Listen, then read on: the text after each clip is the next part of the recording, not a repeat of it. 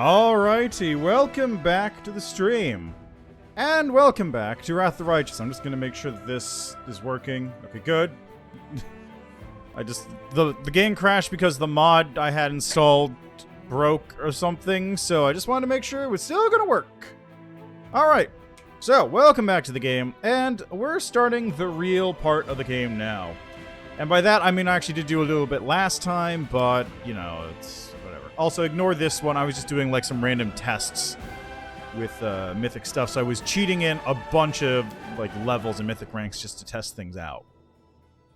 I would have been doing it on Alexander Lichtman, but I unfortunately can't, because Hylar's dead, so I can't buy NPCs, and everyone's at max level, and I didn't know how to respec using the mod. So, what you gonna do, right? Anyway, yes. So, last time I left off, I was actually in Wintersun. And I just taken care of Marhevok's little side quest over here. So, I now have... I just get... Okay, good. Oh yeah, I forgot I had Regil on horseback. I'm gone. I'm gone. Alright, so let me quickly just do this. Just double check a couple quick things. It was a bag of tricks. Do not fear. Do not waver. Good.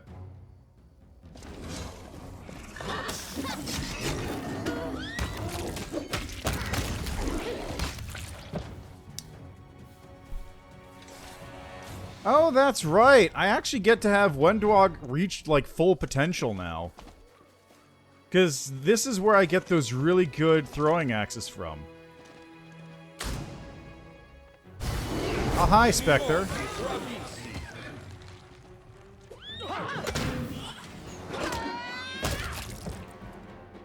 Jeez.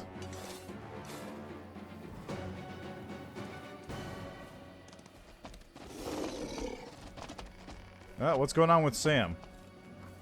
Oh, foot injuries. Alright, well, I guess I gotta wait for a second while everyone else recovers their footing, literally.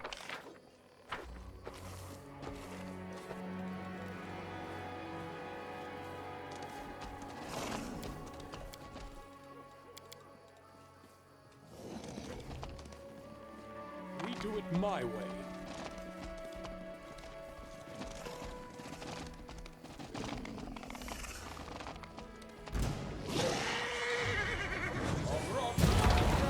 Flames? Firestorm? Really? Firestorm?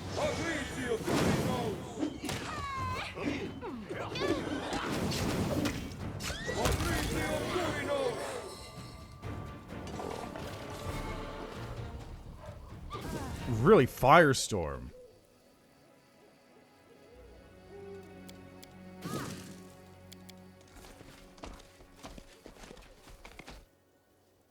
Yeesh. Okay, Sela. Where I can. Just, give me a little bit of a channel here, I think. There you go. Just need a little bit of that.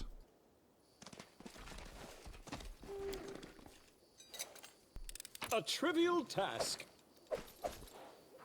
And that's a sling staff, which is not particularly useful. That was easy. He who is not curious will never truly be alive. Follow if you dare. Okay, there was stuff this way. What's this? Guards. Oh, the entrance. Okay. The somber, scarred warrior guarding the gates of the settlement almost chokes when he sees you. Stop! Stop, you monster! Some nerve just showing up outside the walls of Wintersun like this. Why are you glaring at me? Do you think you can avoid the wrath of the Lady of the Sun? Melia's voice is low and thrumming with anticipation. What did you call me, Commander? I'd like you to say it one more time. With a lofty and radiant expression, Darren performs a subtle yet elegant bow to Camellia. My lady, allow me to be your knight and fight for your honor. I won't allow anyone to dishonor you with a slur mangy monster. That's my ears deceive me, Count. You did not mention the word mangy at all. Wendwog smiles broadly and lays her hand on her weapon. Master, may I? That's how guests are welcome in Wintersun now? I remember you used to be famed as a most hospitable clan. Who are you? You're awfully inquisitive for demons. You must have only just crawled out of your abyss, since you don't know what's what.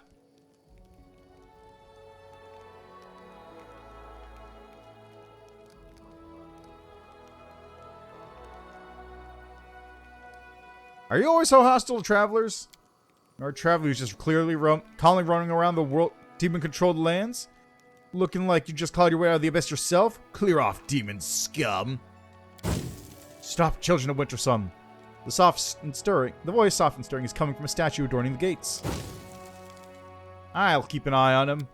None can harm you while you're here. What? Let the monsters into our village when they're the last place standing against the demons?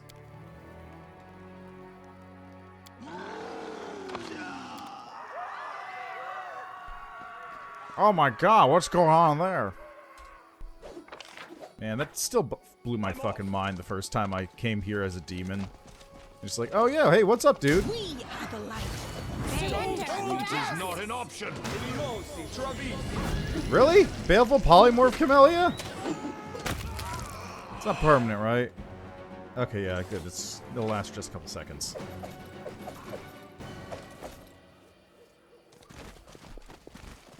Baleful polymorph of all things? This ghost is really getting on my nerves. Ha! A trivial task. Sequence of murder. +3 double axe. Lands a hit with its head, and the next attack. With the tail also lands a hit. Deals initial 1d12 slashing damage. A trivial task.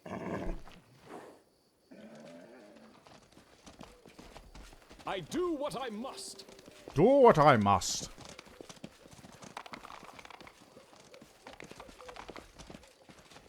Nothing here.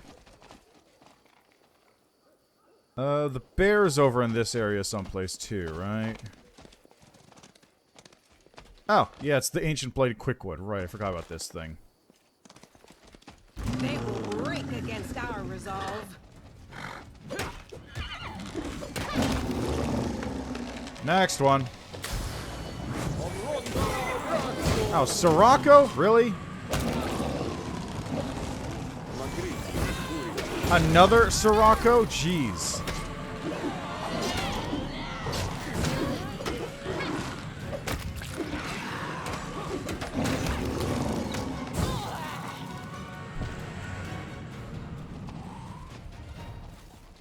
And, okay, temporary exhaustion. Good.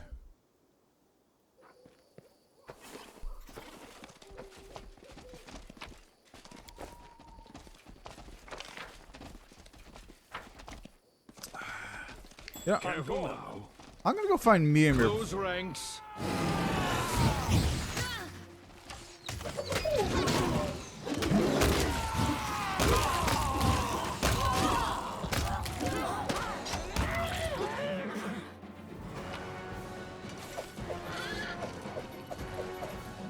Nice, nice. Oh, I got the illustrious sweep. That's the sickle.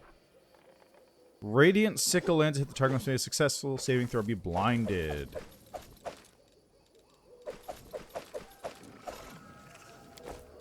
That was easy. Power the tree forces 100 Ts.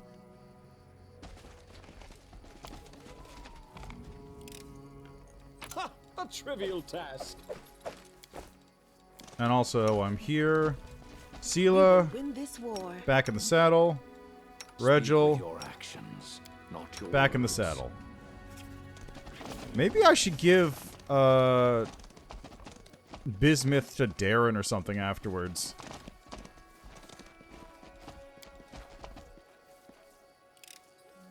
A trivial task. Studded Armor of Trinity. DR3.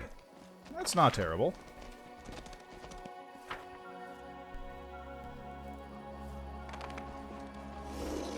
Okay, where's Mimir again? This is where the bear hangs out, so I don't want to head down there just yet. Where is Mimir? Mimir's up here, I think.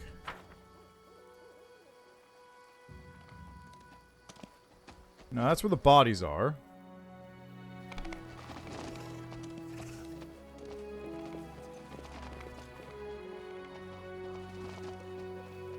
We do it my Yeah, this is the place. Got the tree and some stuff.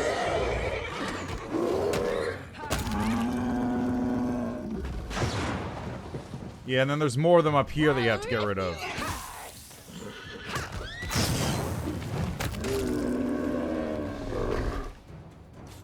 There she is. Hey, Mimir. Mix together calamus and sedge. Who are you? Let me take you somewhere safe. Alright, bye. Decide already.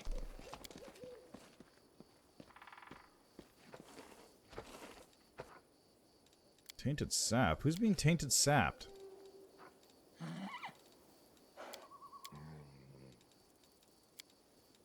Guess nobody. Alright, problem solved. Let's take a look at the order. This is fine. Time to go deal with this fucko. I'll watch your back. We'll make things right. Don't have any castings of haste. Battle formation.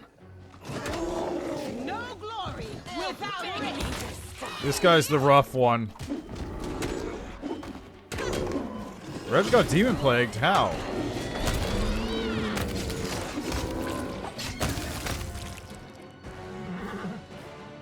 I got demon plagued. It's time to act.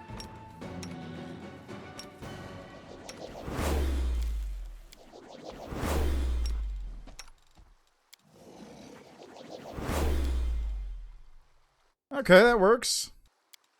So let's level up a bit here. Road, keep going. Oh, look at these skill ranks. It's glorious. Alright, feet. This level. Let's see. I got persuasive. Skill. Okay, I got persuasive, deceitful.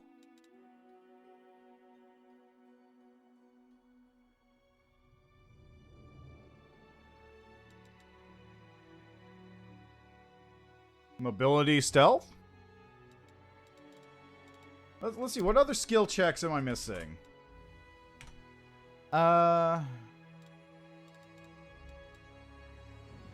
Alertness.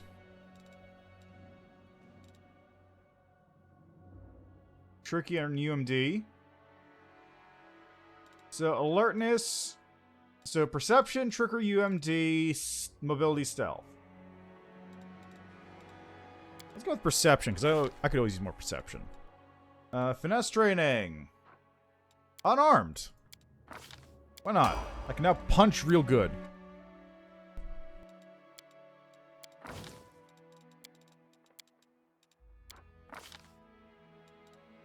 Greater 2-weapon fighting. Yes, yes.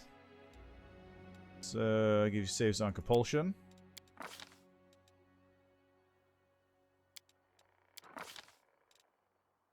Rack. Let's summon a thing here. Actually, you know what? Go here. Let's get Strength Domain. I never used it, but it is still a good thing to have. Wendwog! Fighter. Yep, yep. Greater 2-weapon fighting. Ember. Continue on your Arcane Trickster path.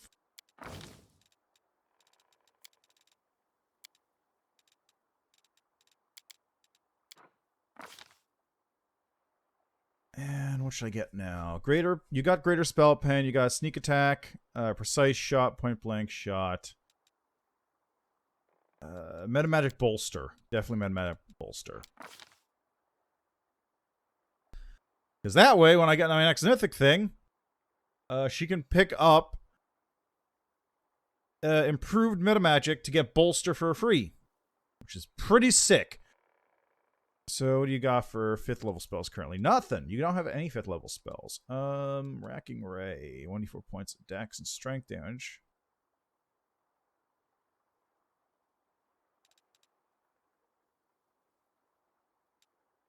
Let's go with Racking Ray, I guess. I don't know if that does things, but we'll see. Okay, so I can either continue on as a paladin.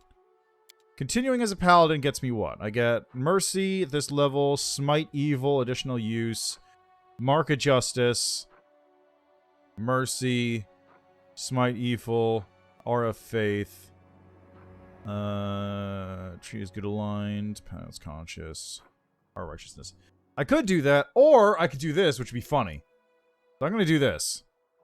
So this, I would get Smite Chaos, plus I get to choose an order. Armor Training, which will be actually quite useful. Force of Will, Disciplines, Lawbringer. Bonuses versus Resistance Fire, Cold, Acid, and eventually Immunity to Fire.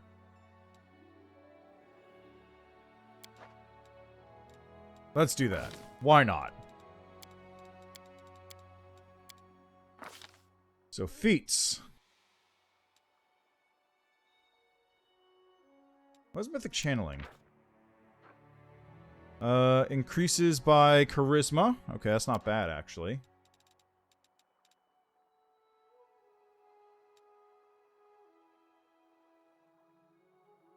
I could do Improve Critical Longsword.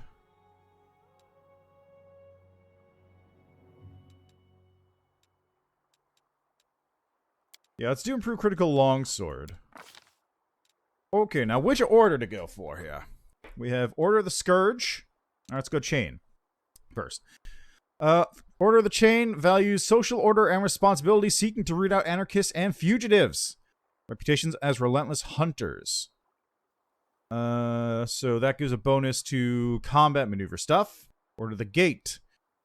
Seeks to curb and prevent lawlessness through magic and manipulation. They have a reputation of mysterious, emotionless, and sometimes cruel magic users. Many are convinced that the Order of the Gate's Hell Knights are spying on them or already know their secrets. Sometimes this fear is true. Arcane spell failure chance reduced. Order of the God Claw. They enforce law with a crusader's zeal, going where they're needed most in the fight against the forces of chaos. First level, you gain an aura which used 3 times per day. It lasts 1 minute and grants all allies in a 30-foot radius a +1 bonus to AC, attack, and damage rolls against chaotic enemies. This bonus increases by +1 at 5th and 9th levels. That's +3.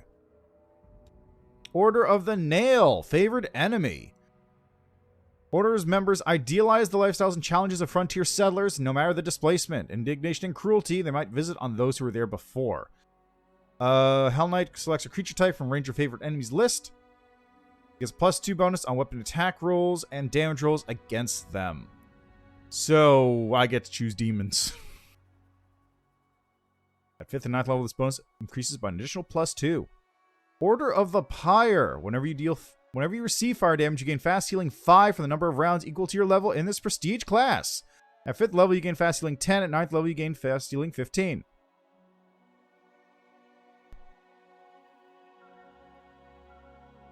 That's not terrible, honestly. Especially if I get immunity to fire. I don't know if that triggers. Order of the Rack. 3 times per day, as a standard action, you can target a single creature. That creature must pass a will saving throw, equal to charisma bonus 1, or become unable to cast spells for a number of rounds equal to caster level in this prestige class. So that would be 20, let's say 30 tops. The same effect occurs whenever you confirm a critical hit. That one's pretty good, actually. Order of the Scourge. Whenever you land a killing blow, all enemies at a 50-foot radius suffer a -2 penalty on will saving throws for 3 rounds. The penalty increases to -3 at 5th and -4 at 9th.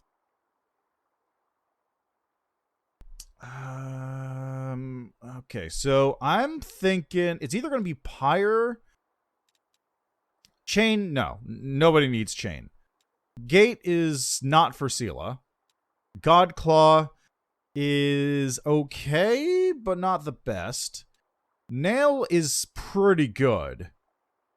Because that's a +6 to attack and damage against certain targets. That will basically cover my lack of smite bonus.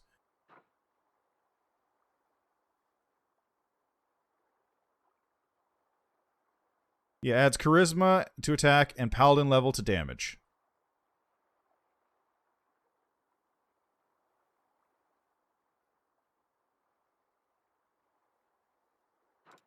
If I get abundant smite. No, I'm not prepping for the DLC, actually. I've got my character for the DLC all set. I am currently playing, starting my playthrough of the Trickster route. And by starting my playthrough, I mean I'm in Chapter 3 and, like, actually doing the thing where it's an actual Trickster route past this point. For the DLC, I'm just bringing Alexander Lichtman back. And all the accoutrements accompanied with that. Yeah, I'm really looking forward to it. I'm basically just, like, dipping my toes into Trickster at the moment. I barely gotten anywhere with it. Like, I haven't even done any of the... I haven't even met the king yet. I'm still just traipsing around a little bit. Okay, yeah. Anyway, this one will basically... If I fight a demon with that, I'll basically... Forgot I had a bite attack.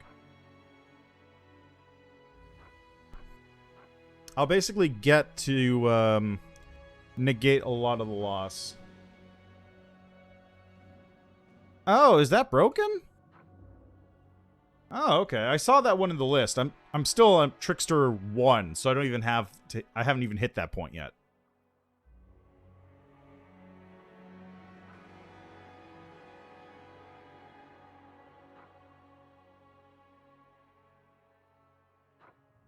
Yeah, it's the one when you're scavenging you find magic items.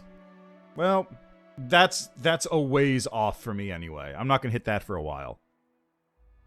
Do I get Order of the Pyre?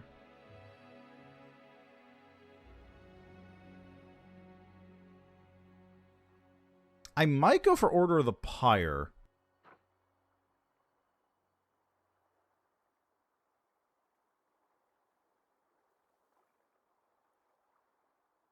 Yeah, I think I might go for Order of the Pyre, just because the fast healing from that means that I could actually have Sela just, like, burn herself slightly and cause her to heal herself, which also heals everybody else by lifelink. But the damage bonus from the other one, too. Pyre or... Pyre or Nail? Pyre or Nail? Let's go for Pyre. Since I've got this dumb little Oracle thing going. And also, I've got Smite Chaos. Hey. Yeah, I mean, I don't have that much other region I can stack on her at the moment, but I feel like it might be a fun little thing to stack on there. Alright. Melia. Enhanced Mobility.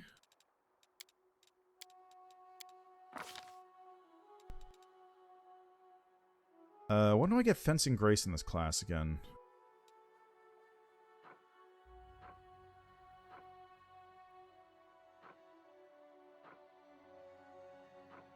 Do I not get Fencing Grace for this one? Count Reflexes, Grace, Riposte, Acrobatic Movement, Elaborate Defense.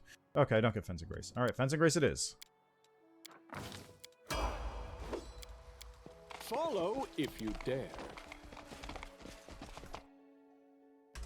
Anyway, my basic hope is that, like, from now on, things will actually hit Sela with fire, so she can start regenning a lot.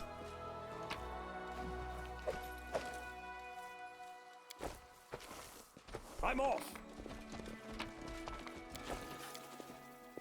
That was easy.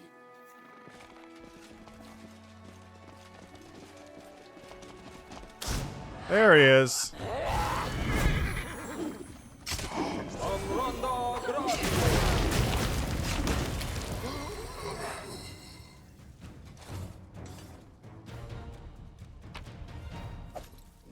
Padded armor for fine maneuver. Oh yeah, look at that. Wait, did she regen a little? Does she even have that ability yet?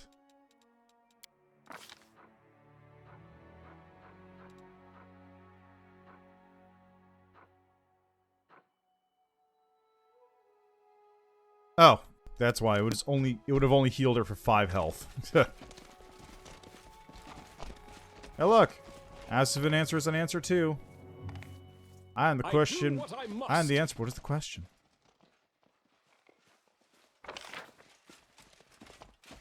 Alright, that's this area cleared out pretty much. So let's go back to town here.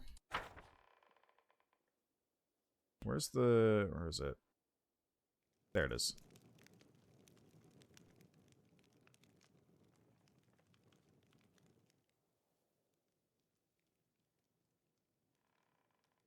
But yes, hello Harantu. How are you doing today? Sorry, I was a little preoccupied leveling up Sela at the time. Also, I hope that, I crave your commands. Cool. I hope that, gaining immunity to fire doesn't mean that her regen turns off. Because that would suck. But I could always respec her. It's no problem. Doing good? That's good to hear. Oh, monsters of the village! Oh, those kids weren't there before. Those are new. The kids running and screaming in fear when you enter were brand new.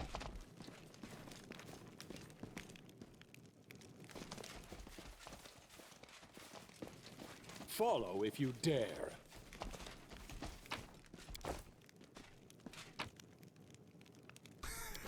Yeah, I know that feel. I am so excited for that game. February is just absolutely stacked. It's kind of ridiculous.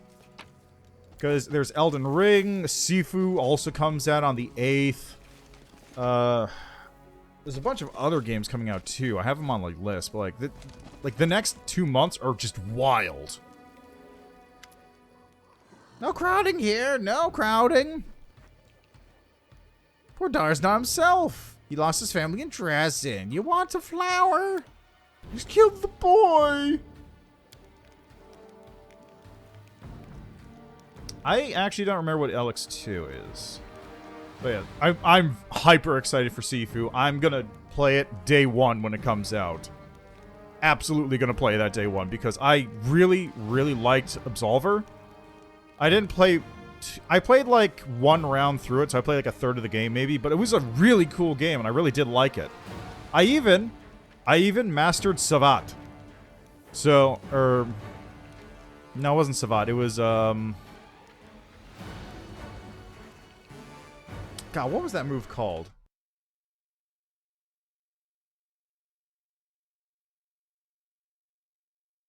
Calbo. That was it. I mastered Calbo, and I had a battle deck, which was literally just shoving people and then slapping them. And that was the entire deck. Like, from any direction, the thing would just turn around and move into slap position. And that's the only thing it did. It literally just shove, slap, turn, shove, slap. It was fucking great. Also, it was actually really effective, surprisingly.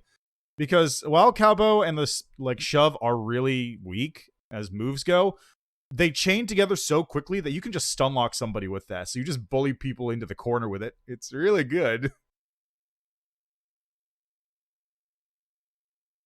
It's really good. I gotta bust that game back open at some point. Alright. Sela, her eyes flashing, reaches for her weapon. This is gonna turn ugly. We need to get the people back to their houses while we deal with the Balor. Greybor, who's totally here. Oh yeah, the Sifu Age Relic. I mean, from what I heard, that basically is just like a life system, right? If you die, you just age up and come back, and then eventually if you die, that's game over. But I'm wondering if it's a roguelike, or if it's a full story thing, you just have limited lives for the entire game, which is a very different mechanic. We'll see. I'm very curious about it as well. Mostly just how exactly it's implemented. Maybe also as you get older, you get stronger. I'd be down either way. I'm totally psyched. Greybor hisses with relish. His hands clench around his weapon, knuckles white. Looks like I'm gonna need to have a word with poor Dar. I have a job for the stonemason from Dresden. I need a tombstone made. Babao turns and hisses at the culprit, a huge Balor at whose feet a young barbarian is lying covered in blood. I'm so tired of you, neighbor dog. Go home and stop ruining the fun for the rest of us. He hit the poor flower girl.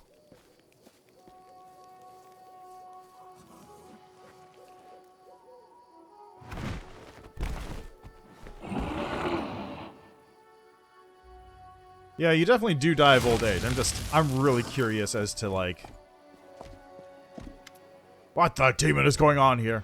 I'm just really curious as to, like, how the whole thing's gonna work. And also how it plays. Because it seems like it's all inclusive. There's no, like, move list like there was in Absolver. A tall warrior with dark hair and gray eyes stands between the humans and the roaring Balor. He looks the fiend right in the eye.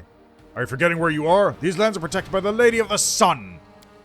The Balor's laughter is booming. You really think you could do anything to me? I'll break you. I'm going now. You can't fire me, I quit.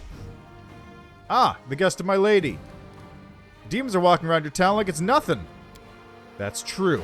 In that case, shouldn't thanks be in order, demon? I came here to find who killed my crusaders. They're trying to secret to all children of Wintersun. If someone desecrated with murder, they will be punished. Yes, like you. You're changing the subject. Go to the town hall. I accept your invitation. Wendwog's eyes are calculating as she watches the barbarian walk away. He's not the bad chief. Strong, wrathful, knows how to command. He's not as good as the master, but still, I'd take him for a night or two.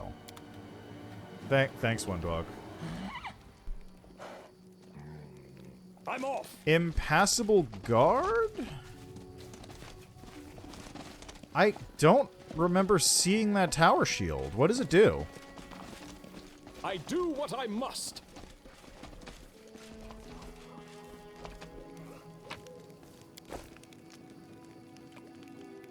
Which, that's a good one to go for. I'm gone. You know what one I really... Oh. Who's there? A stranger? I don't recognize your footsteps. She's blind! It's a +5 tower shield with 15... Ooh, dang, that's really good. What happened to your eyes? I gouged them out because I was too good at my job and I saw through the illusion. It is stomach-churningly savage what was done to you, but what did you expect? You disrespected a lady who was her social better. Maybe many noblemen in Mendev would raise their sword to you for insulting their lady in such a fashion. The dwarf casts a wary, suspicious glance at Camelia's weapon. That's if you're lucky. If you're not so lucky, the lady in question will be like yourself. With your remarkable aptitude, no defender of your honor would be necessary. Yes, whoever taught you swordsmanship is a masterful teacher, as good as mine. I see uncovering the truth of beauty and monstrosity is not welcome in this place. No matter what your creations looked like, they carried a germ of truth within them.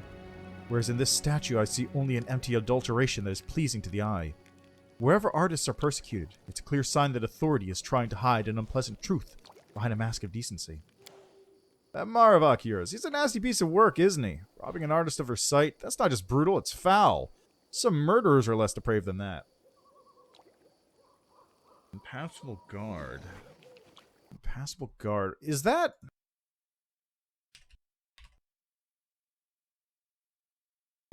it might be a...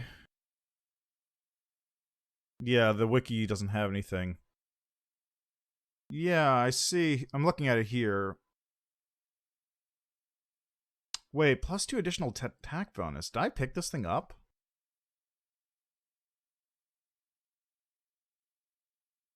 Hold on. Let me finish this conversation and I'll see if I have this. Tell me about the settlement. This is Wintersun. Tell me about Lady of the Sun. She's crazy. Cool, whatever. Something strange going on here. Your villagers call me a monster. Demons? That's not possible. Look for missing crusaders and found their bodies at the shrine. Bodies? That's weird.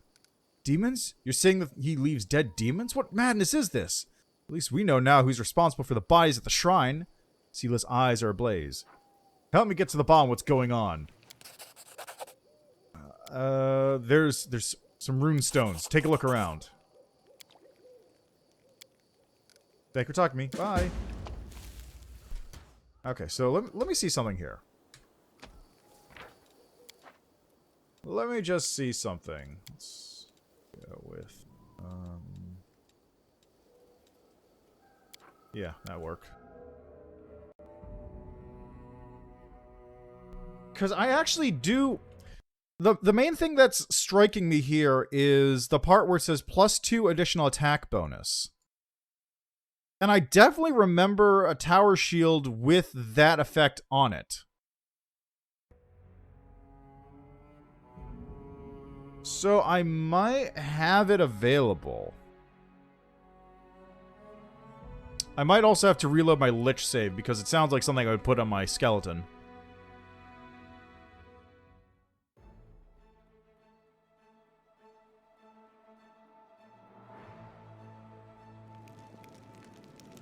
Move aside.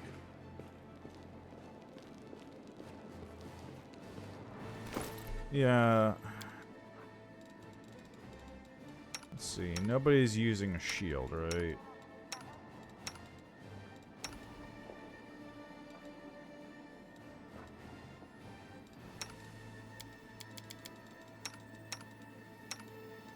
Okay, and that's assertion of dominance.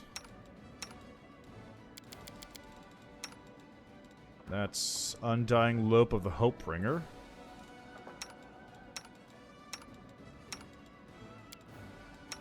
Okay, yeah. Yeah, but if I look at this... That's Warden of Darkness. Shield of Chastise, Spellbreaker. Charred Bulwark. Because I'm thinking, like, I can look here and it should tell me where I got it from, I thought.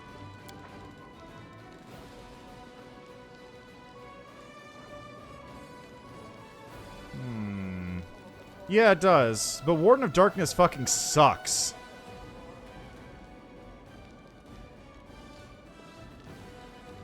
Like, this thing is actually garbage. It reduces your attack against...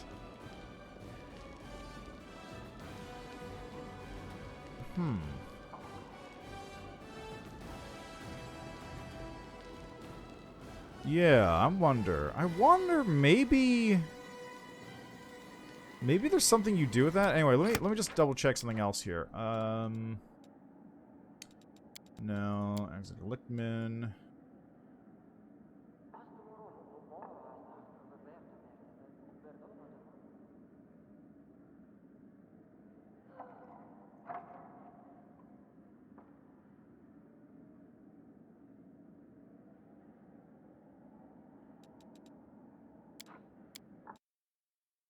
Okay, this is the Lich save that I had.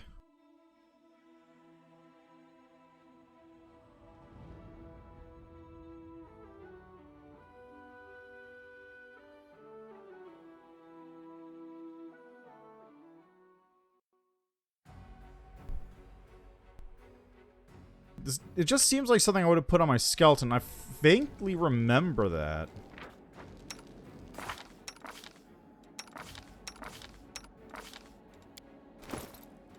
Okay, where's my skeleton? No, I gave him Assertion of Dominance. There's Shield of Chastise. Latar Shield, no.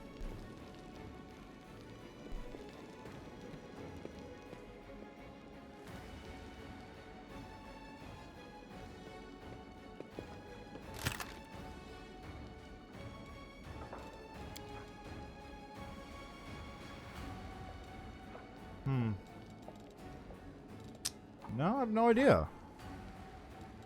No idea where it is.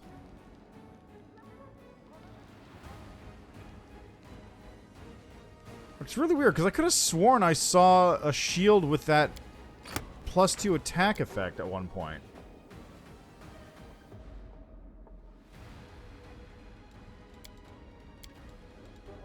I wonder.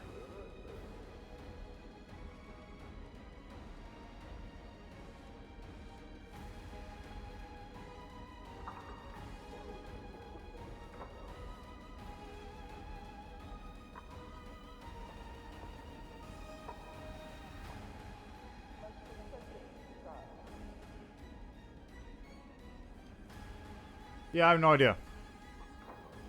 Yeah, possibly. Sorry though, I can't help you. I have no idea where it is.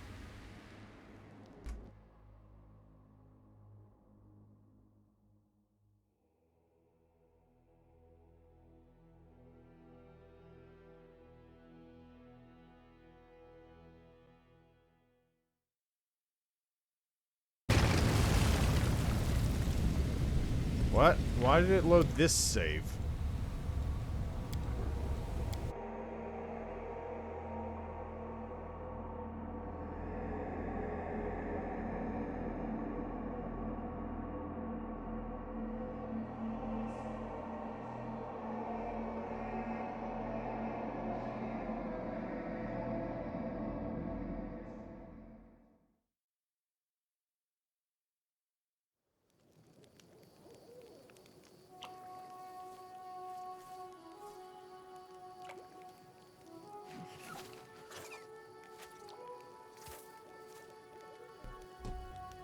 Yeah, I don't. Maybe it's a path-related thing. Like maybe it's one of those items that you get as a trickster, or maybe it's a specific side quest that just isn't implemented yet properly. Like for example, that reminds me. Speaking of side quests that aren't implemented properly, what's the deal with that one dude with like the fucking? Ha! A trivial task. What's the deal with the dude with the sock puppet in Illusionera? I still don't know what his deal is. I am helpful, am I not? I've never completed that side quest. I run into him 3 times and I still don't know what he does. That was easy.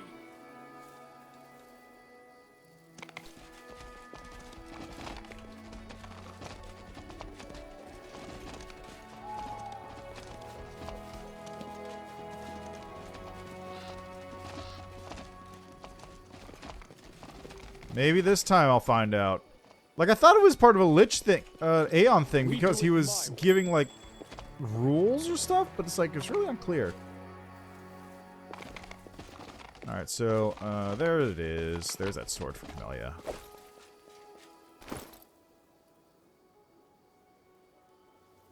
Yeah, I'm real psyched for the DLC, too. This is, Tender Touch. Cast Empiric Touch, deals a plus 1d8 damage instead of 1d6. Or any magical effect, bonus increased by plus 1. That seems like a better idea, Well, given that she currently has magical effects that boost its power.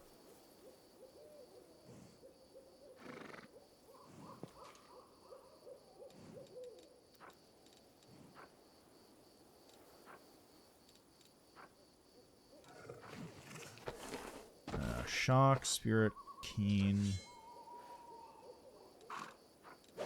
Let's do...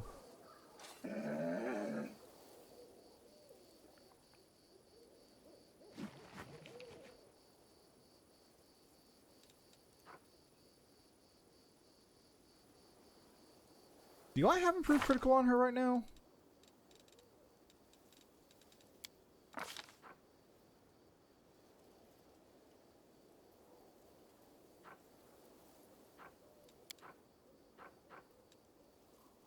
Strike, Fencing, Grace. I do not have improved critical, so Keen's probably a good place to go with that.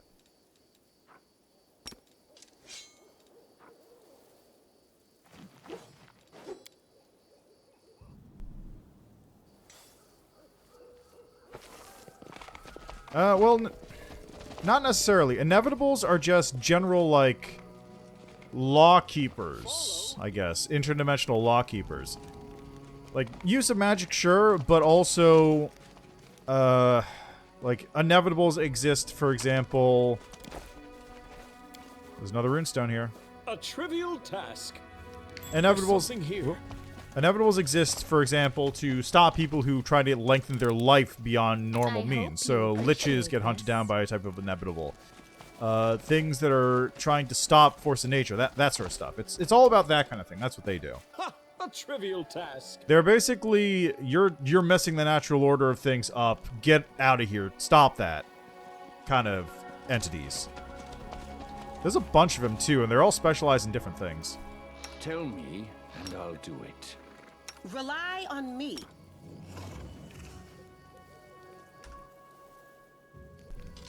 Yeah, it's that, or, like... It's either you are messing up the natural order and the inevitables are coming after you, or... the inevitables are calling you in to help. And I don't know which one it is. I feel like it's probably the second one. Because, like, Aeon exists, as an example. Aeon is a mythic path. It's just like, the Aeon and inevitables would be on the same side, really. Mighty Marhevok sits in a dais covered in pelts. Ah, shit, wait, I forgot to talk to Gizmera. Hello, Vec, how are you doing today?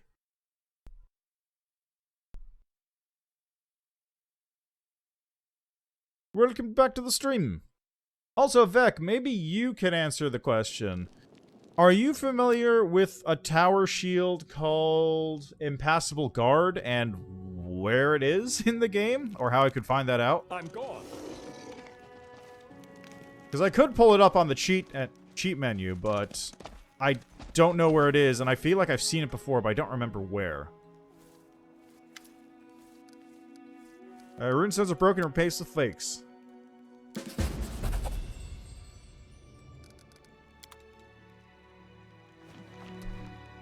Okay, yeah, that's what I had a feeling it was, too.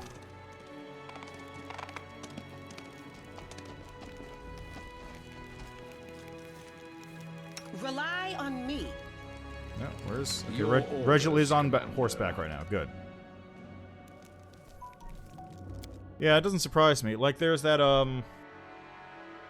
one mace I found in my Lich playthrough, which is apparently Lich-specific. Follow if you dare. Wait, why can... Yeah, well, it just means I have to find it on one of the playthroughs. Really? Huh. Chief, we brought the traitor! Hand me the axe. What are you doing here, you blackguard? Raising your hand against innocents? These nice people are afraid. So much fear. But they're just not fighting against the ones who's frightened them. Punching the weak and defenseless for their fear. Heaven knows I believe in forgiveness and redemption, but I so dearly want to kill that man I won't even regret it. Sam Chadlowski, are you really going to watch this atrocity happen?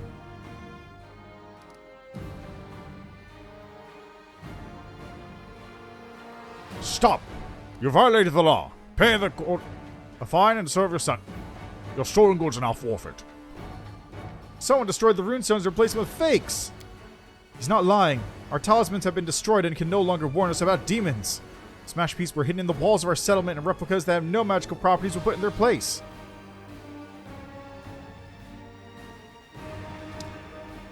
I didn't get the Urushalay dialogue for this, did I? Because I think last time Urushalay actually has a bit of... Urushalay has a little bit of dialogue that actually shows up at this point when you're looking at the runestones about like, yeah, no, if the runestones were working, they would be telling you right now. Nice place to find the internet. Well, given that the full plate, it might be Thronekeeper armor, right? For the best full plate. Thronekeeper's not available anywhere.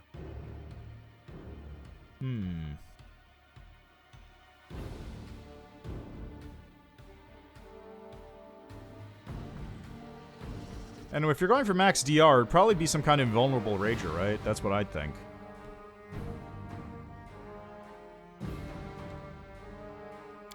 It's a serious accusation. Chief, permit us to investigate. We'll return shortly, and if this madwoman is lying, the punishment will be doubly justified. You succeed in luring my guards away, but it won't change anything. It's good you came. Saves you from chasing after you around all of Wintersun. Here in this hall is a place of power from me and my lady. Lords of Wintersun, attack!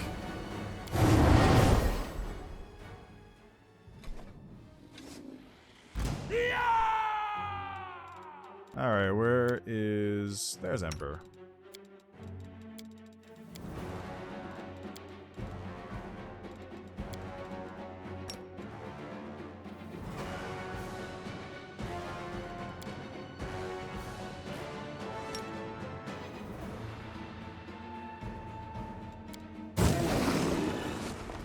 Right into battle!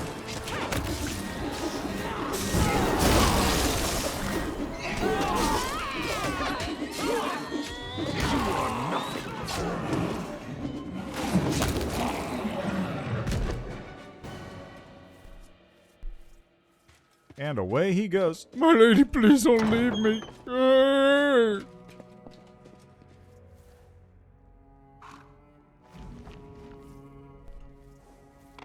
Hi, Gizmara.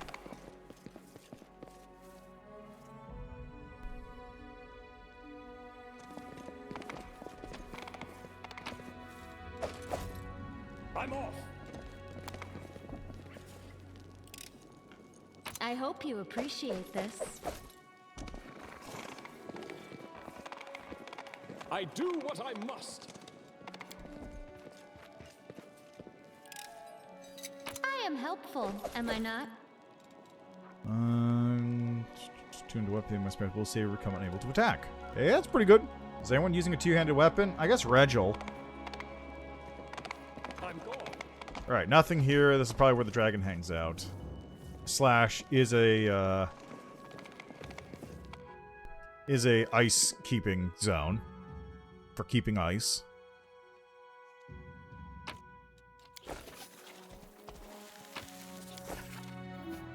We do it my way.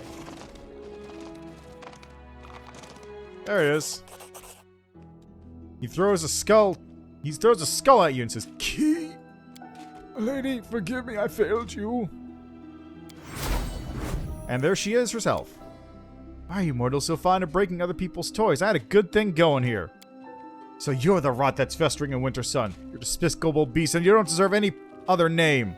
And kinsmen, my neighbors have suffered because of you. Death will be too light a punishment for you, scum. Interesting that I feel like he's getting more dialogue as the game gets updated, because I definitely don't remember him saying all this stuff before. So you're the Lady of the Sun. That's what they call me. What have you done to these people? Planted a few ideas in their head. Made them live in a topsy-turvy world where demons are humans and the other way around. Why did other demons come here?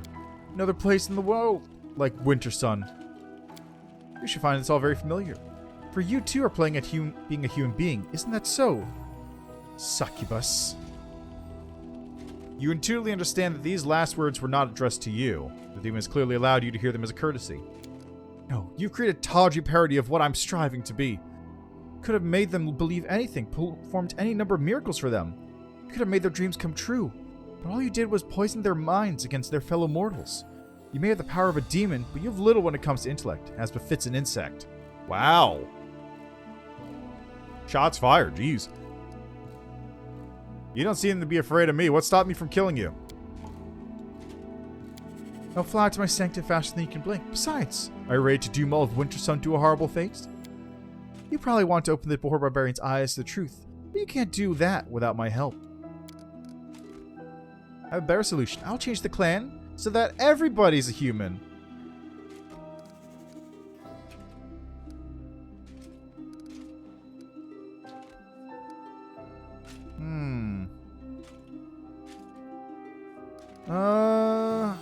What should I do here?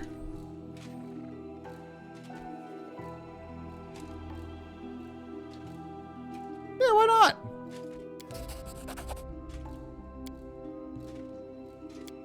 Ursula turns pale and covers her mouth with her hand. Her ruby eyes are filled with undisguised horror. No matter how much I may despise those who serve as sycophants for the demons, there's some twisted beauty in this. The fellow is brave enough to be honest about what he wants. I do not know how many people who are capable of that. There are probably plenty like him here. People who guessed the truth but said nothing. Opportunists.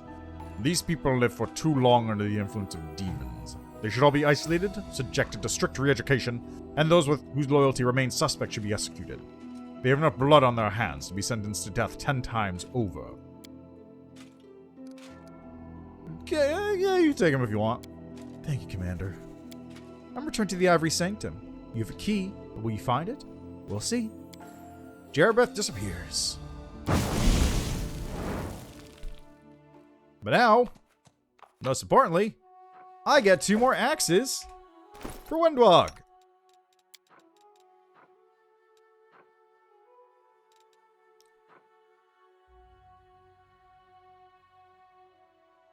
Let's see. Keen, Frost Embrace.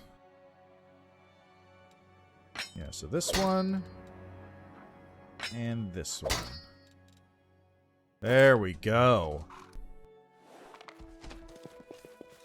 Follow if you dare. So now Wendwog is basically at peak power for most of the game. Barring further level ups. Those axes will do work. I'm off.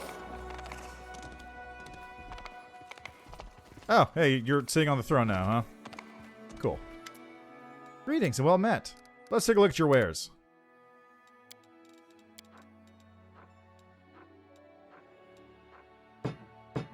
Got the Fang of Malice, there's Radiance, a Light Mace, Unavoidable Trill, +1 Throwing Axe, full plate +2. Actually, let me keep the full plate +2. Warden of Darkness, that piece of garbage! Woo! Trinity, Light and Harness, Heavy Shield +1, Padded Armor of Recruitment. Looks good. Debilitator.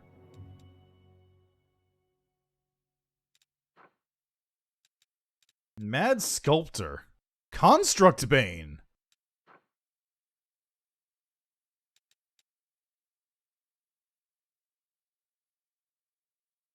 Hide Armor of Elemental Carnage. Turn that golem into modern art. Hey, it works. Carve. Just take the retriever, rip it apart, and reform it into like a nice little statue. Which is actually something you can sort of do in Iron Gods. And by Iron Gods, I mean specifically there's a fighter archetype that lets you actually rip armor off of like constructs and robots and use it as armor that gives you DR. It's pretty cool. And I really like to play one in Iron Gods if I could find a game. I have not played a game of tabletop Pathfinder in like 3 years. Longer, actually, because I was running those games. It's kind of unfortunate. Alas. I do what I must. Someone has to run the games. And I guess in that case it was me.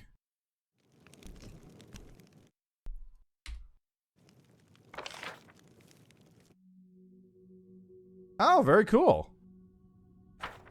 Yeah,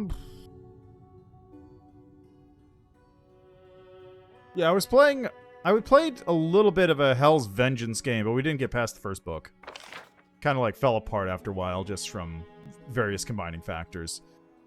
Hell's Rebels seems fun, though. Hell's Rebels also introduced the demonic, or the devil contract subsystem, which is kind of jank, as expected for any subsystem introduced into Pathfinder. But you can do stuff with it, and it's like a weird little flavorful thing that you can just have in the game. That's one thing I really do appreciate. Just, there's a lot of stuff which is unnecessary, or really janky, or doesn't work a whole lot. Like, best example is probably the Monster Trophy subsystem that they added, which is really kind of bad, honestly. The idea is like... Okay, where's the exit? Is it here? No. Anyway, the idea behind the Monster Trophy subsystem is basically, when you kill something, you get to rip out its guts, and then take its head and, like, make a necklace out of its fangs or whatever. But what it actually winds up being is, hey, look, spend half of your feats in order to get a really bad bonus that literally rots away over, like, the course of a week. I think the bonus is like a +4 or something at most. It's very unimpressive. You are literally better off doing anything else with your character than that. And I mean literally anything else. There is a specific archetype for a cultist that can use it properly, And that is, like, the only way to actually use those rules. They are terrible. That entire book was actually pretty awful, honestly. That was from the Monster Hunter's Handbook. Like, the book as a whole is just a really bad book. Like, people complain about different aspects of Pathfinder, but there are some real stinkers in the Pathfinder library for 1st edition. Like that, there's Legacy of Dragons, which is also really bad. Those are the two that, like, really stand out to me, though. Anyway, yeah, that's a long way to go about saying I hope your Hell's Rebels game goes well.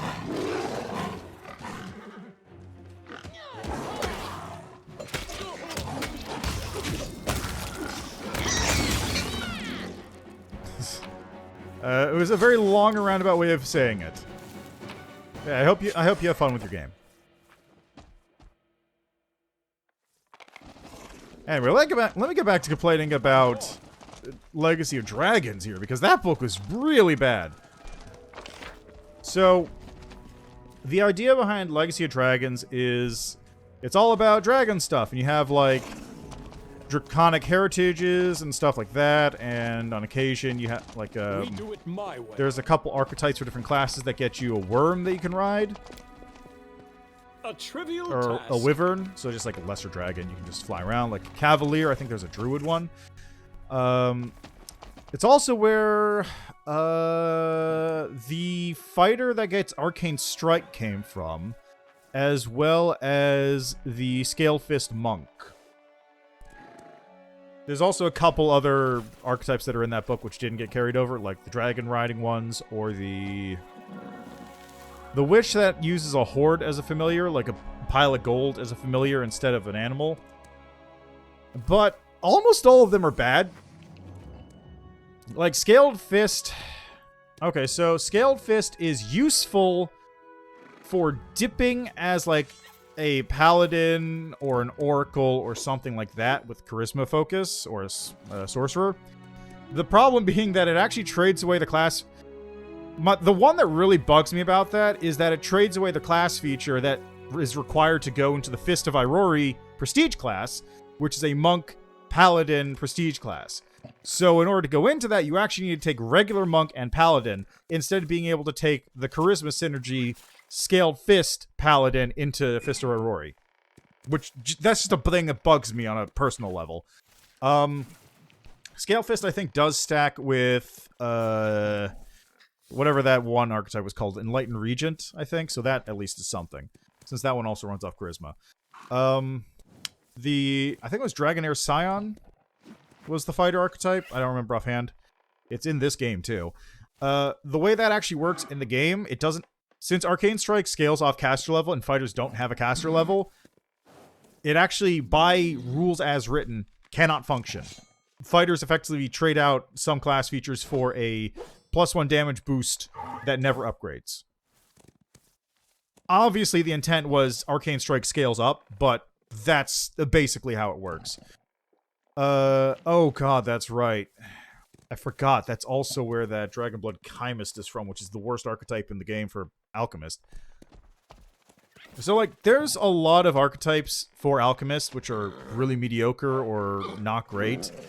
Like, there's one which I don't remember what it's called because it's so much of a nothing archetype that I just completely removed it from my mind. But basically, all it does is it just starts you off with the Ice Bomb discovery. That's it. Instead of your bombs doing fire damage base, they do ice damage. That's it. That's the only change. And there's a ton of these things. There's a bunch of archetypes that are also, like, you know, weird and not very good, but you could see a use for them. Like, Metamorph is one of those, which is also in this game. Anyway, Dragonblood Chymist is terrible because it's effectively taking it takes discoveries that a normal alchemist could also take at the exact same levels that alchemist could take them, but they're worse versions of those discoveries. Because if I remember correctly, the discoveries it gets are Breath Weapon Bomb, Mummification, and Wings. And those are, it literally is the same thing as those discoveries, except that you don't get all the benefits of those actual discoveries, and they're forcibly on. It is a terrible fucking archetype written by somebody who does not understand how the class works. And that's just kind of like, a lot of that book is like that. There's also the Wyverns, which are terrible because, like, the Wyverns, first, are terrible just in combat in general. You're trading away a lot of your class features to get a Wyvern to ride into combat, and you can't actually ride a Wyvern into combat until, like, level 13, when it becomes big enough to actually ride into combat, which is terrible. The Wyverns themselves are weak. They have very low damage. They are not smart enough to do anything important. They can't even breathe fire. They like lob a ball of fire at things. They don't like breathe cones or shoot flames or whatever. It's just like a little molten orb thing that they just toss like 3 times per day. And also there's a note in the book that explicitly says that they will not intentionally rush into dangerous situations. So in order to get it to work, you actually need to cajole your mount into going into combat. Fucking awful. Monster Hunter's Handbook, also terrible. Mostly because the entire book is, like, really piddly bonus that you need a feat to get. Like, when people point at Pathfinder and say, I don't like playing the game that's all feats, that's what they mean. They mean, like, okay, I had to take a feat that allows me to, while I'm wearing purple during the day. I'm wearing purple during the day, and it's a Monday, and my enemy is also wearing purple. I get a +1 bonus. That's a whole feat. That's basically what Monster Hunter's Handbook is like. I'm off. Terrible book. And then there's some really, really good ones, like Heroes of the High Court. It's a book that's basically advertised... Yeah, exactly. Weird janky feats are really fun. But not like the dumb feats. Not like the feats that are such a piddly amount of bonus that you might as well have not even taken it. Like, there's another book, Heroes of the High Court, which is supposed to be, like, all about, High Court intrigue, and I was just gonna be like, oh yeah, this is just gonna be nothing. And then, no, it turns out it's actually, like, really good. It has a fighter that actually gets to add strength to combat reflexes. And by that, I mean, like, you're higher the strength bonus, the more combat reflexes you get. There's a gunslinger archetype, which what it does is it gets the ability to fire a warning shot at people who are attacking your guarded target. Like, there's a whole bunch of weird items in there. There's, like, dual things in there. It's super cool. It's actually, like, really good. There's also, God, what was it? Merchant Manifest, I think? So, there was an old book that they put out, like, long time ago, a companion called Adventurer's Armory. And Adventurer's Armory had a whole bunch of really cool, like, weird items in it. Different weapons and, like, janky things and all that stuff. And they made Adventurer Armory 2, which is, like, really not as impressive. It was just kind of straightforward, like, here's some potions, here's some items, here's some weapons, here's some armor, etc., like that. Then they put out a book called Merchant's Manifest, which was... being it sort of like, would you like to trade across the inner sea? This is what trading is like in Pathfinder. And I would go like, oh, that's gonna be boring, isn't it? But no! It turns out it's actually like a treasure trove of really cool things. There's a... hold on, let me open my PDF up so I can actually see, because there was a lot of stuff in that book. But it was a really good book. I'm just getting a long way to say that there's a lot of stuff in this. Anyway, hold on, I'm gonna take a phone call while I open up this PDF.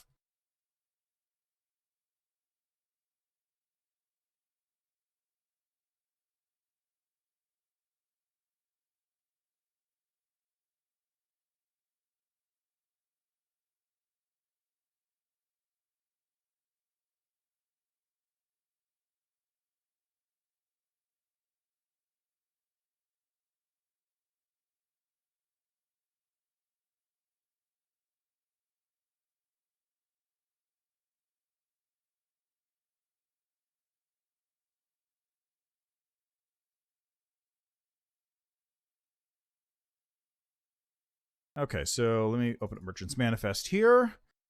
And just as an example, like first page with actual things, you have a badger plush. It's literally just a stuffed badger. As a move action, a wielder can use a free hand to present the plush. Any smaller animal with an intelligence score of 1 or 2 that sees it takes a -2 penalty on initiative checks because you just have a badger in your hand. There's a desert veil, which helps. It's a magic item that gives you the ability to survive better in deserts, endure elements. You can also cast like an oasis. You can cause an oasis to appear if you're in the desert. Let's see. What else is there? That was on the first page. There's a bunch of fish and trading. There's there's the thing here about paprika. Annulites make great use of foreign spices. Annulite paprika is perhaps the most popular in the city. Consuming a meal seasoned with annulite paprika guarantees you some resistance against flames, reducing the amount of damage taken each round when you have caught on fire by 1. This benefit lasts for 8 hours and does not stack with itself. So you eat some paprika. It's 3 gold for a dose of this, by the way. You just eat a jar of paprika and you get fire resistance for a little bit. God, where is it? Hold on, where is it? Where is it? Oh, yeah, there's also a... Yeah, there's a gown that lets you dance with fairies. There's heat rocks, which you just put in your pockets to keep you nice and warm. In addition, there's also, like, heat rock powered, like, little alchemical agents and stuff that you can do. Like, there's a... what was it? It was, Heatstone Desalinator. 10 gold, and allows you to throw a heatstone into it, which is it's just a little rock that heats up, and it lets you clean salt water into drinkable water. That's it. That's 10 gold. You can buy this item. It's great. I love this book. Now, where is it? Trying to find the thing. There's one item in here that really just sticks out to me.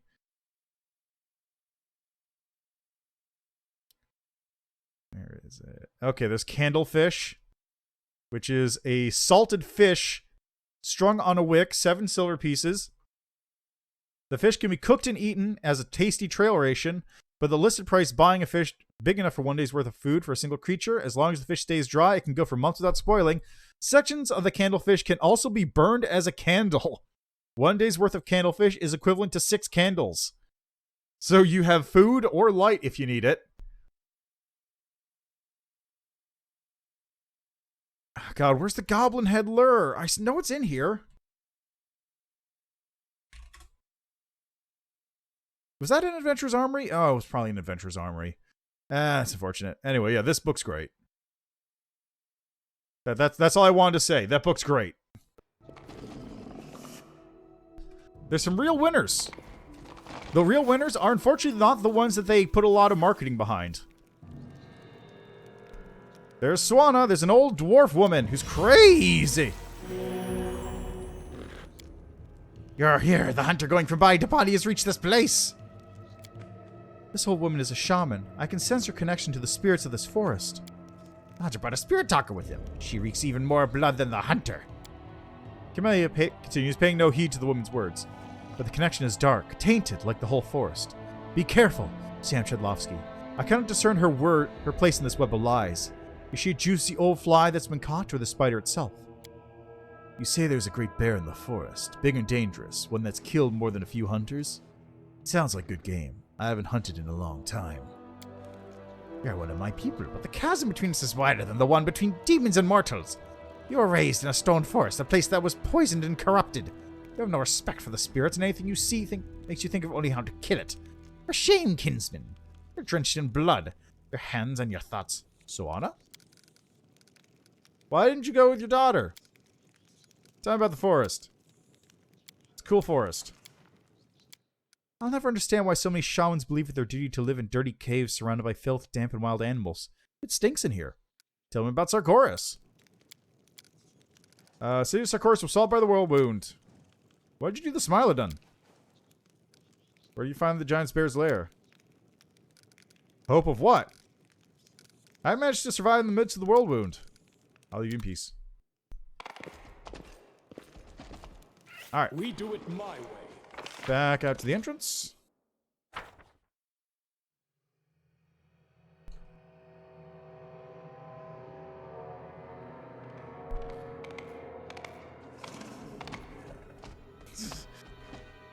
I don't know why the Stegosaurus can't take anybody besides Regil. Like, it's definitely larger than the horse.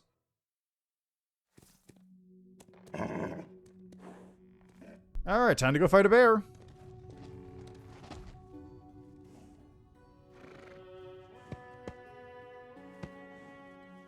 Roar. Look at this zombie bear.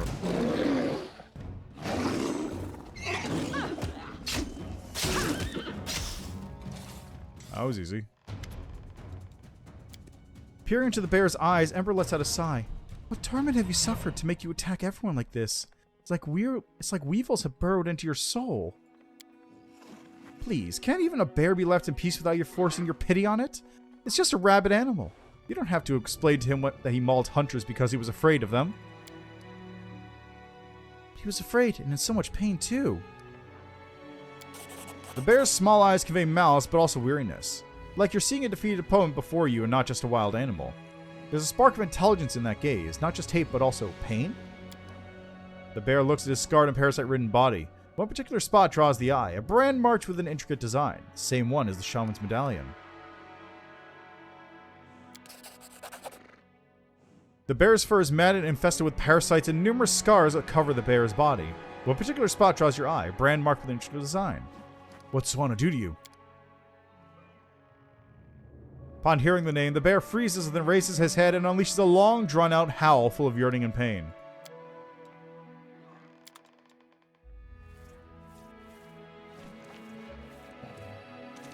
Alright, let's go deal with this. It's time to deal with Soana.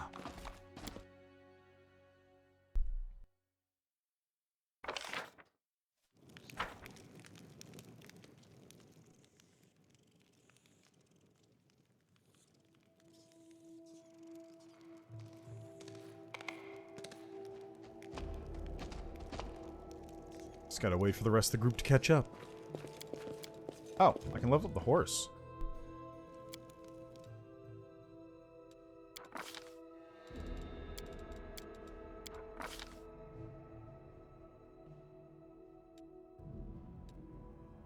Okay, so we got power attack, cleave, cleaving finish, outflank, arm proficiency.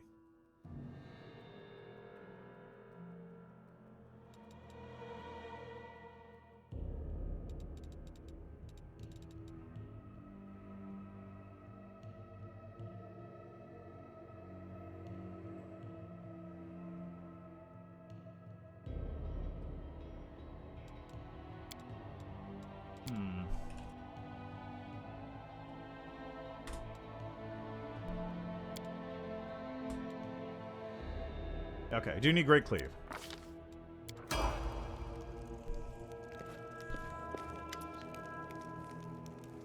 You're back. I sense that the pain of the abyss, that spirit that is linked to Orso and its weakness. If it dies, the foul poison of the corpse will seep into the tree roots. Creatures on the other sides will come, and nothing will be left but a toxic wasteland. But you don't care about my forest, so why is Orso still alive? I think we can still save him. It's an abyss spirit in the body of a bear. The old crone invited the abyss spirit into this forest, and by doing so, she believes she is protecting the forest against the abyss. Camellia rolls her eyes. It'd be so sad if it weren't so funny. You're no place to judge me, spirit talker. Your hands are as blood-stained as mine. For centuries, I've watched mortals be drawn into the same game with demons and lose every single time. But you're truly wise, old shaman. How could you have done something so foolish? Surely you're wise enough to understand that there is no such thing as a deal with the abyss where the mortal does not lose. Have mortals no sense at all?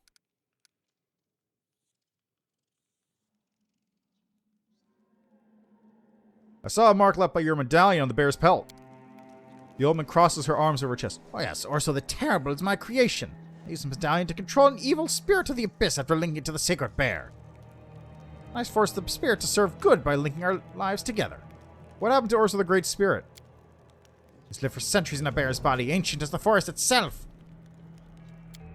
You say you had to do it, but you're lying to us and yourself. That bear, he was your friend, wasn't he? You would never have done this to your friend if you hadn't already lost yourself to fear. Yes, child, I was frightened. The world I knew was dying. You don't know what that's like. That's not true. I've been afraid many times, very afraid. It's hard to fight fear, but inviting demons from the abyss to possess your friends, that's wrong.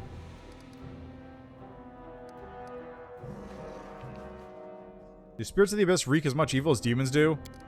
Yes, they're just as evil. Spirits of the abyss are abominations. Forest spirits fear them to the point of madness. They seek refuge from their madness by possessing wild animals. You saw what that looks like. You saw I separate them. I can go finish them off. What'll happen then? I'll mourn Orsa, but life must continue. That's the law of things.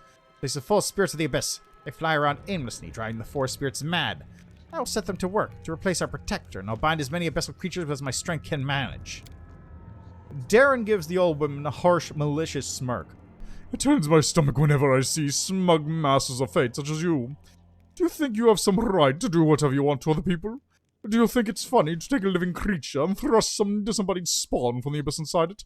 I hope you burn along with every other tree in this precious forest you were supposedly trying to protect. Either you don't understand what you're doing here, or you're just crazy.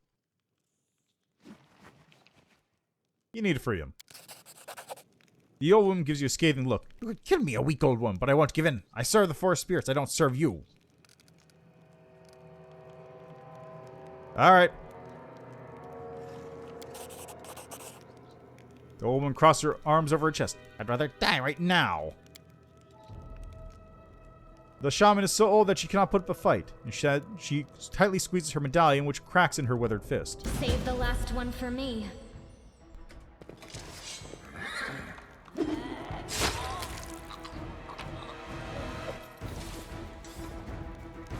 Broken shaman's medallion. I'm off. That sounds like something that the storyteller can fix for me.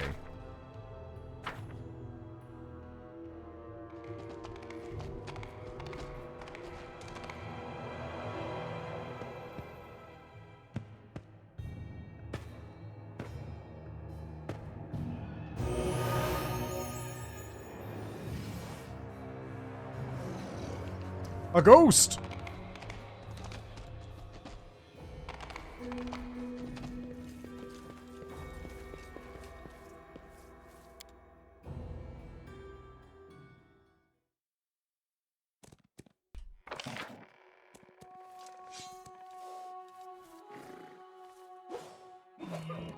Alright, I think I've cleared basically every location on the map now.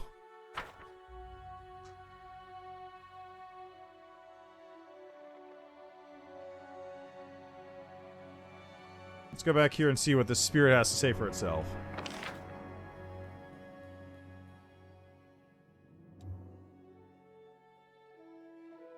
There's nowhere left to go, really.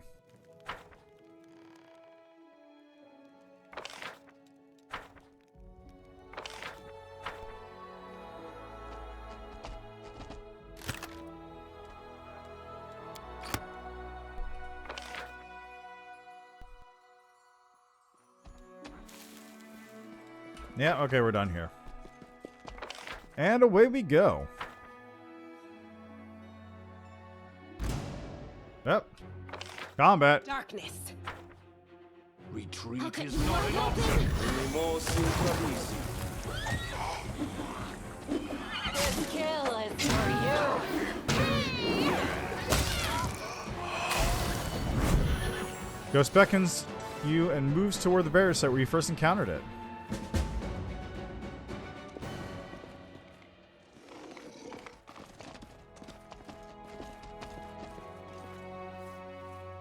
You overpowered me 7 times. You're worthy of carrying my whip. I will not trouble you again. Good. Jeez.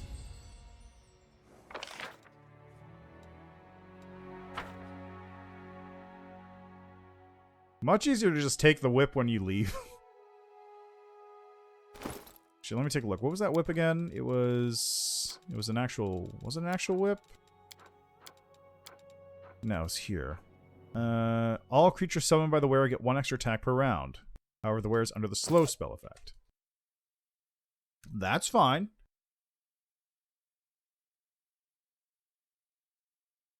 That's a build.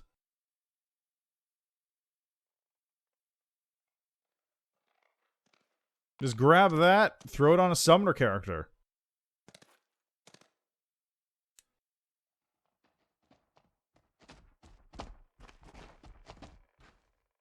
Don't even need to do anything. Monster Tactician, maybe?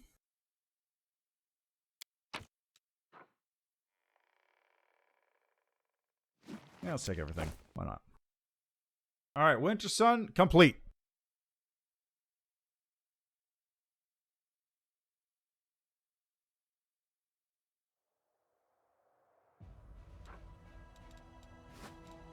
Super Squad can't even move yet. Nice.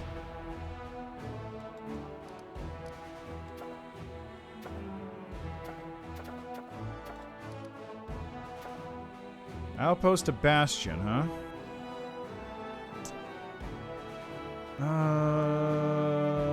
Only what I might do is Villareth Fort at the moment.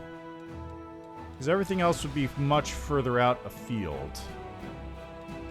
Well, I do get a lot of these, so you know what? Let's do this. No, another decree's being enacted. What else is being enacted? Oh. Right.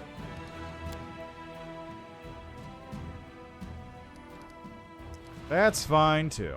Can I teleport back? Why can't I teleport?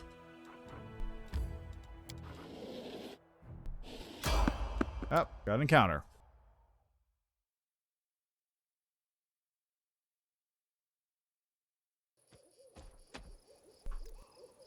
Which one is this?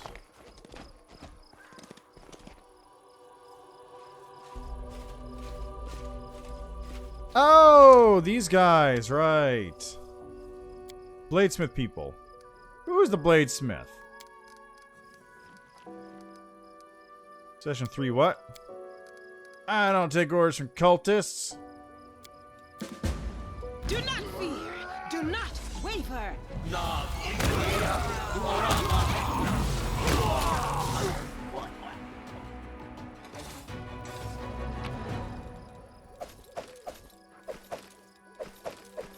I should collect everything. Follow if you dare.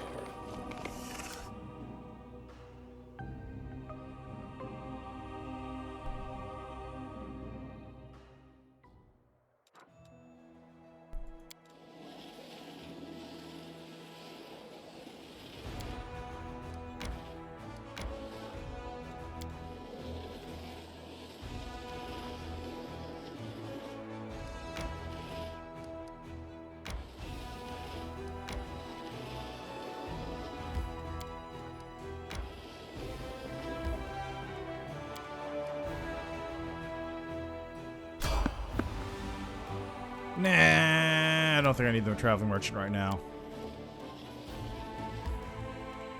Do I not have a teleportation circle in here yet? I do, it's right there. So why couldn't I build one? Anyway, engineer workshop, citadel, watchtower, arsenal, main barracks, smithy, main archery range, sanctuary, supply center. Which one was it again?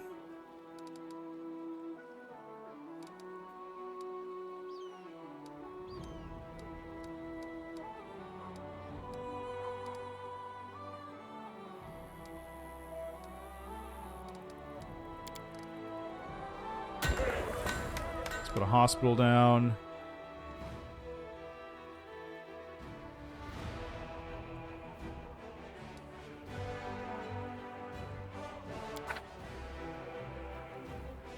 Joining is not specified.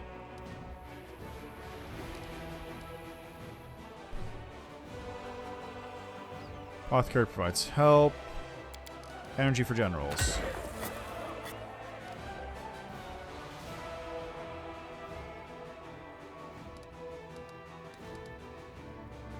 I gotta build a main stables as well. As well as a hall strategy.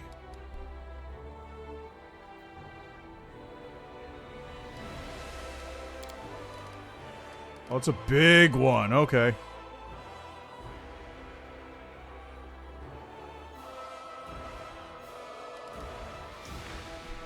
Okay, that's fine for now.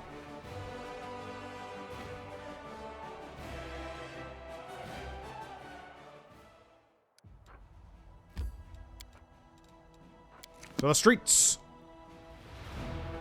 Don't remember who it is exactly I need to talk to.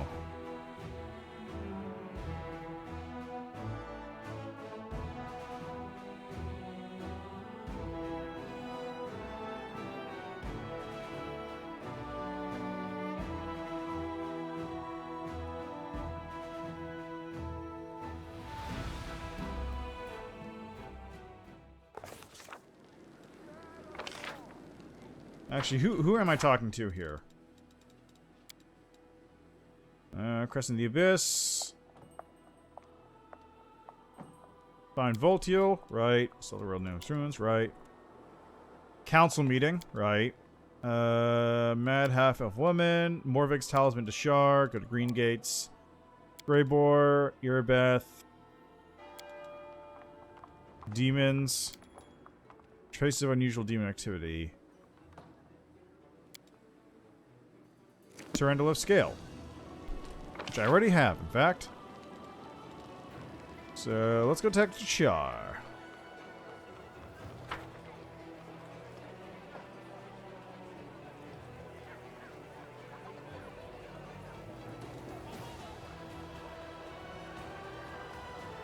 Weapons, spells, poisons. The art of killing is so diverse these days. A shame one life is not enough to master them all. Haha, that's why you become a lich. Yes, did something happen? Morvik is dead. The color drains from Char's face. He takes the straw figure with his shaking fingers. His mouth twists unpleasantly as if the old man is about to start sobbing. The knight looks at you with horror. The old warrior drops to his knees, slowly and awkwardly, with apparent difficulty. Boy! Look how they massacred my boy, but how?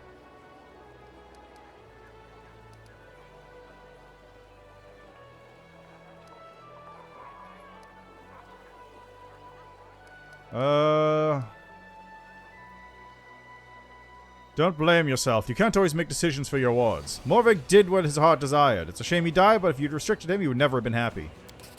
Morvik was so young. He knew so little about life. The old have responsibility to the young, but I could not overcome the influence his homeland's bloody beliefs had over his heart. That damned weapon of Gorm, where is it? Do you have it? It must be destroyed. Take and destroy it. It's not very good for me. The right thing, the honorable thing. No one will ever fall victim to it again. No one will suffer poor Morvik's fate. Damn this war. I know how difficult it can be to keep yourself in check when war is raging around you, when your comrades are dying. Your deed will not go unnoticed. The Everbright Crusaders will tell of your wisdom. They will tell all of Mendev that you did not allow war to enslave your mind. Further now. I'm off. Hey, it's Horgus Gorm. Alright, we got a one-eyed devil here. Show me your wares.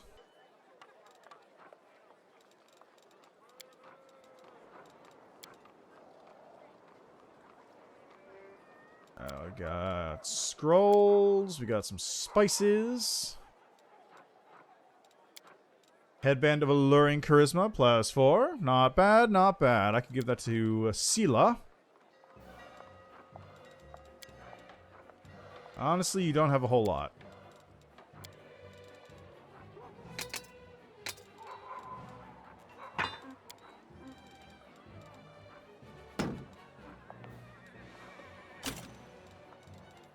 Like, this is a pretty poor offering, dude. Gonna be real.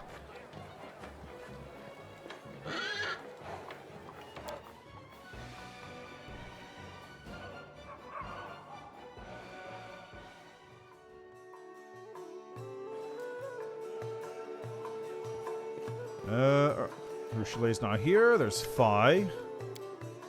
Come on, about my name. What you got on offer? Ghost Touch Igniting Short Sword. Goggles of Malocchio. +10 confidence bonus on perception. When it works in terms of crit with any bow, the target becomes disoriented for 1d4 rounds, suffering a -4 circumstance penalty to initiative, attack, athletic, and perception checks. Not bad, not bad. We got potions, we got mulled wine recipe. I do what I must. Alright, I think we're good here. Back to the Citadel, then. Captain Odin, actually... Oh, right, I can't talk to... I cannot, in fact, talk to the Storyteller because I don't have him yet. I'll have to go retrieve him at some point in the near future. How much money do I have? More than enough. I have enough to pay for Greyboar's services, and that's what's important.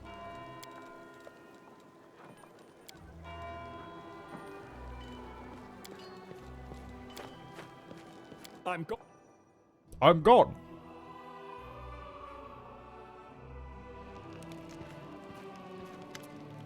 Commander, I got some interesting information that may be personal interest up to you. It's up to you what you do with it. What do you mean? Matter of the heart. Tell me. Soldiers have been gathering in the graveyard to play cards. But Celsiel's there. Thanks for the information.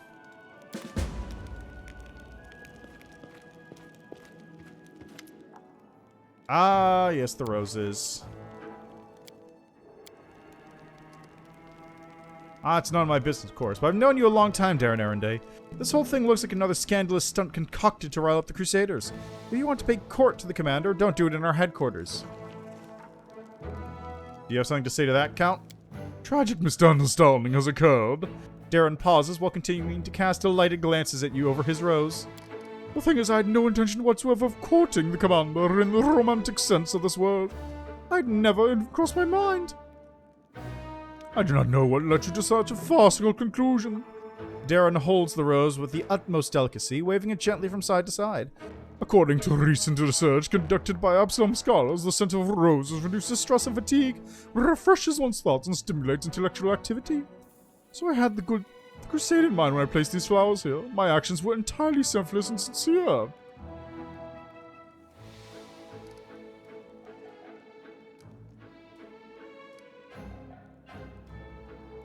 It never crossed your mind, you say? Well, in that case, it won't ever cross my mind to fill your bedroom with crates of Crusaders' unwashed unmentionables. They've all to be stored somewhere, I suppose. Darren smirks. Don't worry, should that happen, I'll find another room for myself. Perhaps even another bedroom, and not an empty one. He bows. I do believe my work here is done. Till next time, Shan Chandlovsky. Thanks, Darren. Oh, Bismuth's here. Oh, right, because it's attached to Regil. Ha! Alright, let's take care of some business. Is there any business to be taken care of?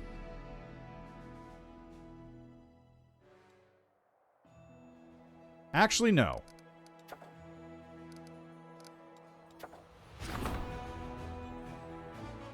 Swords of Gorum. Can't afford new units. I could buy more Hell Knights, but I don't really... I could afford more Hell Knights. Am I even using those Hell Knights right now? Yes, I am. I am, in fact, using those Hell Knights.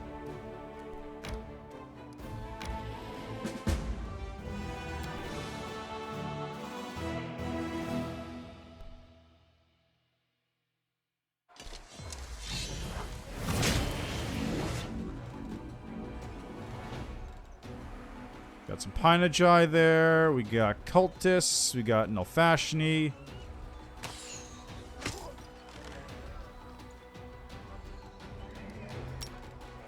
Just know this Glabrazoo is going to cause an issue.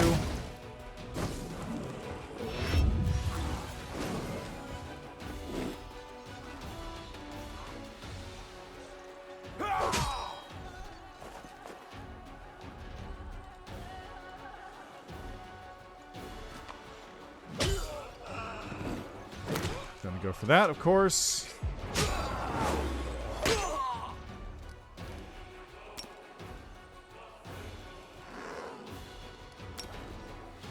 Scare the Nilfashni first.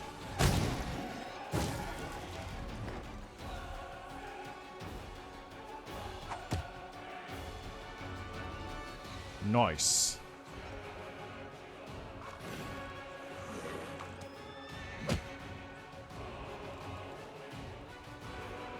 Oh, that was exactly the wrong thing to do.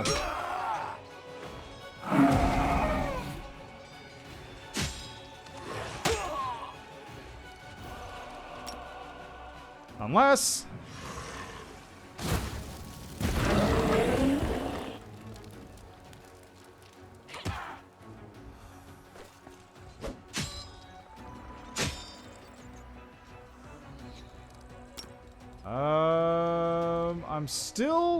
I'm still good in the old infirmary size.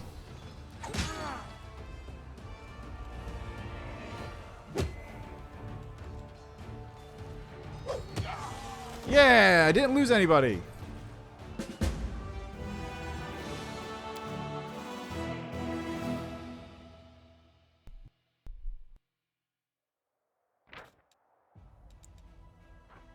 Poor prisoner was freed and gave me deadly toll. +4 bonus on critical hit confirmation rolls. It's not bad.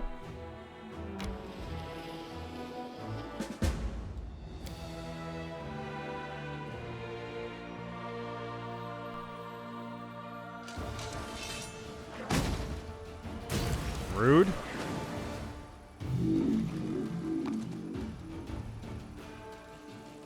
So who do I attack first? Mounted scouts or the brim of that? Got archers. Probably the archers, honestly.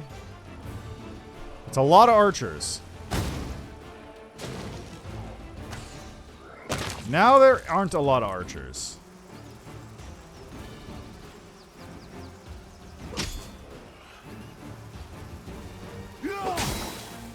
Wow, really? Fuck me, I guess. God, I hate these guys.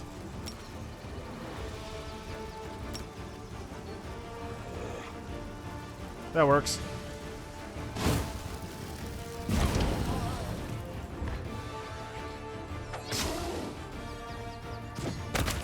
What? Why was that able to explode the entire army?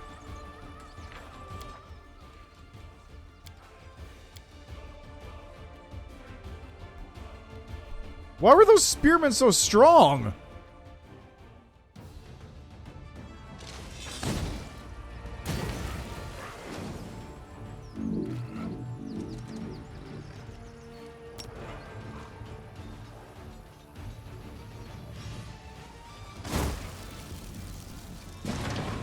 Okay, well there goes those archers.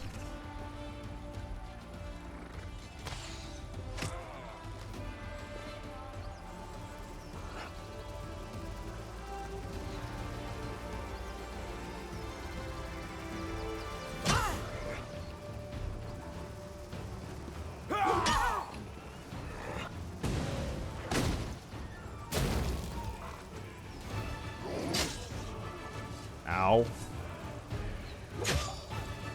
Just always with the fucking...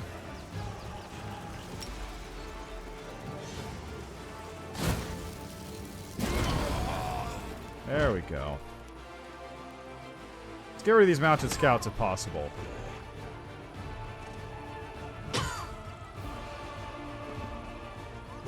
There we go. Those are dealt with. Always the archers. Always the archers.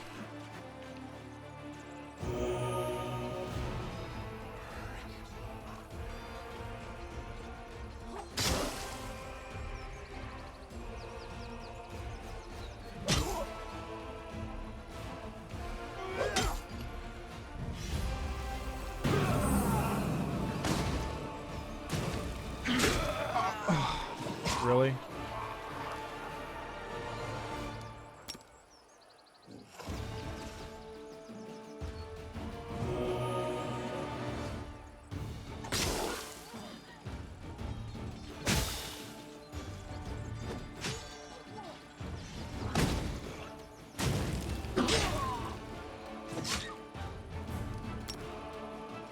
Always the fucking archers.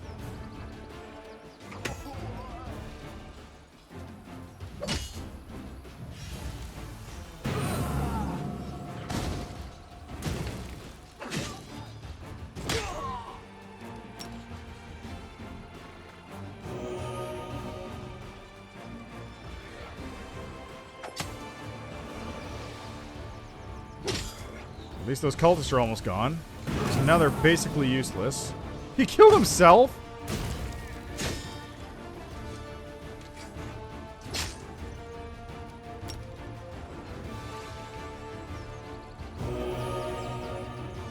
I don't even think this is worth doing because I lost all my guys. So I can't even like recover everybody from the infirmary.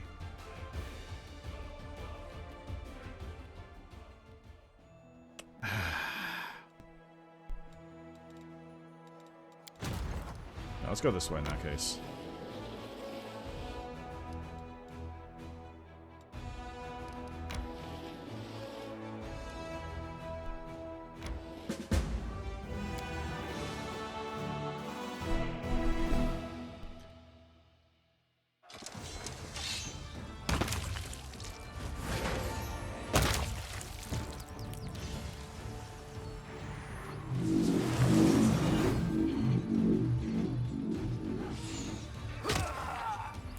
Seriously?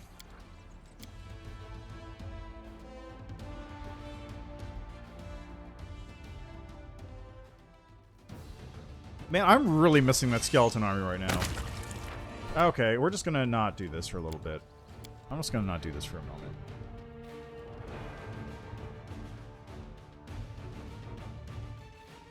I feel like what I need is a single unit that has, like, a really high initiative just so I can fireball the enemy army at the very start. Like, how do I determine initiative? UC, flat-footed, BAB.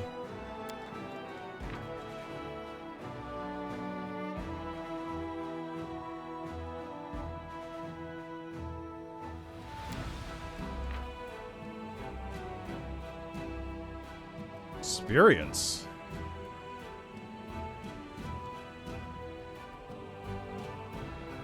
I have no idea. I'll deal with that later, I suppose.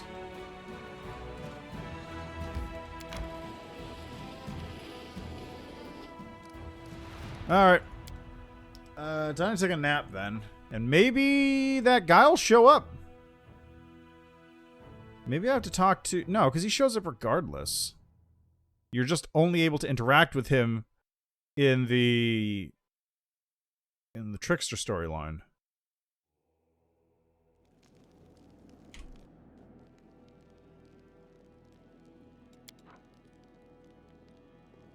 Have you ever considered confessing your sins to someone? It may ease your burden. If I did decide to make a confession, which will never happen, by the way, I'd pick an old military chaplain for the job. Somebody who knows what I'm talking about. Not a young lad whose worst sin is sleeping through morning prayers.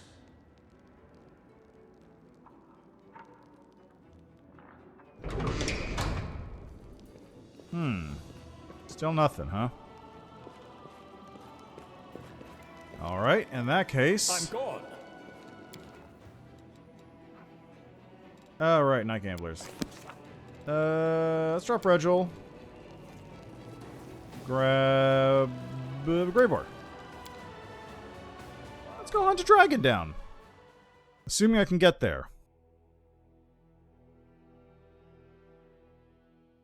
Actually, can I get there from here?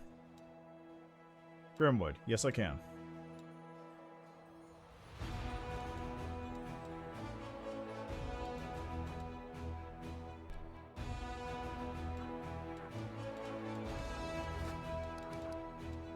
There is a demon army in the way, though.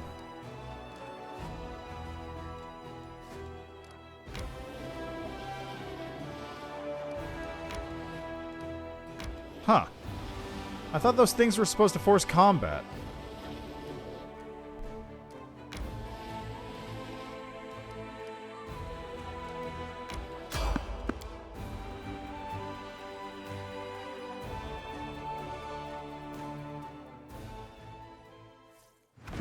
There she is. Won't let friends.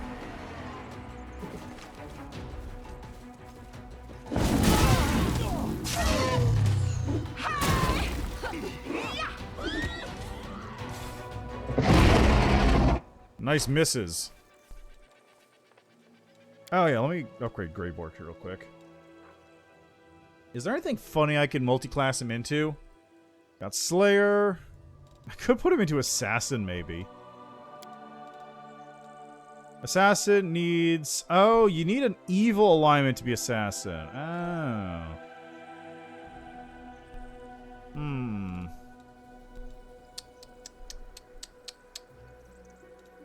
Lore Master needs magic. Eldritch Knight needs casting. Dragon Disciple needs arcane spells and knowledge arcana.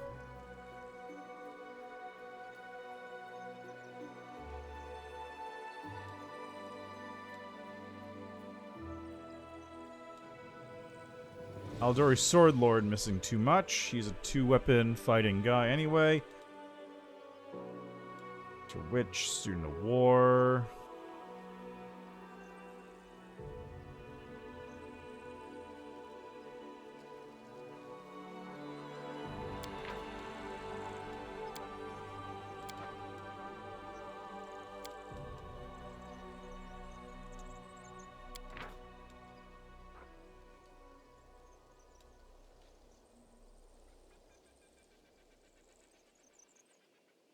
Maybe I'll do this, just for funsies. Okay, so Student of War needs dodge and combat expertise, huh?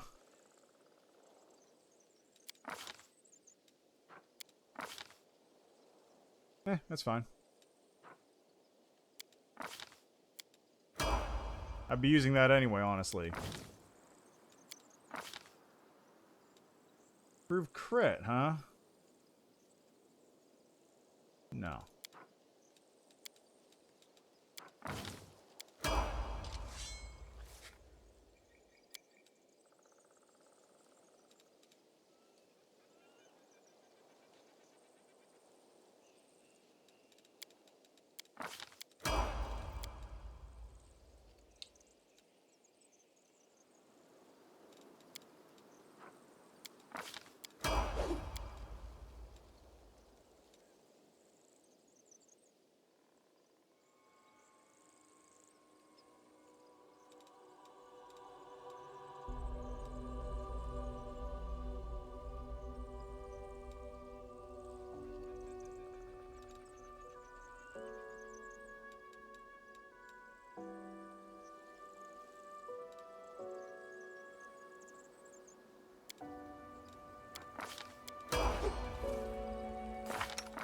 Does get studied targets as Slayer, right? Yeah.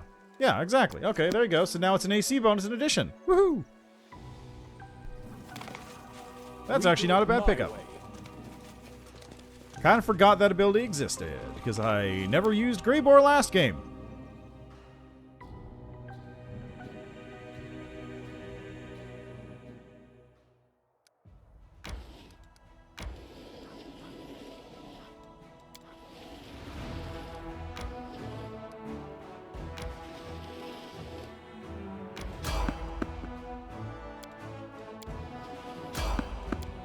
Okay, what's here?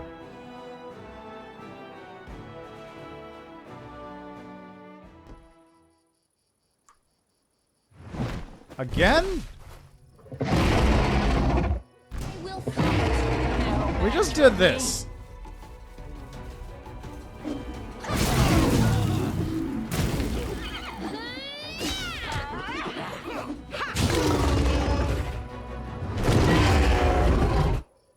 We just did that fight.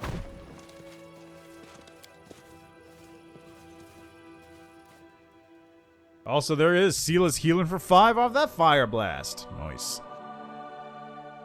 And once I hit full ranks of Hell Knight, I'll be getting 150 health back from that, which is a pretty good deal.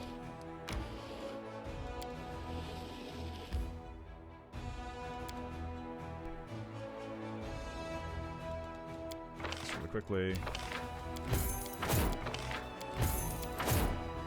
Conscripts, convicts, and spearmen.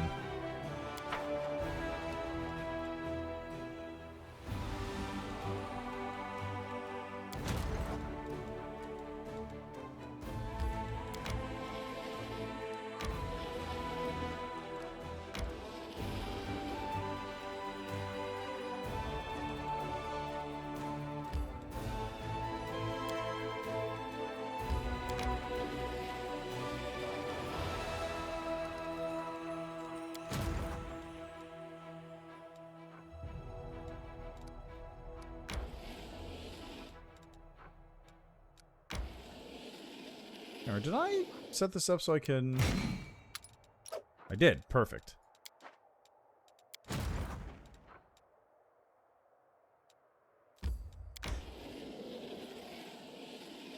Ah. There we go.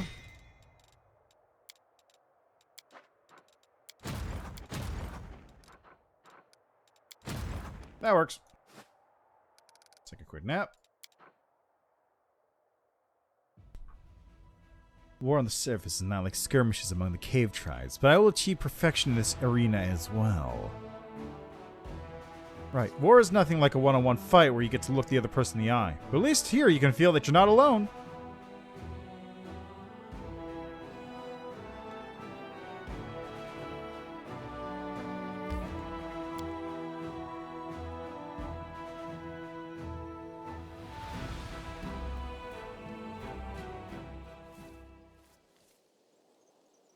Follow if you dare. Oh, I do dare. It's over here, right? Yeah, there it is. Let's set up an ambush here. Let's get started. I can see your commander. Get ready to fight. Sound the alarm.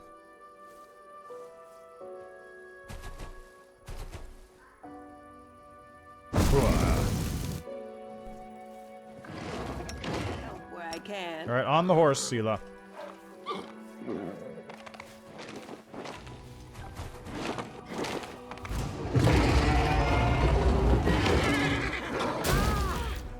You know what, Sela? Do this. Smite. You got smites.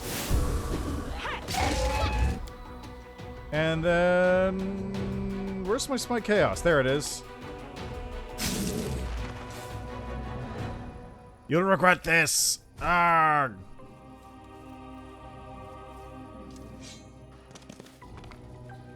I'm off. How dare you ruin my beautiful draconic evil!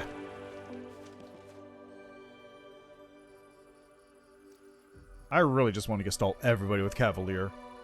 Just get horses for the entire party. It'll be a glorious mess, but everyone will be moving so fast. Especially Darren.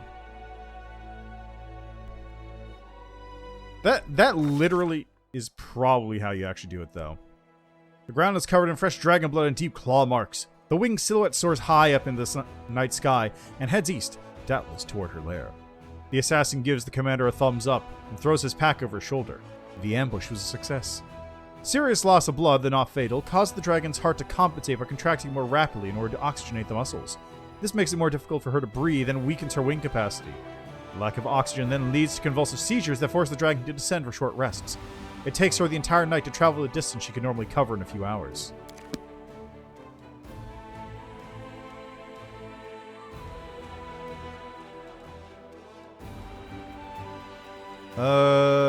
There's the bloody trail.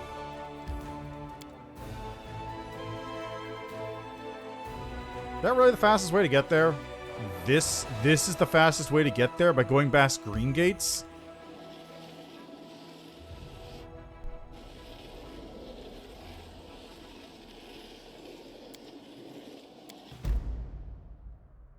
Oh yeah, Crimson Dust, that place.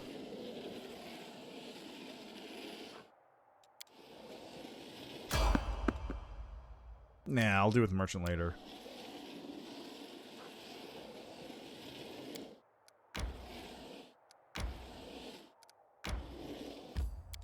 Nope, not going there yet.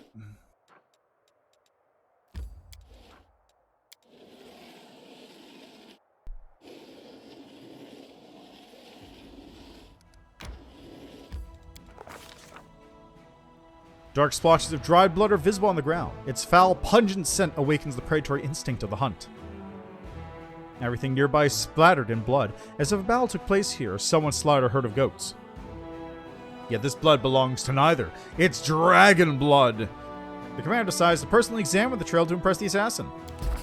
Having examined the blood, the commander points confidently to the south. The dragon's lair is hidden somewhere among the mountain gorges. The dwarf, who has been watching him, nods in approval. He seems impressed by the commander's tracking skills. Better be. I got a 47 in that.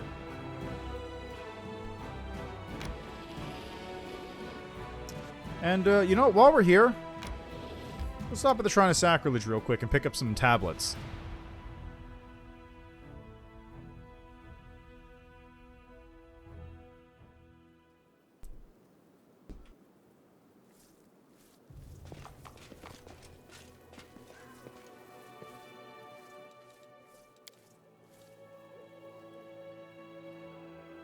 Sometimes I think, it's good my father died. He thought the Crusades were something different to what they were. He had such a beautiful dream, but he would have been disappointed in the reality.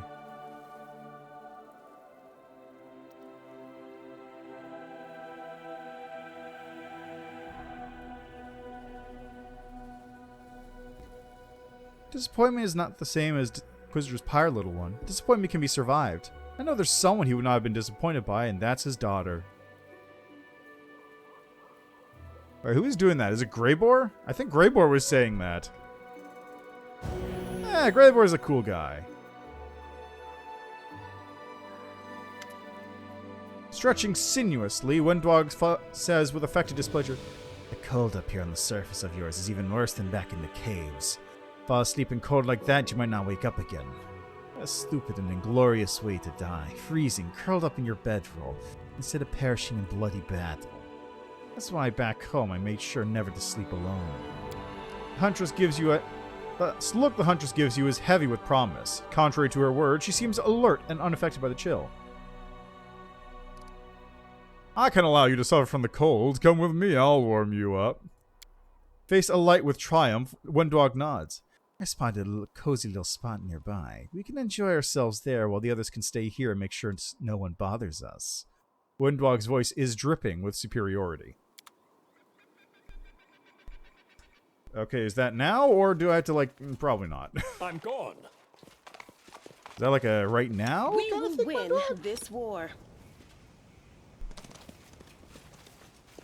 Do not fear. Do not waver.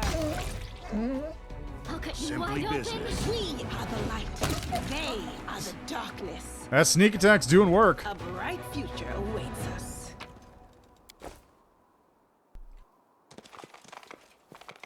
We do it my way. I do it my way. Let's make this quick. The light take you.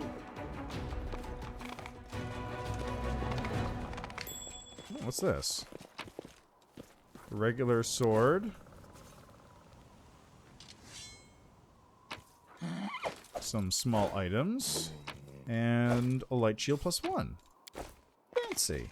Follow if you dare. Not very impressive, but fancy. Save the last one for me.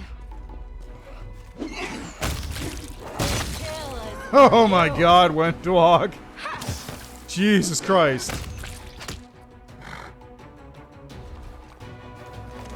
I think Windwog just wiped out that entire group by herself.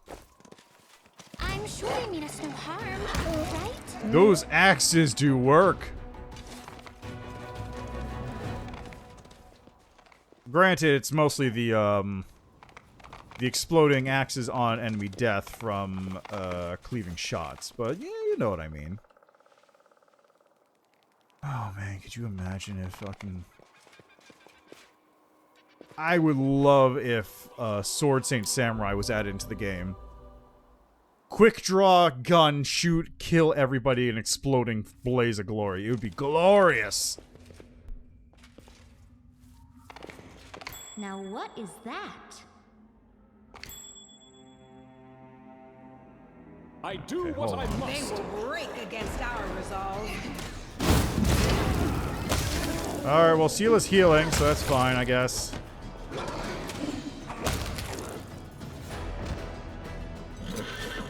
I am helpful. Am I not? I guess I could have used Ember to disable the traps. There's something here.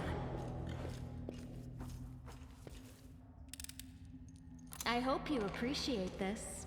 I'm I gone. know. I feel like Camellia might not be a bad arcane trickster, although she doesn't get arcane spells. Can you do arcane trickster without arcane spells? Probably. Do not fear.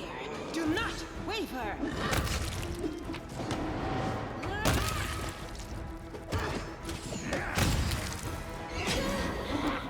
Interesting.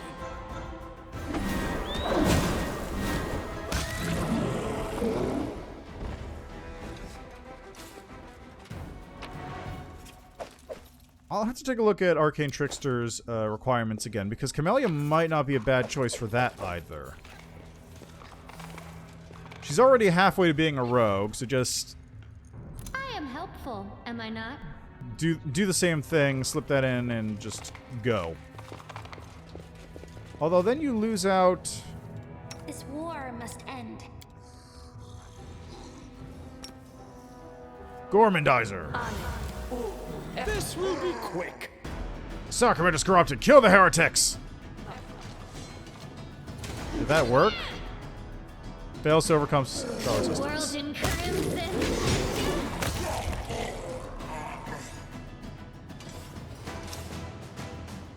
Well. Ah, the Blitz Cut! +3 shock sword bypasses any type of damage reduction.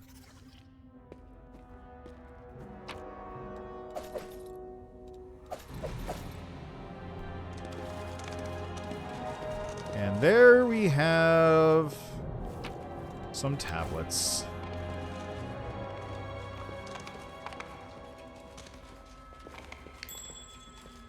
Hey, what's this? Nothing. We do it my Was that everything? I think so. Alright, well, I'm here. Let's just replace your Claw Jiska here with the Blitz Cut. It's literally just a better sword. I don't. It's... Claw of Jiska's fine at the very start, but not for much later beyond that. And really, I'm just waiting for that int-based pickaxe to show back up.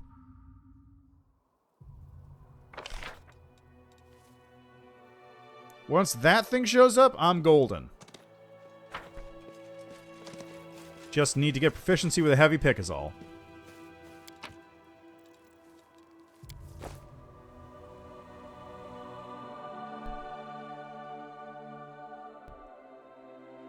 And I need more int. I still need more int.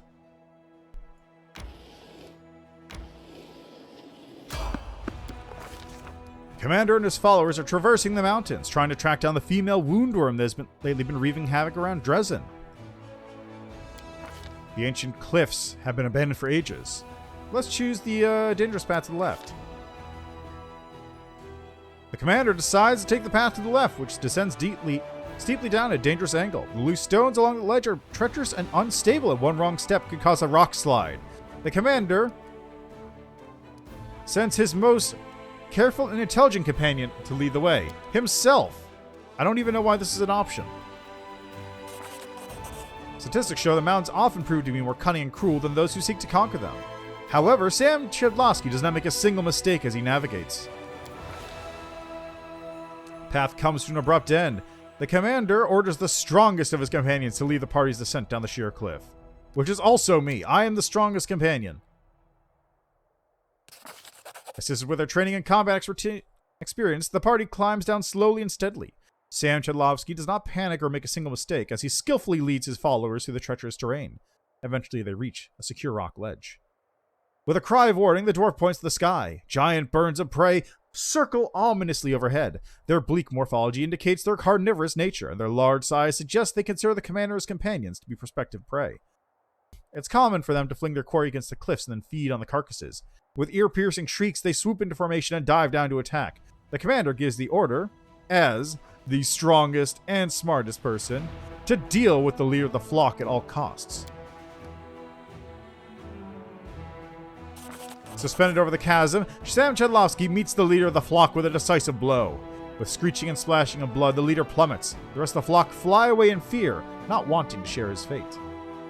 The party overcomes every obstacle and finally descends the ruined tower. The mountain has been conquered and no one has fallen victim to its treachery. Now they secretly approach the unsuspecting dragon, stealthily making their way through the surrounding rocks. After leading them to the tower, the dwarf gives his newfound allies a nod of respect and signals for caution. Sam Chudlowski, the greatest of us all. I'm not going to be the leader in combat, but by God am I going to solve every non-combat problem in the game. My skills are absolute. Okay, now, do I have a potion of vanish real quick? Holy water. A scroll of vanish?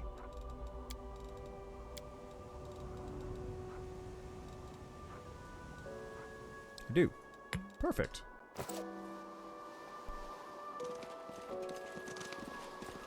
Alright, now as the person with the, I believe, highest... Let's see. Do I have the highest stealth check? 27, 14, 15, minus 4, 6. Yeah, the highest. Okay. Alright, I'm just going to. I'm always What's the ready. caster level on this? 1.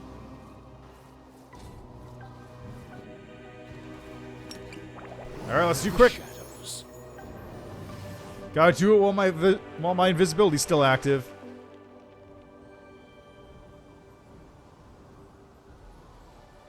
Let's try and get as close as we can to the dragon without making any noise. Then we'll take it by surprise.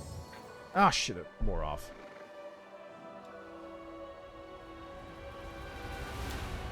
The dragon looms over an old elf. It's the storyteller. I know you're in league with the little parasites. They said you're to spy on me. Story, all I have. Stay quiet and wait for the right moment to attack. I have an item on me. Its previous owner was an asshole. I think he'll approve. Everything is so cheap and vulgar. Ugh! Jamandi Aldori knows nothing about luxury. I'm Tartuccio. I'm a huge asshole. And look at these foolish idiots who want to become a baron. There's the undead sadist. She's actually okay. And then there's Amiri. She's an asshole and stupid.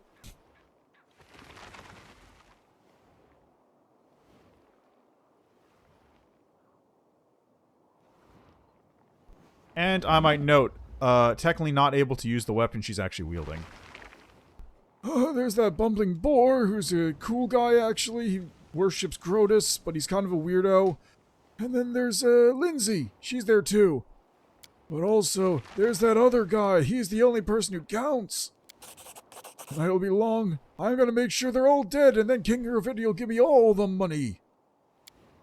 Something precious is hidden out here. Something really good. A wooden sword. No, it's a true instrument of fate. I don't know how to use it myself, but Iravetti will give me a lot of money for it.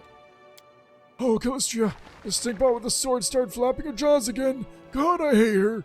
Can't wait to see her die in a fire later tonight or killed by Frost Giant. One of the two. How interesting. What happened next? Greymoor, to battle! Sweet dreams.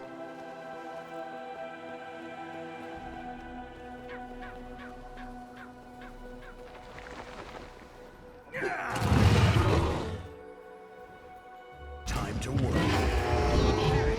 Guide my blade.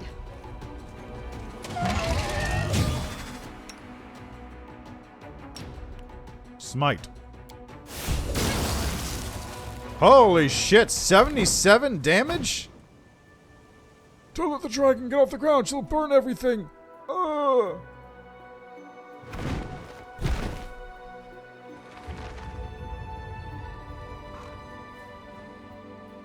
Alright, well, all you get over here and deal with the dragon then.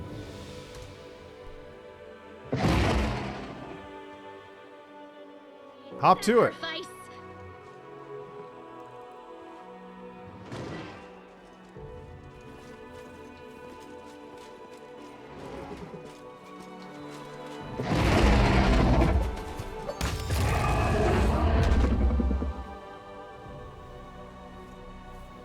Well. Rip Dragon. I think we should continue working together. I'm ready to offer you my services. As you can guess, a full contract will be more expensive than a one-time job.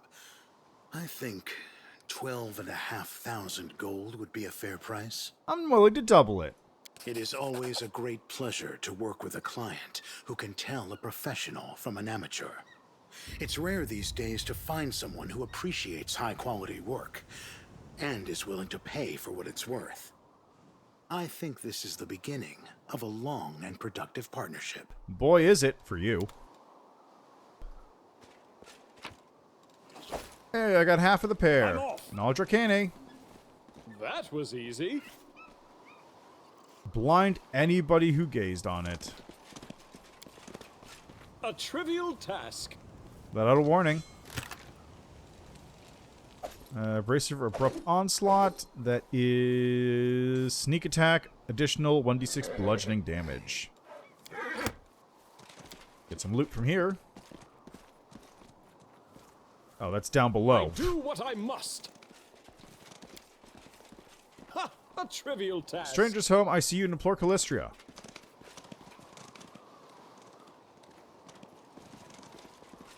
Got some loot. Elven Notes, Scroll of Poison, and Fireball. Within the pedestal, a faint purple glow emanates from a crystal-shaped hole. Its edges are chipped and cracked, suggesting that whatever it contained has been forcibly removed. And that's where the heart of the tower used to be. Cool! The clues are there, but you won't know what they mean until you've beaten the game. I'm gone. Or gotten to the point where it's you get the information. Cool! Let's get out of here.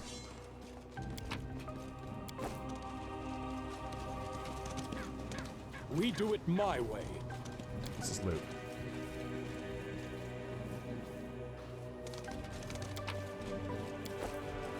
There we go.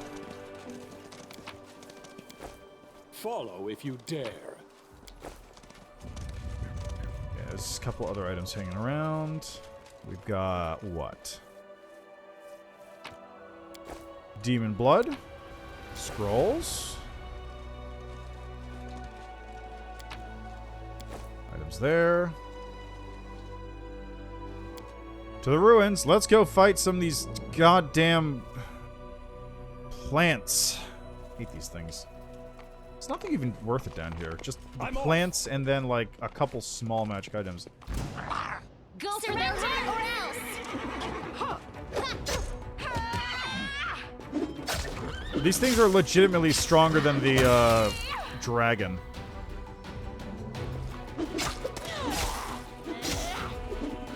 Remember my name, Wenduag. I do what I must. Like legitimately, these things are stronger than the You'll dragon. make a fine trophy.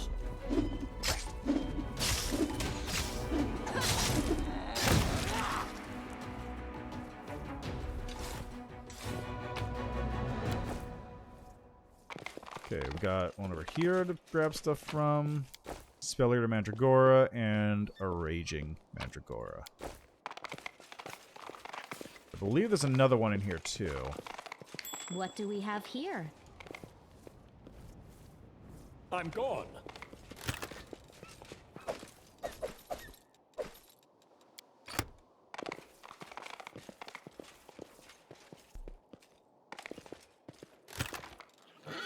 Lesser Kineticist Rod. It's not terrible, I suppose.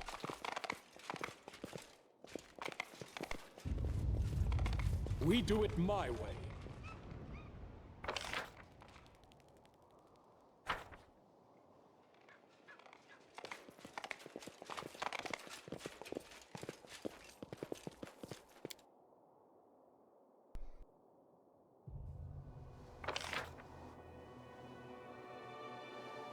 Time to get out of here. I'm just waiting for the king to show up. I want to do Pulura's Fall. Pulura's Falls. Follow if you dare. Follow if you dare. I also should probably do my council meetings, huh?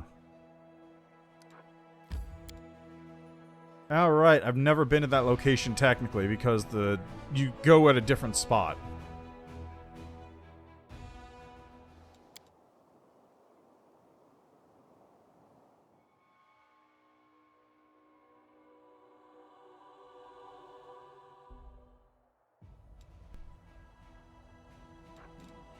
There, now I can teleport to Dresden. I don't know why I couldn't before.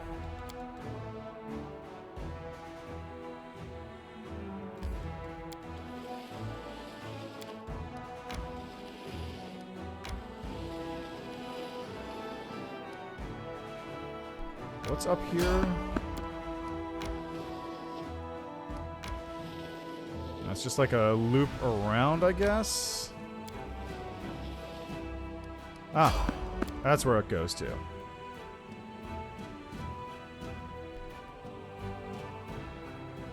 I'll tear your throat out.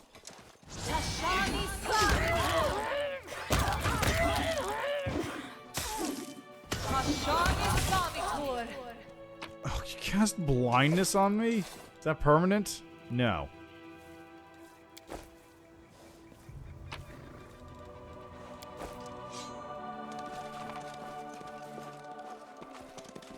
Thank God. I would have been real pissed if I had to get blindness removal all of a sudden.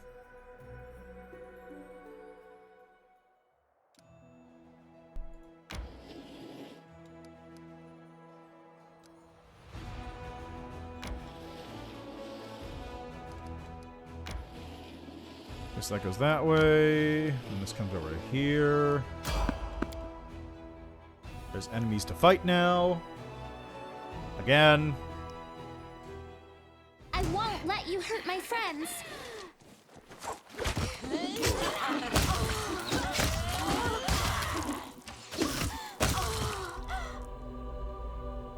The fatigue befalls even the best. Alright, anytime you two, we can get back to town. I probably should go deal with the council meeting as well. Yeah, I'll take everything.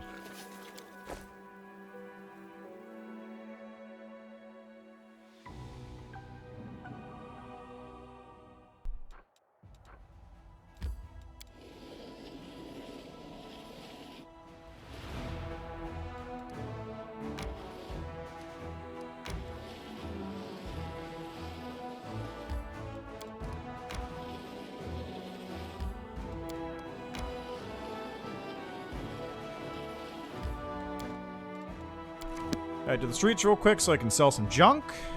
And if I'm lucky, it's going to be nighttime and I can go deal with Social.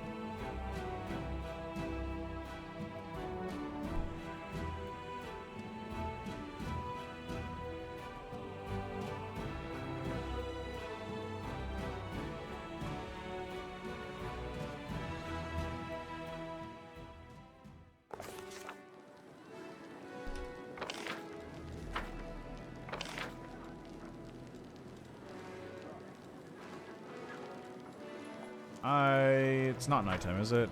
It is kind of nighttime. So where do they hang out again? They hang out like over here, I think it was?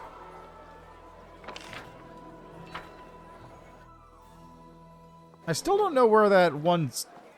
There's got to be a trickster weapon, right? I do what I must. But the other one was over here someplace, if I remember correctly.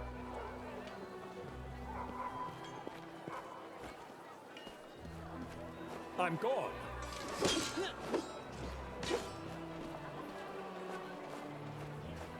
Where is it? Let's see it. We do it my way.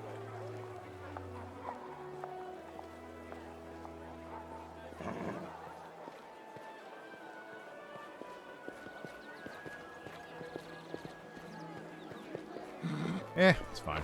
Alright, first, shopping. And by shopping, I actually mean selling. Oh, and I gotta get that, I had to get that cape that does Constitution Bleed. Can't forget about that. I think the clothes trader right here has it. We'll talk to Wilser first.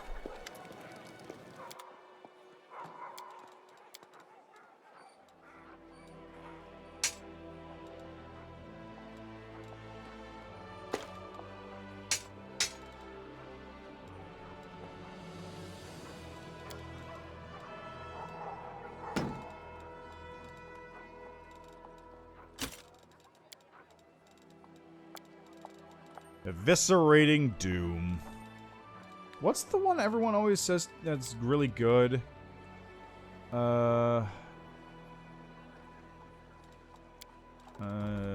Price and descending order. Wide sweep, that's it. So, +2 sight lands a hit, deals its weapon damage to all... Oh my god, actually it's whenever it does. Oh, Christ. Okay, that makes sense. Two-handed martial proficiency group.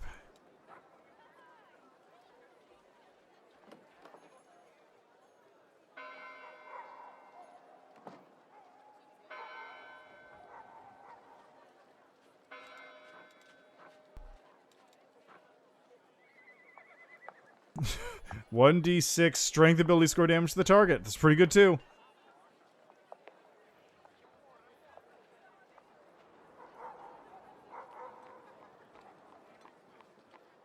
Okay.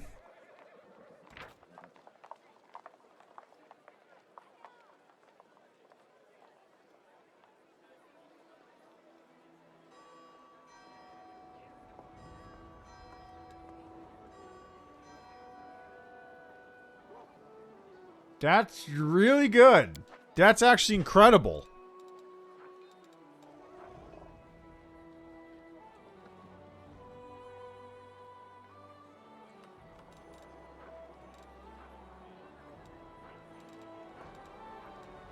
I usually just like ignore these because the stuff you get just from walking around picking things up is pretty good, but these are really good.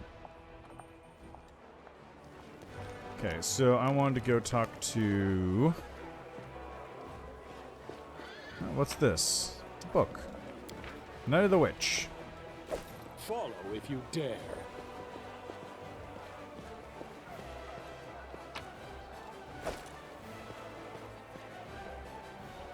Okay, Weaver. There we go. Cloak goes in the Master. Persuasion. Skin leather cloak. That's the one.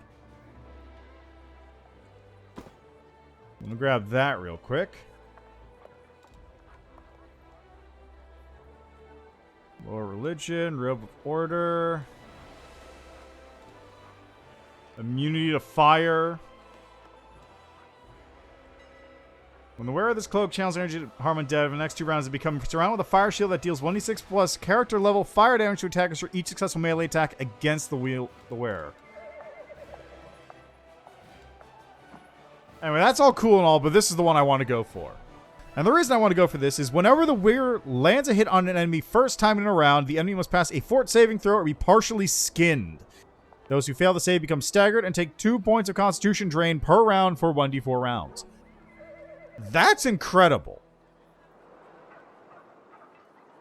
And the reason I put it on Wendwog is because Wendwog has ranged attacks and 2-weapon fighting, which means that she has the highest number of attacks going out per round.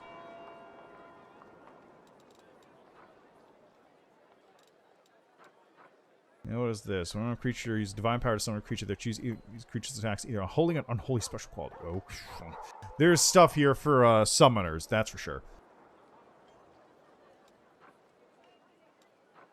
Fire resistance 30 and also +5 to acrobatics. Alright, let me just grab this for now.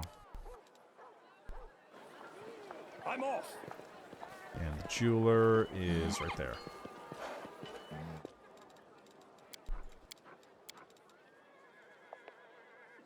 Okay, we got +2 intelligence, +2 charisma, inspire wisdom, positive, negative channeling, positive channeling, natural armor +3, goggles of pure sight, ring of protection, braces of armor +5, enlivening leadership, +5 commons percent checks. Alright, well that's fine. Where's my dog? With this cape on, Wendwog is never leaving the party.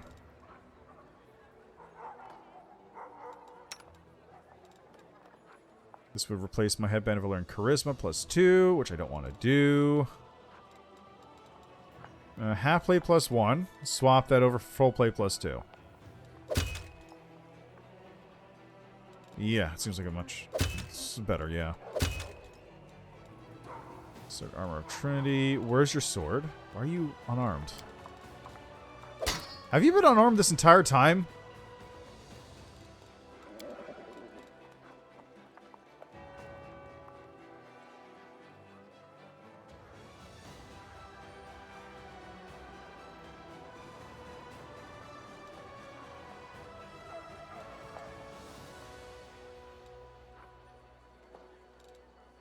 Let me see here. Where's the horse? There's Mr. Fred. Can you wear this? No, it's worse. It's just straight up worse. Okay, never mind. That's probably fine. Actually, unavoidable drill. I actually have light pick proficiency. Right? No, I don't.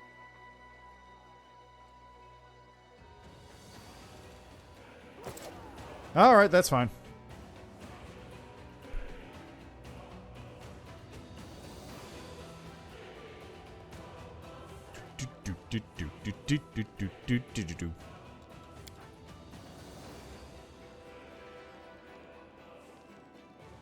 When some people are in love, they pretend not to be. They even pretend not to like the person they're in love with. It's so weird.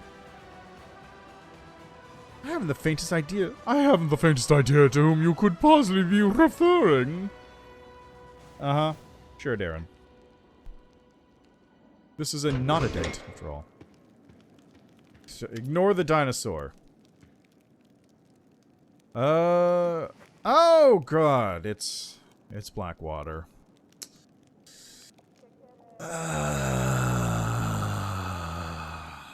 Hi, okay, there's Velg. Who are you? My name is Velg. My lineage dates way back.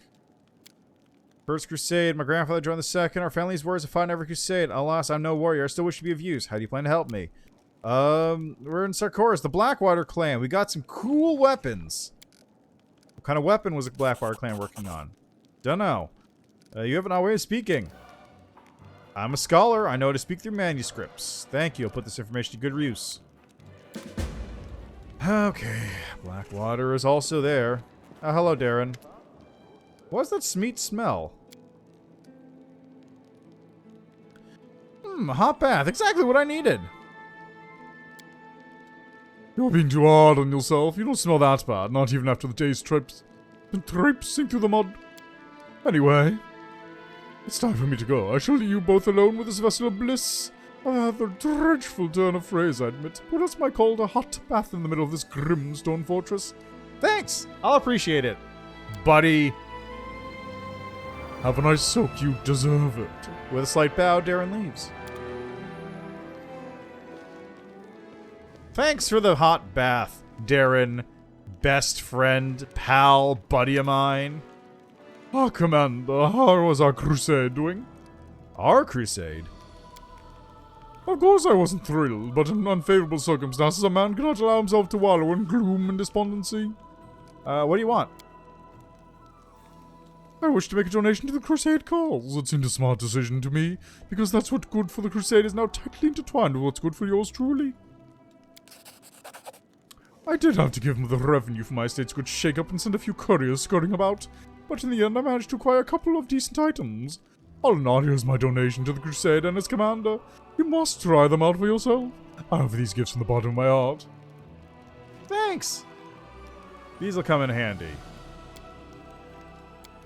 By the way, take a closer look at my gifts. You may find something special in there. Is what I would say if I didn't have Thaberdine to deal with here. Ah, Thaberdine. You see a Kellet, around 50 years old, dressed in a doublet that looks older than its owner. Once it may have been expensive, but now it is worn and patched. A scabbardless sword hangs on his belt, covered in such a thick layer of rust that it looks more like a club. His flushed, swollen face, spongy nose, and the dark circles beneath his eyes suggest that he is a heavy drinker. When he opens his mouth to speak, your suspicion is confirmed by the stench of stale alcohol on his breath. So you're a commander, huh? It's kind of the place you got yourself here. All these walls, polished furniture. Solid, commendable. I think I'll give you a medal for this. A medal? You're too kind. Don't mention I'm a generous soul. I'm also fair. I dish out medals, and I punish as I please. Who am I? Not just your average citizen. The man groans as he straightens up, affecting a proud, noble bearing insofar as his decrepitude allows. You'll be pleased to know that I'm Thaberdine Quintissimus Hierophantil, rightful heir to the throne of Is and all Sarkoris.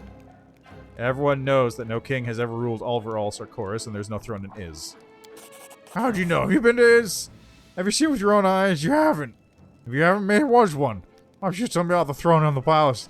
It was gold all over. It was crusted with all manner of crusty things, like diamonds and fire ants, rubies and bools.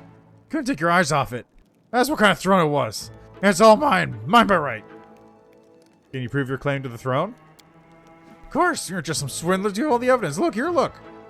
He takes the rusty sword from his belt and shows you the hilt, which features a nearly worn-off golden crest. The grinning animal it depicts most closely resembles a shabby possum. Here, the girl smelled as the ancient symbol of the rules of Sakoris. Also got a wart on my chest, shape of a crown. Of course I'm the heir to the throne. For all those who don't believe me, they can get lost. That's why I say. I'm going to Pulura's Falls, where all the kings of Sakoris are buried. There my entire family trees are written in stone. Go and read for yourselves. You feel the idea for an incredible prank forming in your head. An insolent drunkard claiming royal blood. What will happen if you subvert his absurd ambitions? Pulura's Falls? What's there? Are you deaf or what? You should drink a pine needle infusion. It'll do wonder for your ears and your eyes, too. I'm telling you, all the dead Sakorian kings are the ground there. The mausoleums, tomb burials, and whatchamacallit. Obelisks, that's right. It's all written there. About my ancestors, about me, too. Just go look. Everything will make sense. Every law of the land, I'm king. As the idea takes shape, you feel inspired. Apparently there's proof of this drunkard's claims at Pulura's Falls. Of course he's clearly lying, but what if you really went there? Mindev's got a queen after all. Why not have a fool king in your own pocket? What do you think you're entitled to? We're simple people, we don't need much. I mean, that's not what I want. We aren't simple people, not simple at all, and I got a great deal. King's palace, a throne, lands. But all that can wait until you take back his and make all the demons leave.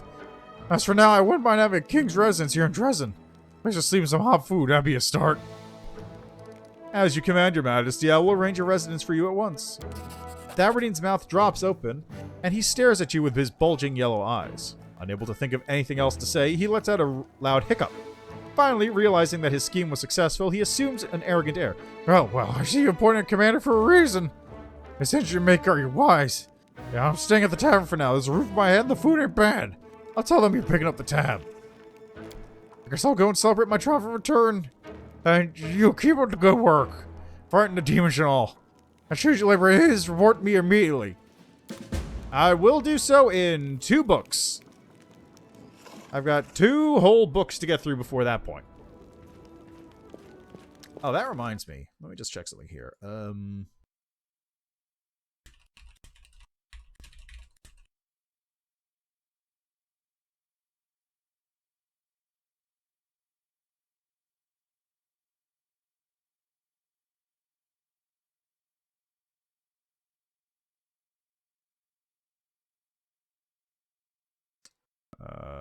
Let's go to here. There we go.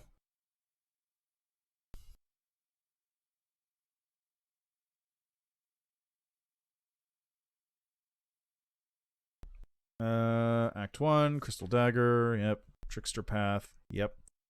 Wardstone, destroy it, locking out complete. Okay. Yep.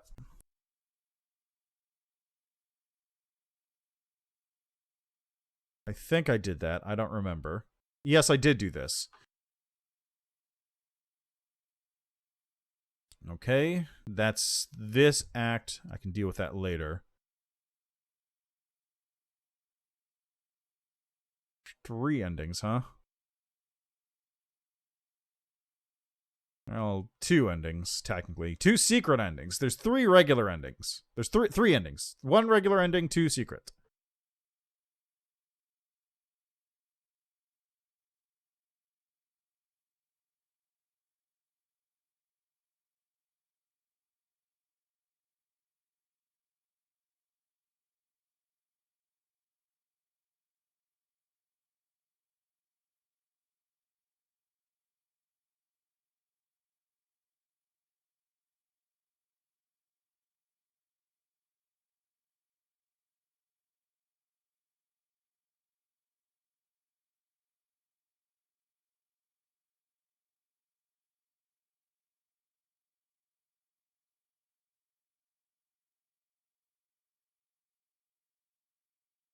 Okay, so basically, there's nothing I need to do at the moment. Everything is pretty good for me. I don't have to do anything until I hit Rilu's lab. Oh, wait, what am I doing? Oh, God, I still have things to do here, too. I need to talk to Irabeth. Taking care of the dragon. Found the patrol. We talk about what happened during the attack.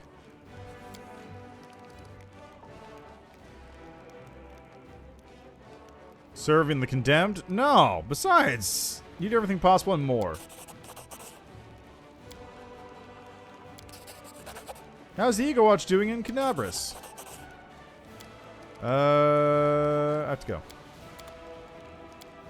Alright, so I think at least one of my things is finished up.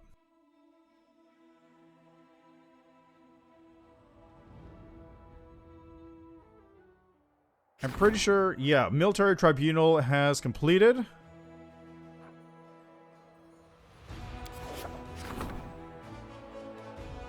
Glory to the heroes. Religious feast. First blood. One of the officers has been bringing recruits to the prison so they can fight weakened captives. One of the soldiers got killed and everything came to light. Prove this method of training. Add 300 military XP. Don't need it. Forbid touching prisoners. Whatever. Unlocks right to a pardon decree. Cultists are recruited at the commander's headquarters. From now on, prison fights will be conducted on equal terms under Wendwog's supervision. Prisoners who prevail will earn the right to trade their chains for a spot in the ranks of the army.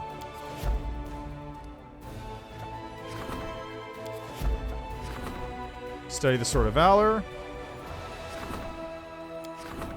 Those are currently being busy. Yeah, strengthen the chains of command. And I don't have anything in diplomacy right now.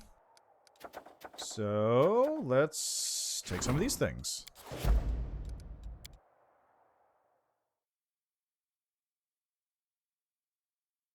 Hello, Phileas Fogg. How are you doing today? Having a good Sunday, I hope? I'm doing alright. Just playing some Pathfinder, as you can see. Trying to get a little bit of progress dealt with. Since I missed 2 days of streaming with this game. Unfortunately. Oh yeah, I remember. Who did I have to talk to in the streets? Is this just night gamblers? I think this might just be night gamblers.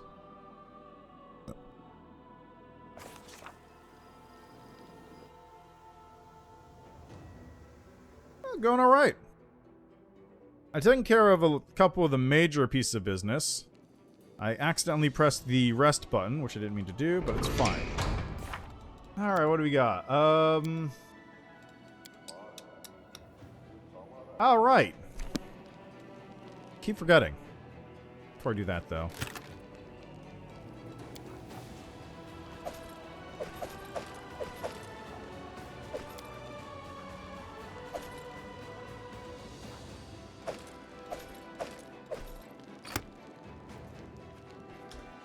Ooh, nice. Which one are you going for? I keep forgetting about this thing, too. This is kind of an important bit.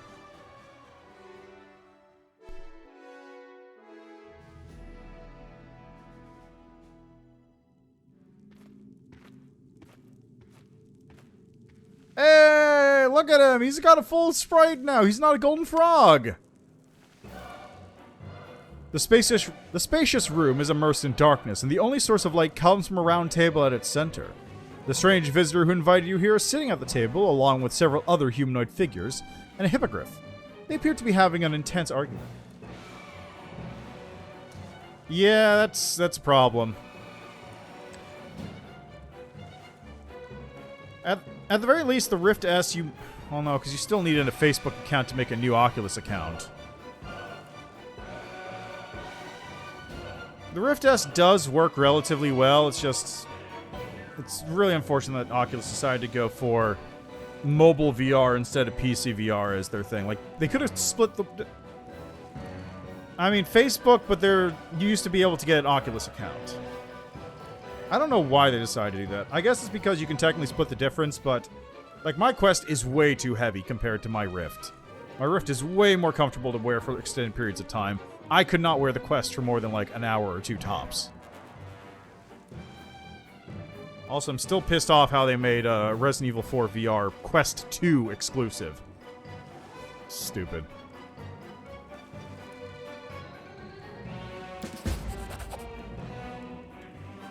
Let's finally decide what we're going to do about the world wound, says a tall woman with the head of a lion. She is dressed in a white and gold robe, and her amethyst-colored eyes gleam as she turns her stern gaze upon those present. Approach silently.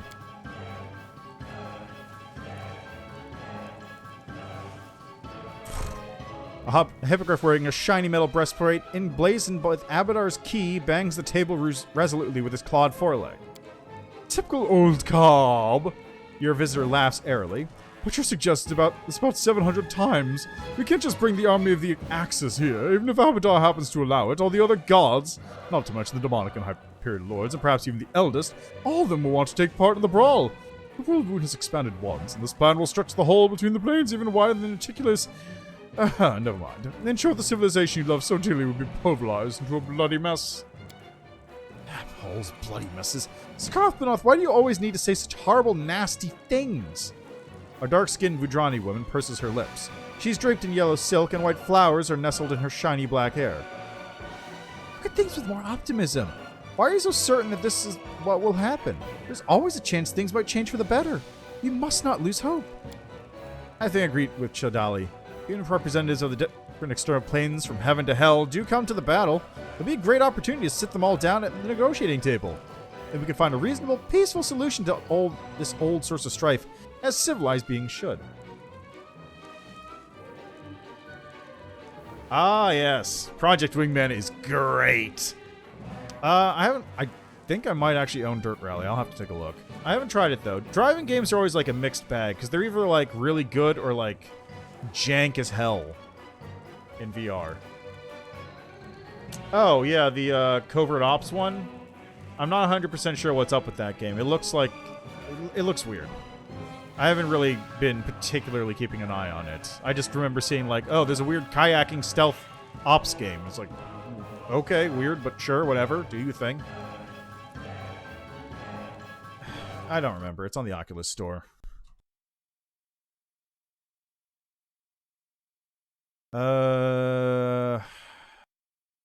Phantom Covert Ops.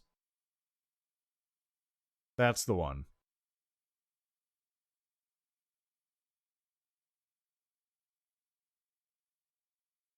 Is it? Well, let me take a look.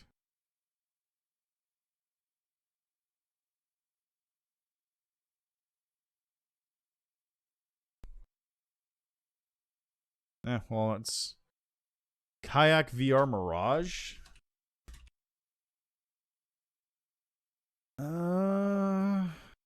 Jaw-dropping, exhilarating journey through beautiful locations made for virtual reality.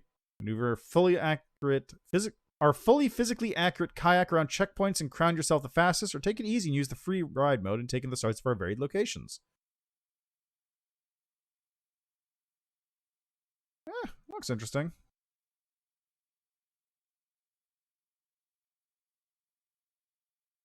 This seems like a lot more arm movement than I'd sign up for, though, personally.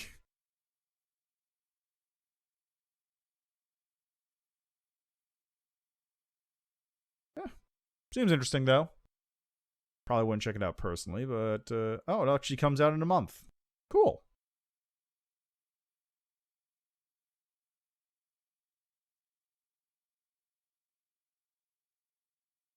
Online PvP.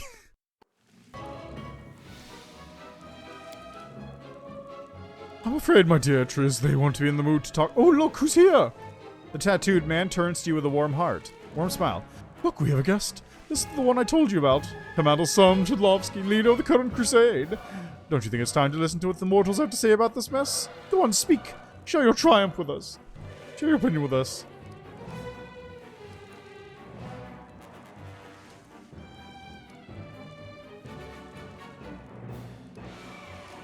The army is powerless. Only a legendary hero can defeat the world wound, and one stands before you now. Terrible though it may be, I'm afraid he's right.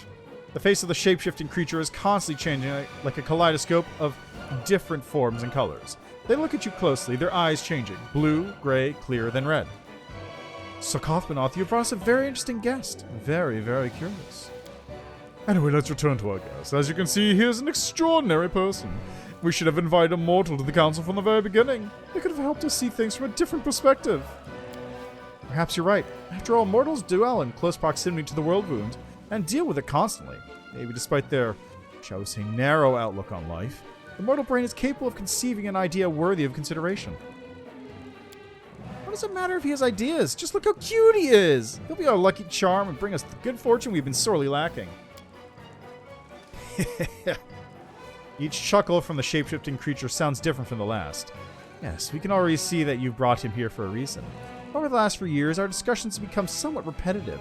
Welcome, mortal. Welcome to the council. You must have questions. We're ready to enlighten you. 1080 minimum isn't bad, honestly. For a new modern VR game. Like, if it... Like, what was the minimum? Like a 970, I think, was a minimum for VR years ago. 1080 being the minimum now seems normal, but recommended 2080 is a little weird. At least it doesn't require 3080 or something. Where am I? The council chamber. This is a small demi-plane, a kind of room outside all the other worlds. The hippogriff raises his head proudly. Yes, I was about to say, kindly given to us by Abadar's attendants from his collection. Sakothbanoth has turned your claws into a permanent portal. We'll be glad to see you at any time, though I can't promise you'll encounter all the council members every time you show up. I encourage you not to miss the meetings. Who are you? The composition of our group, as you may have noticed, is rather varied. The two beautiful ladies are Celestials. In fact, I'm not ashamed to say they are Imperial Lords. Etrice and Agathion is the patron of debate. She is the one who actually convened our council. Tridali and Azata is the patron of serendipity.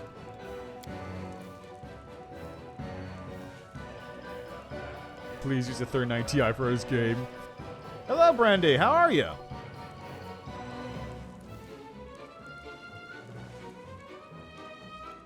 Having a good day, I hope?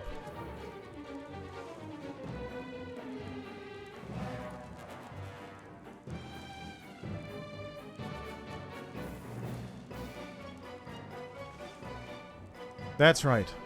All points of view are represented on this council, no matter how hostile they are to one another. For this is the only way to achieve the truth. The Abyss is represented on the council by the Demon Lord Sakothbanoth, and with whom you're already familiar. And a Malebranche named Alichino speaks on behalf of Hell. He's failed to attend the meeting yet again. He must have had some urgent matters to attend to. The Hippogriff proudly pounds his clawed foreleg against his mithril breastplate, which is adorned with Abdar's key. Our eloquent friend is named Cobblepoof and represents the Axis, and we are... The shape-shifting creature smiles with lips that change color by the second. We are Sheikah the Many, the eldest from the First World. We can't say we speak on behalf of the entire Fey world, but we can't say the opposite either. Yeah, I'm finally back in the council room. I played through... I did Trickster as like my first... I think it was my first playthrough. Yeah, it was. It was my very first playthrough during the beta, which I didn't even manage to get through Chapter 3 during. And I did get to this point. So I remember Cobblehoof, and more specifically, I remember Cobblehoof being a giant golden frog sprite that they just had in here. Back when basically every enemy that they didn't have a real model for was just a golden frog. Good times. Yeah, good to hear that you're doing good, though. What does the Council do? I convened the Council of Truth to... Wait, isn't this the Council of Deliverance? We voted and decided on the Council of Truth. No, we didn't. It was a tie. For the love of everything unholy, would you stop this already? You're confusing our dear guest. Sam Chadlowski, my sweet, this council, whatever its name is, has a single purpose. Finding a way to rid Galarian of the world wound. The council was first convened shortly after the wound was opened, and... Judging by the fact that you have to lead another crusade, it has not been very successful so far. But we're working on it. Sooner or later, we'll triumph. Or not. It depends on which version of the future you perceive. But what have you accomplished? Well, you discussed the situation thoroughly. Why'd you ask me to join the council? We have a common goal. Just like us, you wish to overcome the world wound, and we have already achieved some success. Sakothbanoth is right. It's most appropriate for your voice to be heard on this council. We don't expect you to serve up the solution to us on a silver platter, but now I simply brought you here to introduce you to the council, and to bring you, so to speak, into our circle. Wonderful vibrations emanate from you, man. I feel our fate turning for the better. With a lucky charm like you, we simply cannot help but win. I have no more questions. In that case, this meeting is adjourned. Sam Chadlowski, welcome to our inner circle. I recommend that you talk to each member of the council informally in a more relaxed setting. When it's time for a new meeting, we'll notify you. Sakothpanah's penetrating stare seems to see right through you into your very soul. The Demon Lord chuckles as if he just heard a good joke.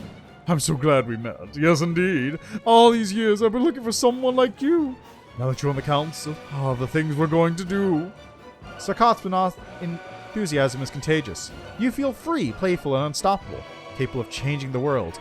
The feelings float up from the depths of your soul like bubbles of champagne.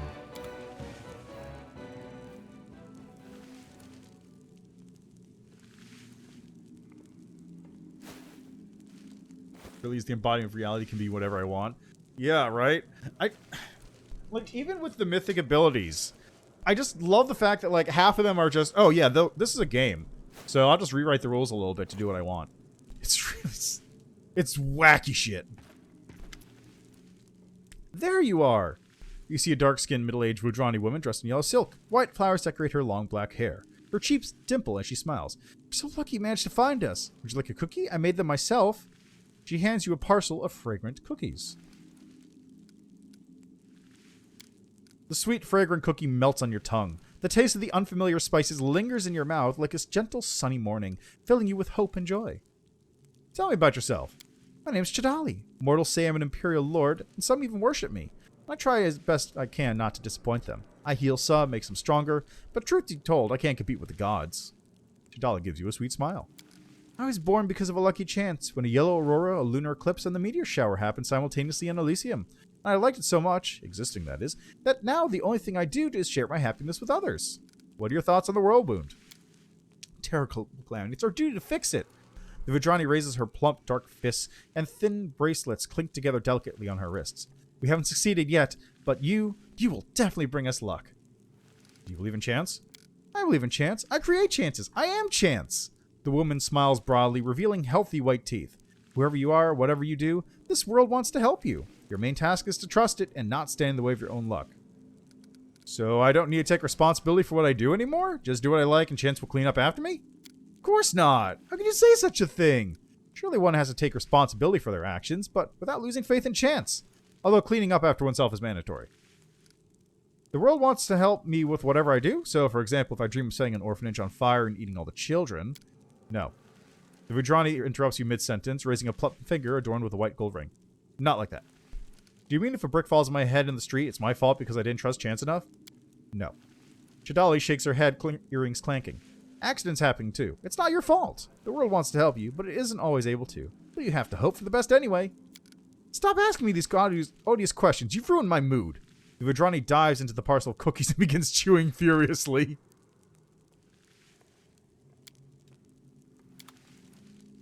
Okay, I just want to see what happens if I do this. Cobblehook brings bad luck to the council because he doesn't believe in it. I feel negative vibes coming from him. It's true. I was hoping he'd come to his senses, understand that he shouldn't stand in the way of chance, and that our luck and change even surprise us. But now that your lucky charm are with us, his negative influence could have terrible consequences. It's decided. I must stop him for his own good. Don't worry about him. When he understands why it's necessary, he'll thank me. We do it my way. Yeah, it's unfortunate. Only Demon can. And Lich. Okay, I'm gonna actually... I'm gonna reset that because I don't want to fuck things up with the council just yet. I can do that later.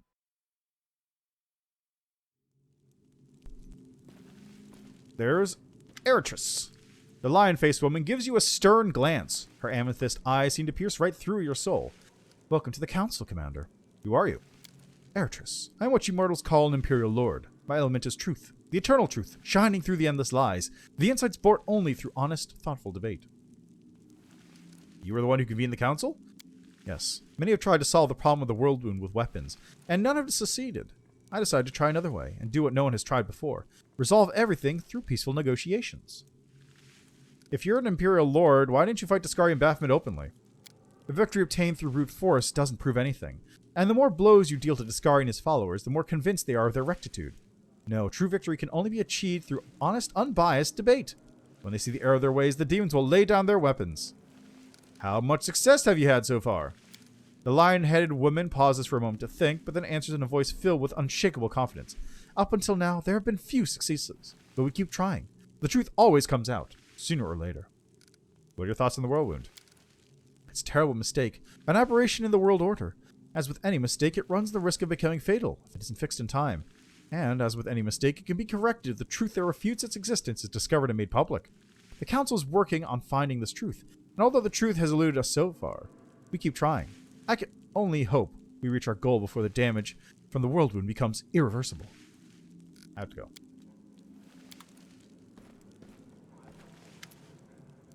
The creature's eyes are black voids, and his gaze holds the promise of both incomparable pleasure and endless suffering. He puts a thin finger, its black nail carefully manicured, up to his pierced lips and smiles suggestively. Well, are you glad you accepted my invitation? I, for one, am happy to see you here. Tell me about yourself. Words are boring. I prefer to show, not tell. But if you'd like to begin our introduction with words, well, I will bow to your wishes. I'm Sokothmanoth, a demon lord, prior of the Cathedral Thelemic. I grant my congregation endless joys and pleasures, even if their tastes are frowned upon by the more hypocritical masses. I try to remember something you've always wanted. A desire so shameful you can't allow yourself to even think about it. In my house, it will come true. That and hundreds more things you can't even imagine. You've heard this name before. Sokothmanoth, also known as the Silken Sin, is the patron of sexual extravagance and perversions. Moreover, he is also the brother and lover of the powerful demon Aticula, although you've heard rumors that the two of them have not been getting along lately. Aticula is your sister and lover? At the sound of her name, Sokothmanoth's face contorts painfully. She is no one to me. Less than no one. Please, don't mention that name without need. Let's talk about someone more pleasant. About me, for example. Or you, or even Cobblepoof. Those muscles. The broad, powerful wings. That strong back. I wish I could ride him. Ha ha. You're a demon lord. Why aren't you involved in the invasion? Why would I be? Of course, Baphomet is always welcome guest in my dominions. Sokothmanoth traces his finger across his lips with a dreamy smile. But the fact that he is a great lover doesn't mean I'm eager to participate in any of his schemes. Fighting, conquering, seizing my force. Oh, all my victories come to me of their own volition, begging to be conquered. What are your thoughts on the world wound? On the one hand, it's a disgusting monstrosity, meaningless carnage, so many boils and ghouls, mortals and demons, who could be making love to one another, are hacking off each other's heads instead. On the other hand... For a moment, Sokothmanoth's usual playful expression disappears from his face, as if the question has reminded him of something unpleasant. Stammering, he finishes quickly. On the other hand, the more chaos, the more opportunities. So, the whirlwind is a source of opportunities for what? Let's set the conversation aside for now, all in good time. Sokothmanoth's face darkens for a moment, but then with visible effort he fixes his charming smile back in place, and the playful note returns to his voice. I'll make sure you don't miss anything interesting, I promise. Why'd you invite me? You can be sure that I have plans for you, but now is not the time. When the moment comes, I will share them with you. I'm certain you will like what I have in mind. For now, though, go mingle. I did introduce you into high society of a sort. It's the highest society, honestly. You're handsome. How about some spending some alone time with me? Tempting the tempter. Sokothmanoth reaches for your face, but his fingers stop a hair's breadth from your skin. With a sigh, he reluctantly withdraws his hand. Believe me, I've been dreaming about it from the moment I saw you, but if we rush into this, it might interfere with my plans. Let's refrain. For now, dream of me. It will make everything sweeter once the dreams come true. I have to go.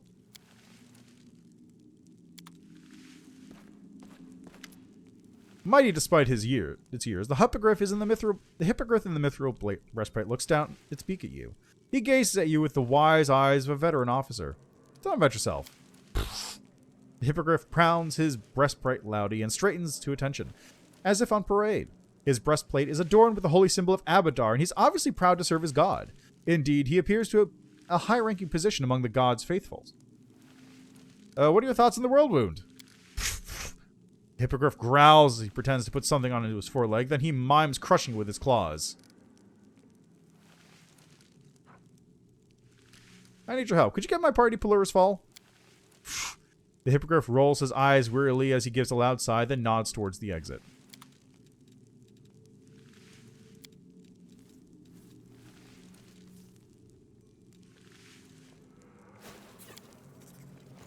Yeah, let's bring Woljif, I think.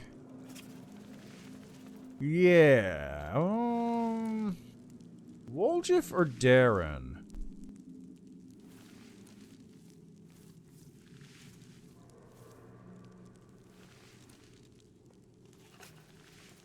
Ranged, ranged, front, front, front, front.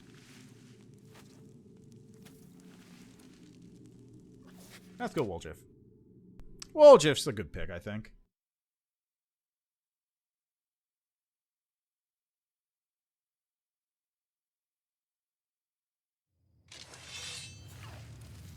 And also, while I'm at it, let's just level you up.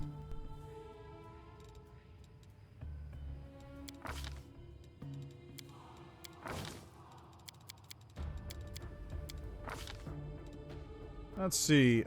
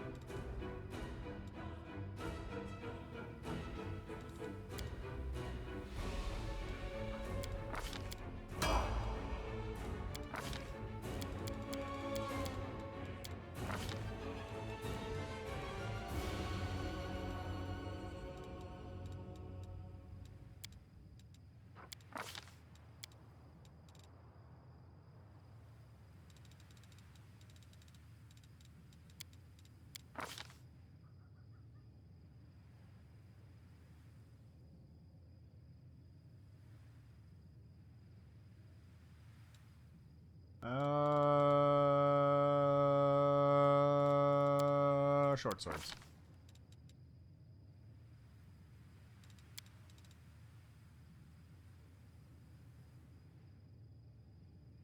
Maybe not control fireball. What about...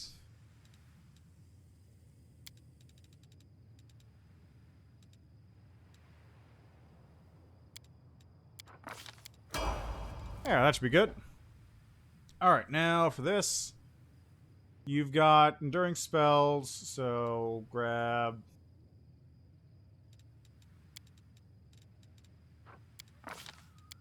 And Mythic 2 of Fighting. And... enduring spells.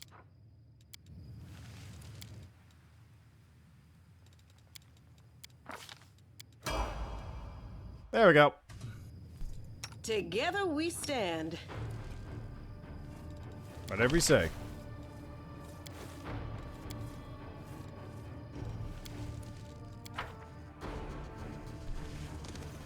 Alright, where are we going? There's some ancient Sarkorian whites over here. This will be quick.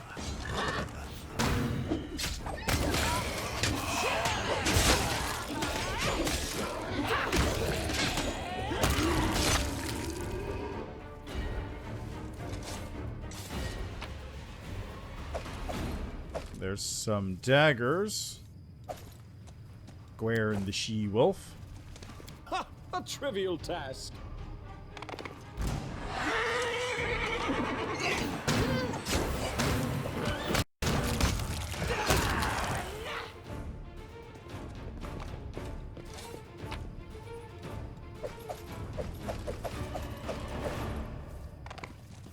Maybe I should get Death Ward on everybody. Do I have Death Ward? I will help where I can. You have 6 castings of Death Ward. 1, 2, 3, 4, 5, 6.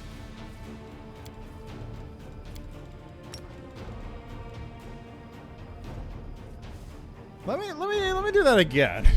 This time with Death Ward active, so I don't have to deal with negative levels all over the place. I also really need to get abundant casting on Ember soon-ish. We'll make things right. I think that's why I'm using its innervation. That's not going to be used.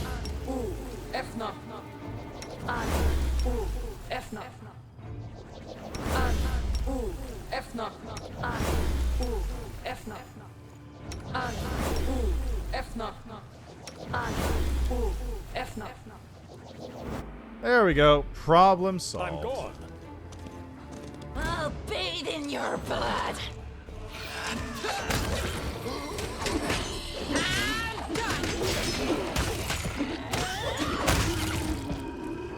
You see? Easy.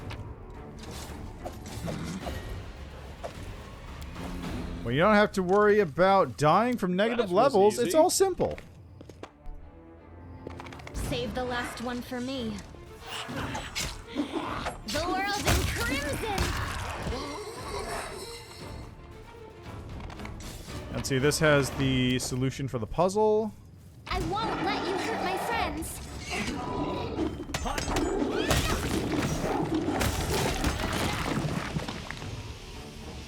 Elder Earth Elementals dealt with.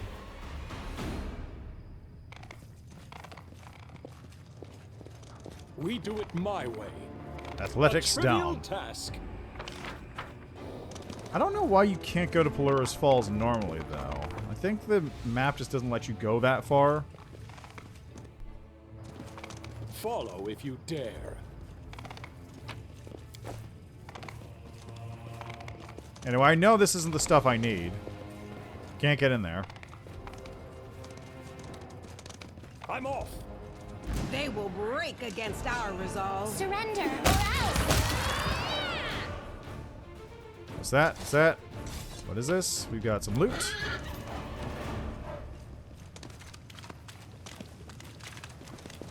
Do not fear. Greater Skeletal Champion Berserker. That's a name. It's just regular full plate, looks like. Can we retreat already? I'm sorry.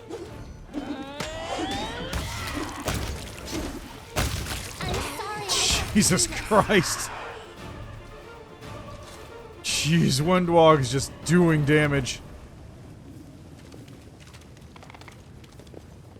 Windwog is taking care of business right now. It's ridiculous. Alright, here's this. Oh, there's the Sarkorian Stone Tablet. That's the one I needed.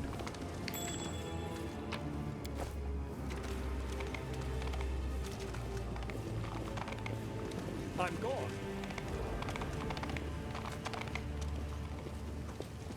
Might be trap, might be treasure. There's another dagger. Knowledge World. Ha! Remnants of a ship trivial that once task. bore a Sarkorian chieftain on their final We journey. do it my way. Is that it?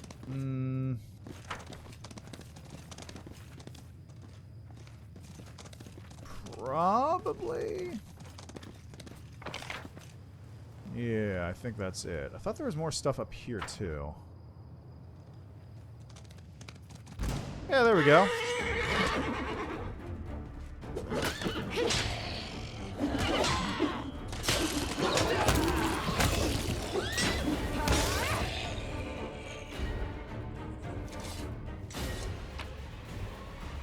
Alright, 3 more daggers.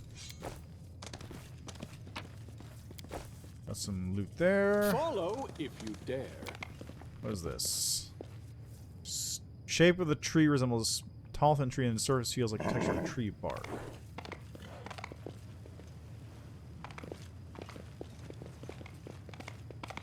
Ancient Sarkorian Wicket. I'm off. I will fight.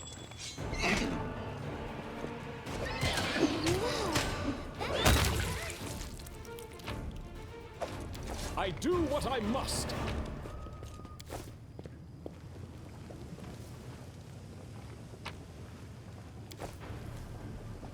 And that's that. This area is now cleansed of undead. I won't be back here until it's now full of demons.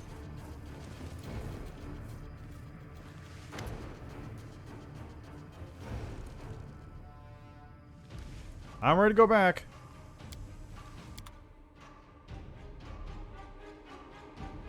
Maybe those whites would actually protect the demons. Protect the people inside from the demons. Who knows? Not me. We do it my way. Wow, nobody's here. There's Sakothbanoth. There's Sheikah. Oh, I didn't talk to Sheikah. The creature that stands before you is constantly changing, and only their basic humanoid shape remains the same. Their race, skin color, gender, and age are all shifting continuously, as if you're not looking at a single person, but a whole series of people constantly replacing one another. Hello, Commander. We were very interested to see you. Tell me about yourself.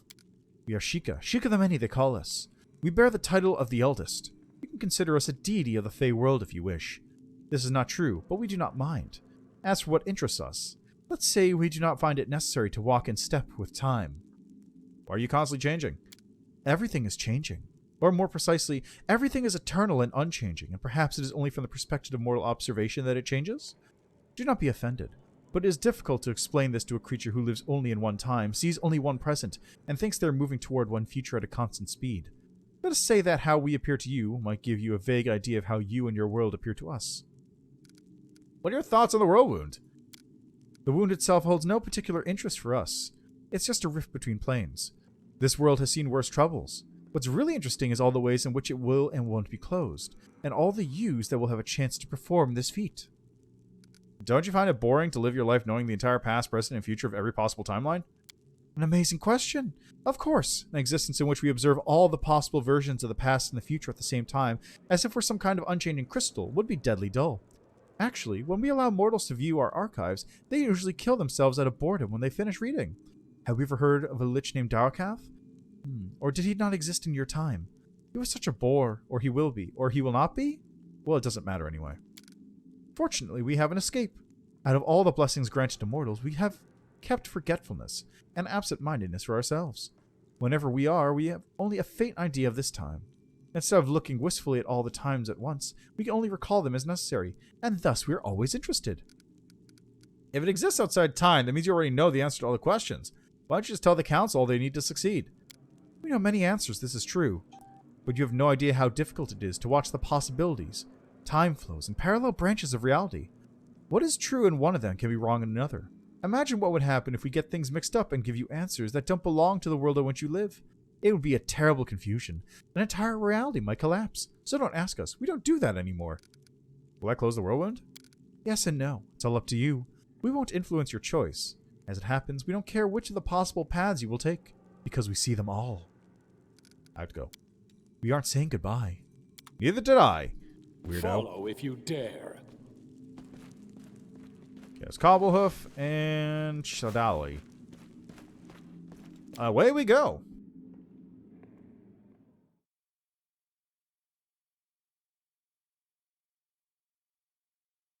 And now that that is dealt with,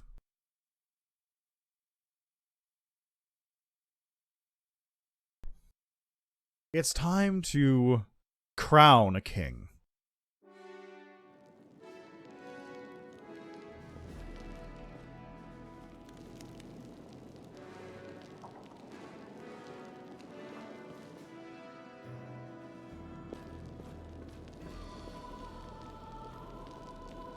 Oh, that's... seriously?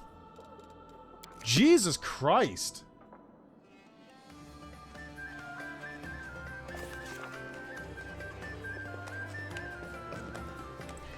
Like, the only... let's see, the only actions I've found so far were... God-related, the only action that was unique I saw was, when you talk to Staunton at the very start, and I chose Godclaw. And I got, like, a Godclaw answer for the gods had turned their back on me. So I got to, like, talk to him and say, like, no, you should just worship multiple gods like we do. That's the best way to do it. But I remember, like, specifically if you, depending on which other ones, you can also get different interactions there. So there was that. There was always a ton of interactions with Dampier, for whatever reason. Like, there was a Dampier special interaction for Lich, because undead, obviously. But then there was also a special Dampier interaction for Dragon, I think? And then for human, there's been a bunch of things where it's like, oh yeah, you picked a boring-ass human, idiot. What are you thinking? Like, there was one in that, I think it was that one where the dragon, in the demon path thing, where you're being summoned. Like the first one, where you get to unleash demon to pull it away from you. I think I actually had an option there, which was because you're a human, you're so bland that you're able to just overcome it by pure blandness or whatever. But yeah, they added so many small details. It is fantastic.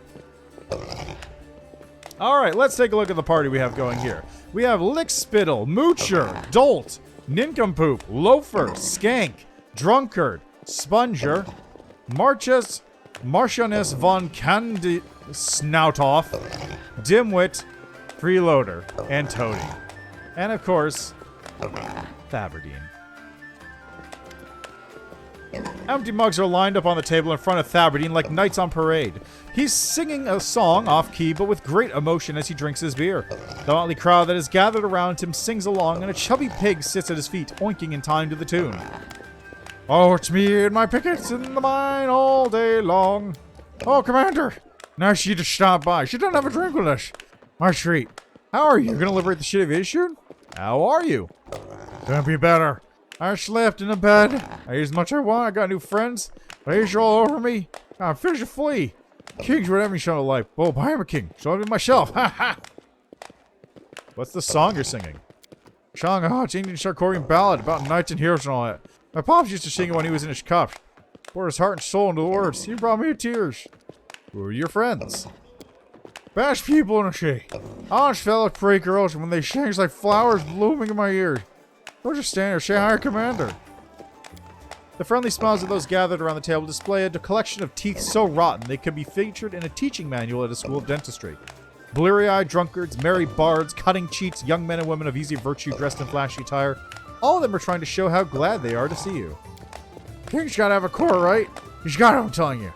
My son throwing is, I'll give all you know tiles. You'll be dukes and counts. I won't bow and say your grace. Tell me about yourself. I am. Thaberdine scratches his stubbly chin, thinking. I come from a great family. Blue blood, golden bones. All my ancestors can't drink count without hitting king or a duke. I was born Mended, but that's just because my grandpa, the old geezer, fled from the demons when the world went split apart and our course went kaput. Our family found a new thing to do in the strange land. Pops and Grandpa knew about horses. They were knights, you know. Mounted action, joust, race, that sort of thing. They drive me along too, put me to work in the sales. What's my thing, you know? Sound like King's job to write down bets, haggle with horse rustlers, muck out stalls. Disgusting, that's what that is. When I was a kid, I'd say I wouldn't live myself if I couldn't get my family lands back. I heard the news that you took dredging back from the demons, so everything bloomed inside me, bloomed roses and daisies. And the birds started chirping. I realized this was my chance. Took out my things and rushed here. It's a whole story. I got a stone tablet from Pulura's Falls. What do you think is written on it? Thaberdine gives a loud, startled hiccup and chokes on his beer. Oh, how? There's no way you could have got it. You're a commander. Been to workplace. Fine, I'll tell you. First of all, my name should be there. Thaberdine Quintismus Harfentel. I was born, my name appeared on a stone tablet. It's magical. You've forgotten that, have you? Before me, there'd be my pox, Bagdil the Ugly Muck. You know, that's not what they call him. There's a son. His full name is Bagdilian Uglimus Harfentel. Before him, there was a grandpa, the one who fled from demons. Gestional Gazirius Harfentel. I know all by heart. I can list every single the founding of Sarkor for my grandpa. There's King. Thaberdine's yellow eyes shift around the cavern.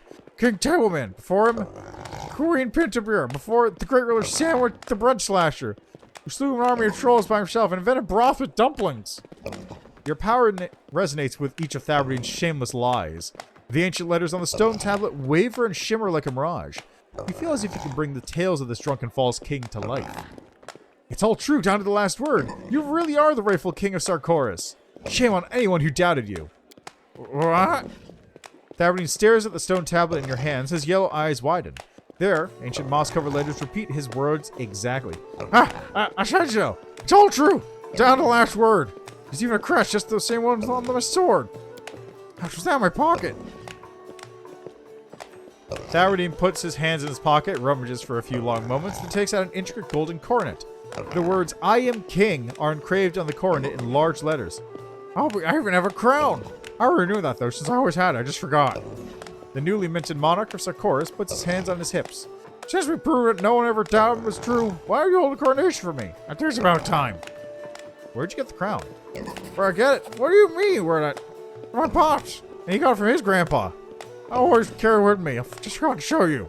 Thaberdine scratches his head as if uncertain of his own words, but then drowns his doubts in a gulp of beer. Right, so I've been here because I'm a real king.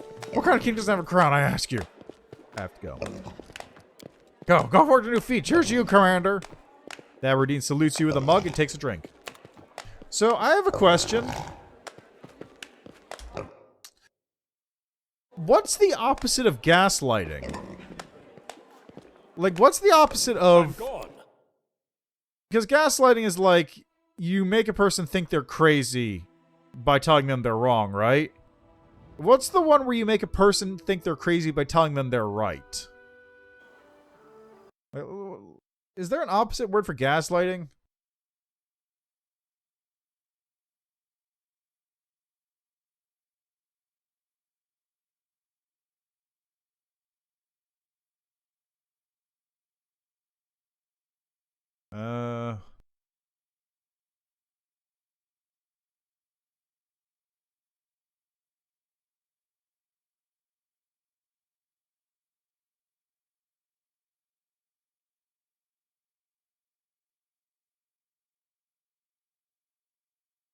Empowerment, I guess? Reaffirming?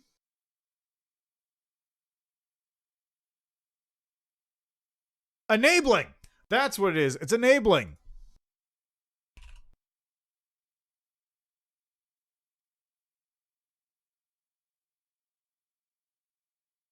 I'm an enabler. We do it my way. Anyway, Pulura's falls are now taken care of. Time to coronate. Time for the coronation. Well, almost time for the coronation, I should say.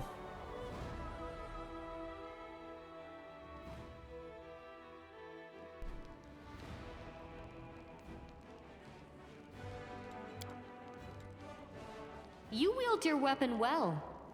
Watching you in battle is a pleasure. Combat is not a circus. You should watch me less and watch our enemies more. You tell her, Regil.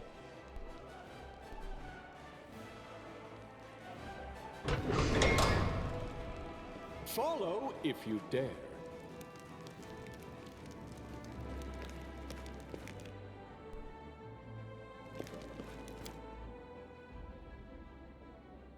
Okay, so what is this under? Is it under leadership?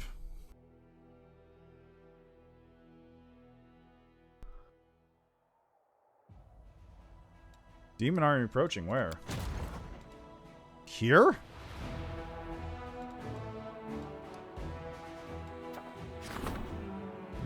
Which one's being enacted? Okay, that's fine.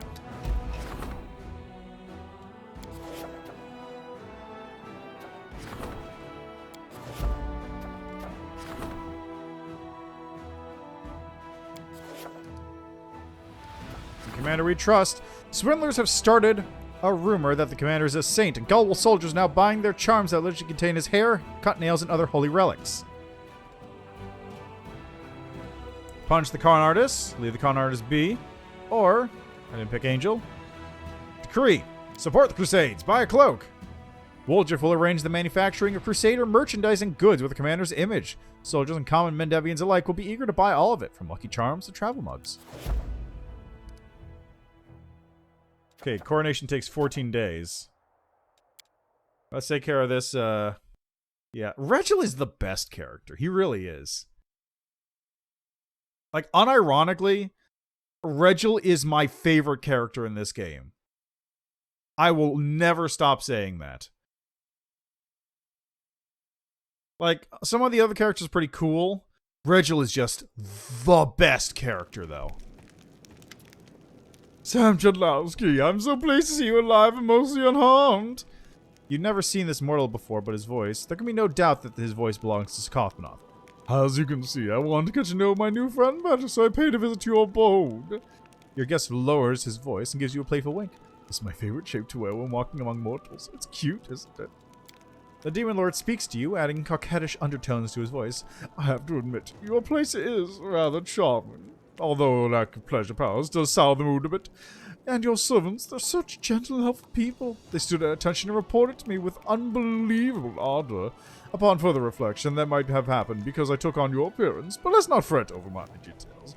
While I was out walking, I heard several complaints addressed to me, and in this case by me, I of course mean you. A complaint is basically an invocation, and let's just agree that they were officially prayers to me. I really must intervene on behalf of my new worshippers. The essence of these appeals is as follows. Your officers have grown sick of fighting. To be more precise, they're sick of fighting and not doing anything else. I can certainly understand the frustrations. Even soldiers have a right to a personal life after all. I suggest that you allow them to pair their duties with something more exciting. Or at least profitable. Sakarthpanath, you decided to switch careers and become my advisor? How extravagant. A demon lord advising the Commander of the Crusade. A wonderful jest. But no, I'm not serving your headquarters. I'll make sure all of your soldiers have no gruel. That's too much work. I'm simply going to keep an eye on you and you occasionally dispense valuable advice. What should I care what soldiers do with their leisure time? Care? Ooh, what a nasty word. What I'm trying to say is you can benefit from their boredom. Let's make them do some crafts in their spare time, and then pocket the money. I'm sure they'll enjoy the process as much as you're going to enjoy the result. Or teach them some kind of games they can develop their talents. Blindfolded knife tossing and subordinates. High jumping over pikeman formations. No, those ideas won't do. They'll certainly amuse the officers, but the solution is too radical. How would a mind game to sharpen their wit and develop strategic talents? Let's see. All units provide 1 times unit number gold per week. Board game disaster?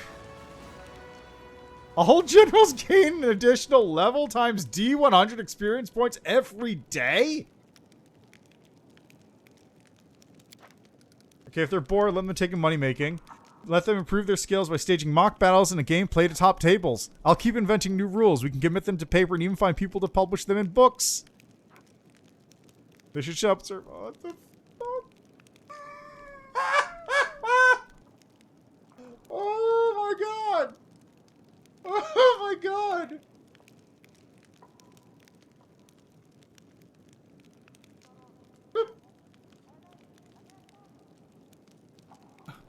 Okay, so my options are...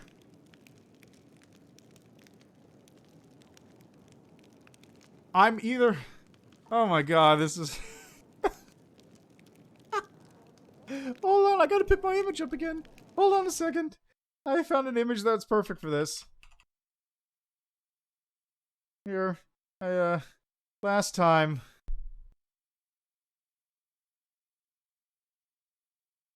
Oh, where is it? Last time I had this image in my head every single time I read any of the trickster powers, and I just wanted to share this image right now because this fits my mood perfectly as I play this game. There it is. There's the image.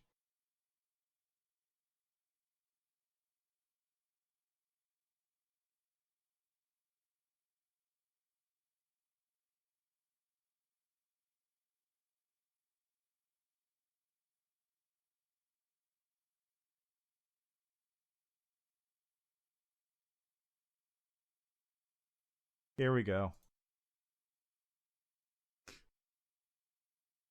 This is how I feel every single time I read any of these trickster things.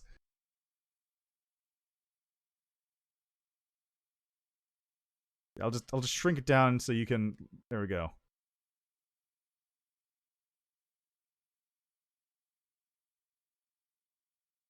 This is me right now. This is how I'm feeling as I read this nonsense. God.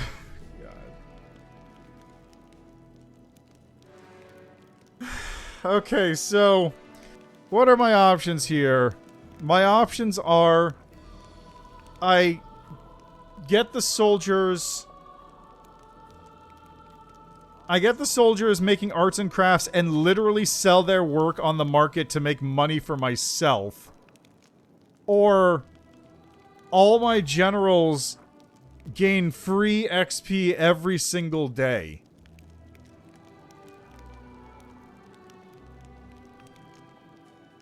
By playing Pathfinder. They just get to play Pathfinder the entire time. Oh, God.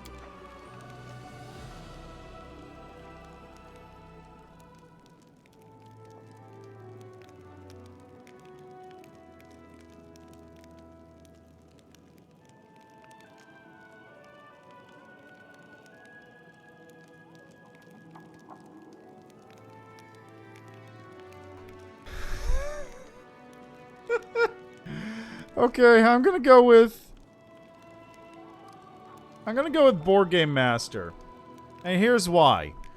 If last game is anything to go by, I am going to be swimming in cash by the end of this. I don't need to have thousands of gold per week from my army. Although really it's more like a couple thousand. This would be better if I had Lich. And then also, this means that I can just hire generals and have them hang out and they'll become better. Just for free. That's every day. Every single day, they get level times a D100 worth of experience points. Yes. A splendid idea. It's amazing that nobody thought of this before. I'm sure this exciting activity is going to spread all over Galarian, and even the esteemed members of the Pathfinder Society somewhere will amuse themselves by playing it. It's so much fun to be around. I'm going to be back once I think of something else for your soldiers to do.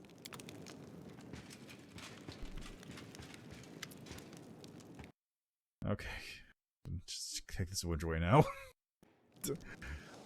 Hail, Commander. Mission to report. Although desertion has been halted, not everyone appreciated your methods. Circle of discontents formed, called the Wary. Yeah, it's so good. It's so good.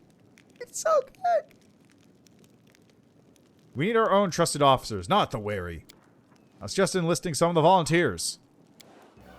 We need those who know the meaning of honor. We will call paladins and knights from reputable orders. Officers who are unworthy of their rank can always be replaced. We can identify experienced sergeants with reliable records of results, then promote them. Mendev is full of promising youths who were overlooked when their seniors were promoted to serve in your army. We can call them here, award them with rank, and they'll be grateful to us until the end of their days. Why exactly are the Wary unsatisfied? Words of Sealand or other faithful did their job, for inspiring the formerly doubt-filled. However, the more cynical officers grumble that preaching doesn't fill empty stomachs. Can't judge them for refusing to fight for pretty words. Tisk tisk. But since they're bad-mouthing us, I will have to judge the scoundrels after all. Shame on them. So they're expecting bribes? The opportunists. And one more thing. I apologize if this sounds disrespectful, but these are the sentiments within the ranks. For an entire century, the Queen was the face of the Crusade.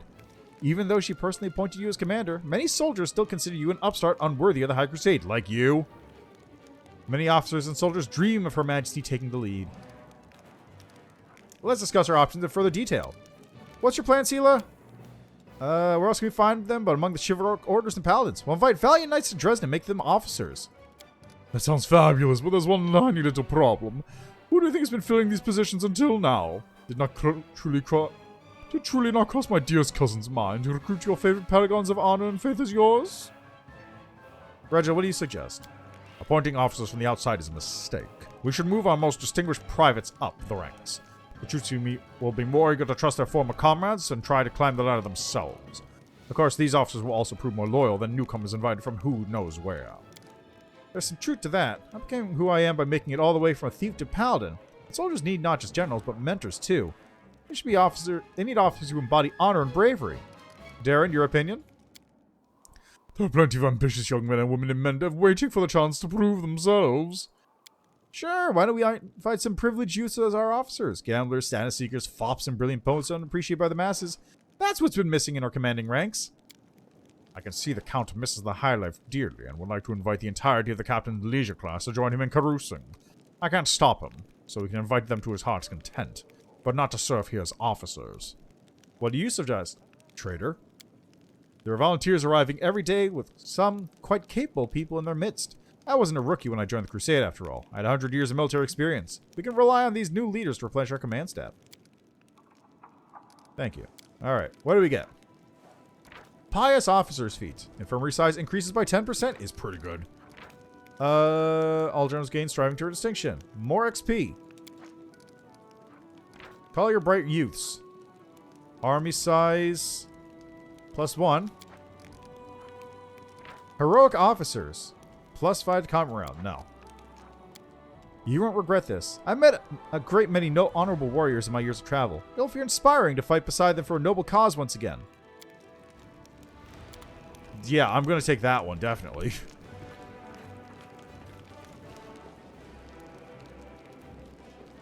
Alrighty, what to take care of now? Coronation's coming along.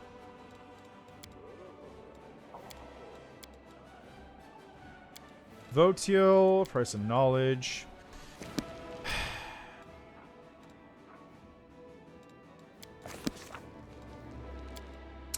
Can I get to Blackwater right now? Because I might as well clear that place out while I'm here. Get the Stormlord's Resolve nice and early. How far is Blackwater? That's Scrubland. Where's Blackwater again? There's Blackwater.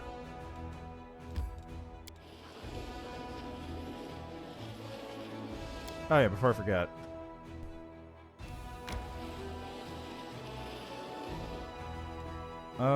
I need to open up the path to the Scrubland and the bend of the river, so... 1, 5, 39, 83, accept.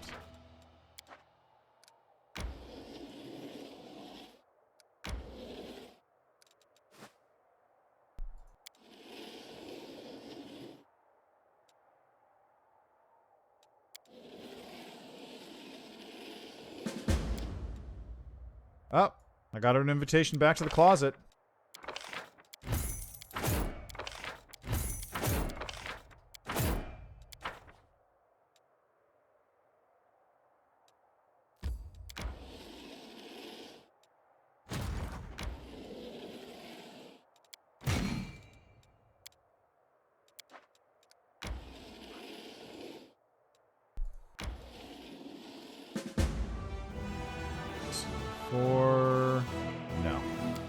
Too many losses.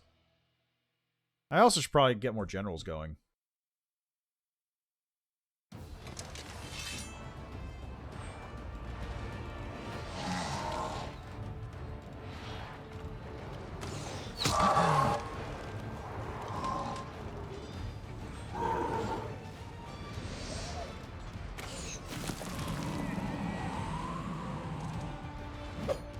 Nice.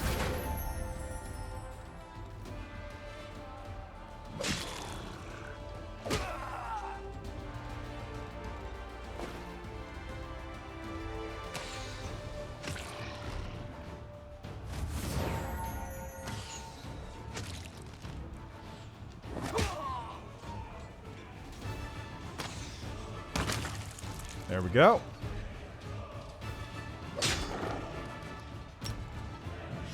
And down. No units lost.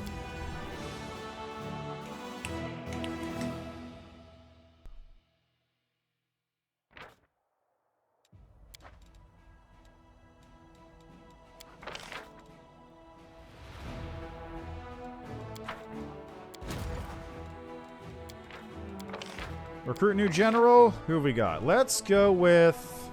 I already got a mage. I'm going to recruit...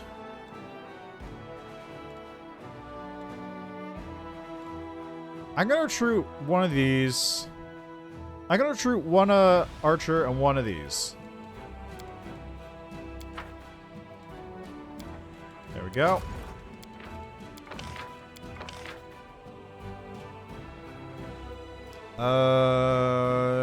Who did I just recruit again? I recruited, right, a warrior, so I want to get an archer now. Defensive training, weakening trap, hunt. All enemy infantry, ranger cavalry units receive the same siege ability. So poisons.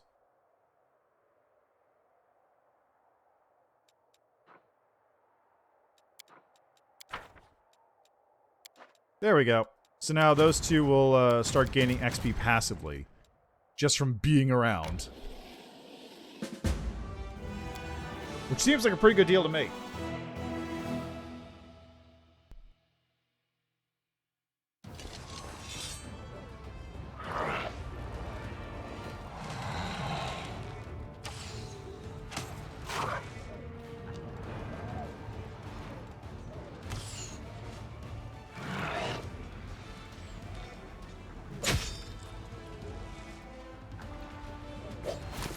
There we go.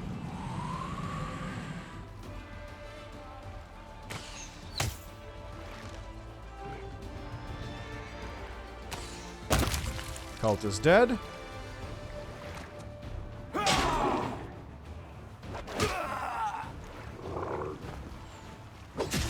that'll kill between one and all of them.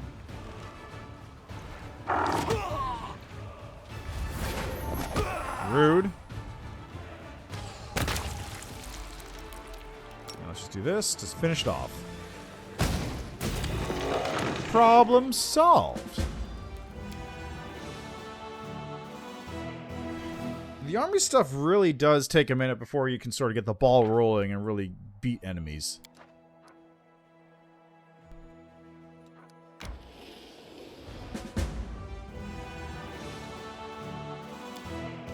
Like, once you get it going, then you can really start just plowing through zones, but up until then, it's a bit of a struggle.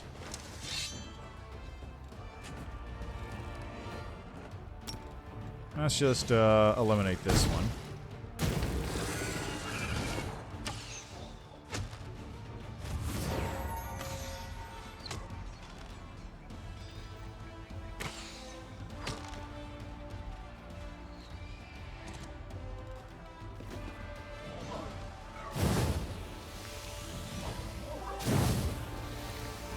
Okay, guys, chill.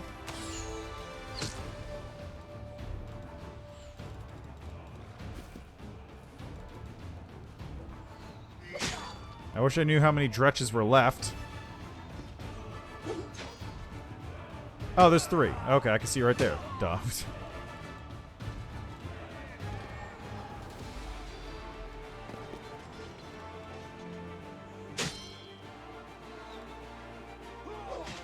There we go. Easy peasy.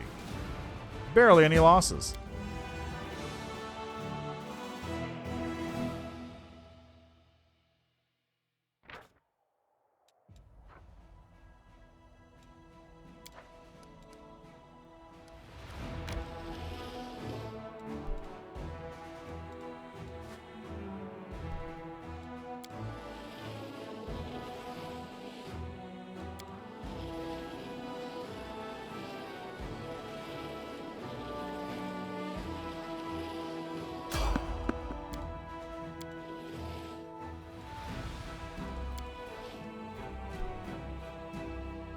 Okay, we're getting close to Blackwater.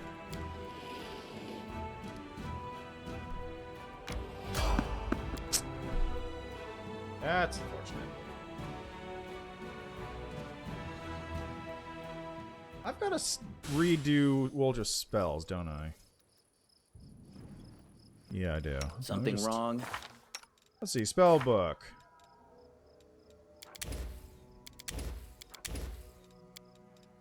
Let's see. Da-da-da-da.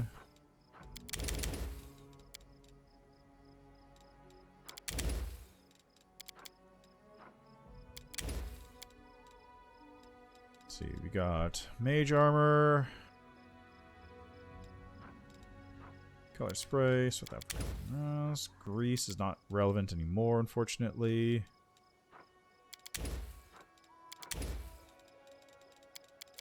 That seems good. Camellia is sorted.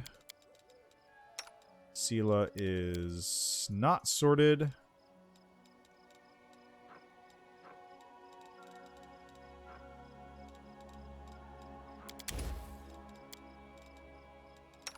That's spontaneous, no casting. This is spontaneous trickster casting, I guess.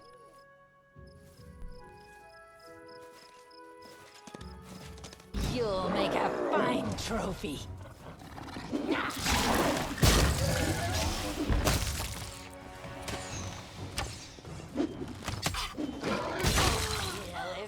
you! Or at least the horse is having a good time over there. I'm off. Where's the exit? There it is. Look at those two little pets just coming around. You got tiger and you got little pipe fox. Yeah.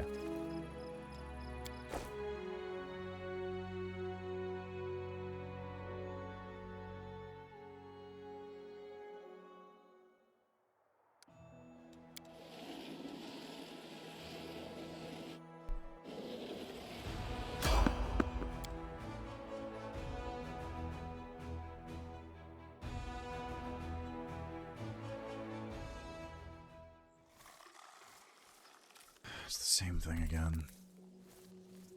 If I just come right over here, I should be able to just... Oh, this will demon be over here. quick.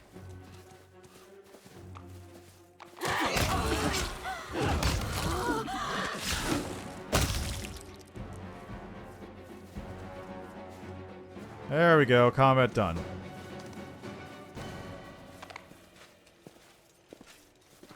Look, I'm tired. I've been traveling for a day. I want to take a nap.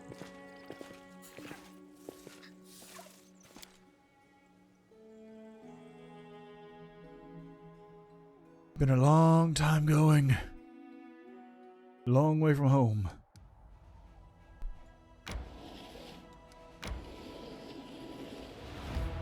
There we go. There's the demon army.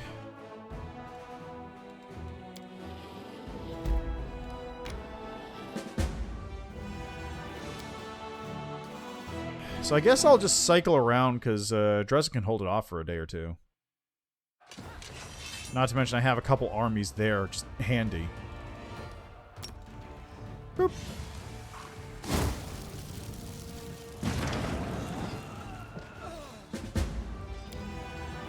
That was easy.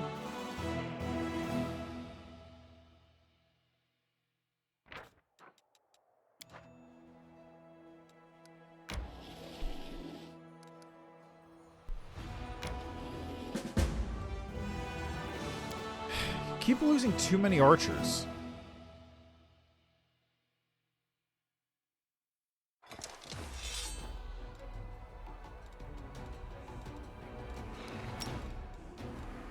Get rid of those. There we go. Get rid of some of these ghouls. Those are the problem one.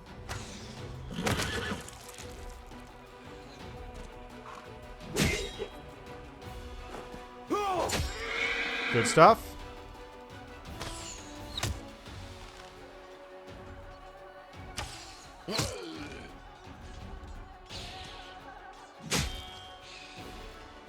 Between summer... Yeah, look at that!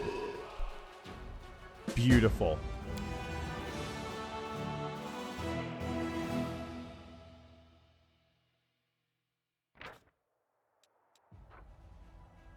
Ah, Faultless Daybreak.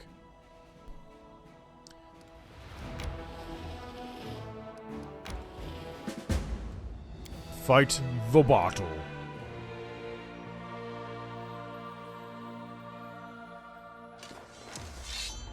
Okay, we got a fire elemental here.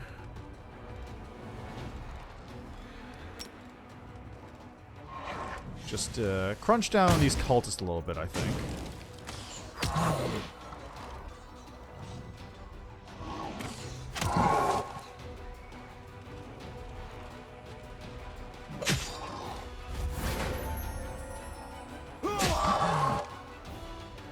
And down.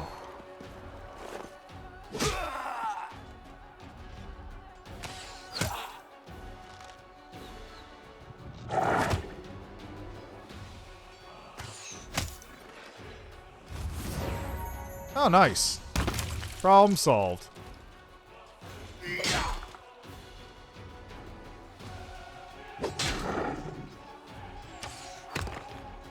It's like hitting a rock.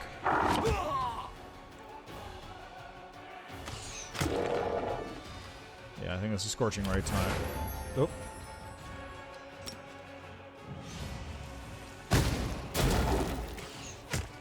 Definitely scorching ray time.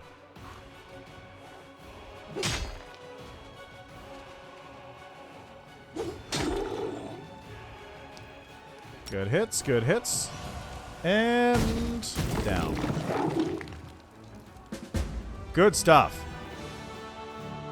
And that's why you boost up your infirmary, so you never lose units.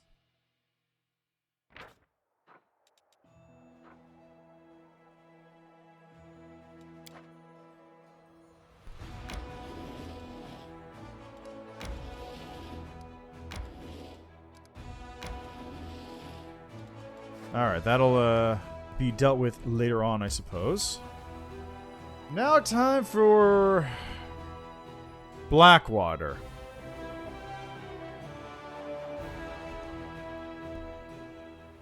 This zone is pretty awful, except for the singular magic item, which is of note here. The Stormlord's Resolve is I would like one of the best items you could possibly get for a blaster. Magpie baked a bad pie, dropped it flat, made the sky cry. Dropped the second, made the rivers dry. Dropped the third, now we all die. Thanks, Ember.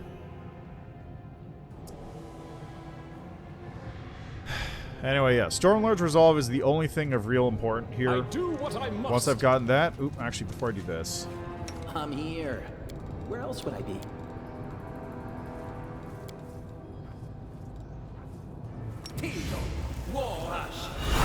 Is that 24 hours? It is. Perfect. I'm gone. Wand of Call Lightning. Okay. So that's what they have that there A for. bright future awaits us. They have it there so that you don't have to worry about lightning immunity, which you still do.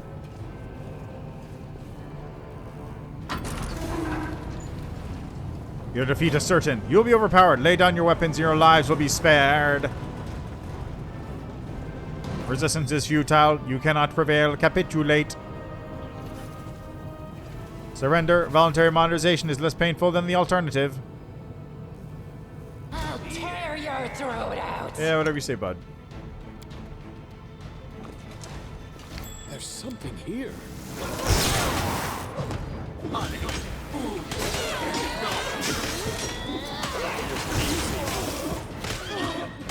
Interesting.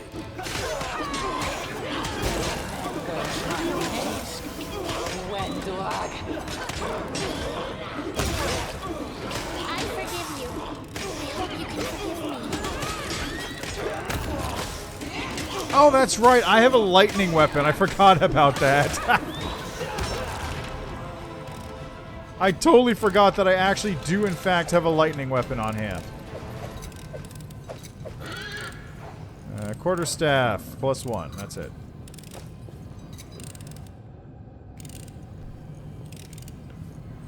Doors controls. The gates before you look sturdy and well built. The new metal doors are completely smooth and devoid of any keyholes or other locking mechanisms. Next to one of the doors is a small panel covered in symbols. Examine the gates.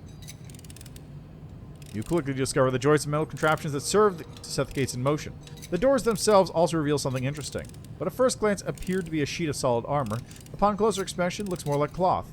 The armor is made from extremely fine gray fibers that have been very tightly and skillfully fitted together to create a single fabric. Judging by the material's unyielding hardness, this is the sky metal known as adamantine. However, the darker matte color suggests it is more likely an alloy of adamantine in its type of steel called glaucite, a much cheaper substance, but also not quite as tough. You notice interspersions, yet another material along the gray fibers. Flecks of pale green that appear more crystalline than metallic in structure. This is probably Noquil, another sky metal, an extraordinary crystal that can be forged like iron and that has the capacity to resist magic. The creator of these gates must have wanted them to be a truly indestructible barrier. You use a knife to pry off the panel and discover a multitude of metal strings beneath. You sense there is an elegant purpose to this seemingly chaotic tangle, as if some mechanical spiders have spun a delicate web. You touch one of the strings with the tip of your blade and watch as 8 green lights spark to life in the dark, like the beady, hungry eyes of an arachnid. In the flickering light, you spot a small object deep inside, completely blackened and melted. On closer inspection, you realize that it is a finger bone that has been severed and burnt to a crisp. It probably belonged to the last person who tried to open these gates before you. The crick-crack of tiny metal legs prompts you to pull your hands away from the panel. None of your strikes leave so much as a dent on the doors. The metal's simply too strong and unyielding. The symbols on the panel react to your touch, lighting up with a brief metallic sound. Every symbol you touch stays illuminated for a little while, but when you press 3 in a row, they fade with a sharp, unpleasant sound that makes your ears hurt. 6 symbols adorn the panel buttons. A triangle, a square, a circle, a triangle, a square, a circle, and a dot, a rhombus, and a dot. Examine the buttons closely. One of the symbols, the rhombus, you notice a bloody fingerprint. The smudge, that almost fade entirely, instantly gives a sinister cast to the spread.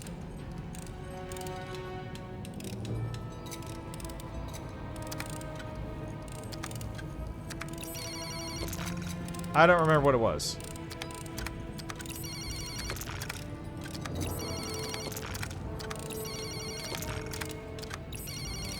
Yeah. I'll come back to this. I know the code's someplace around here.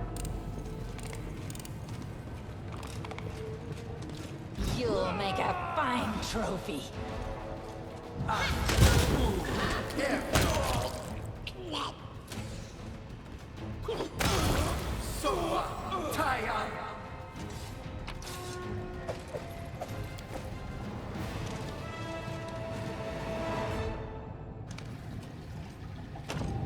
Present the passkey to unlock the gateway. I feel like this must have been updated too. It's slightly different than it was before. Alright, that's where I need the lock cutter to open it. We do it my way. The text is actually different there, it looks like. It's not quite different, but feels like it is. Another wand of Call Lightning, in case you missed out on using the first one. The heartbeat quickens. I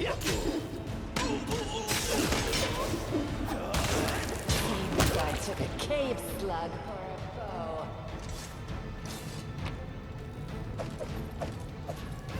Shock Longsword, Greatsword +1.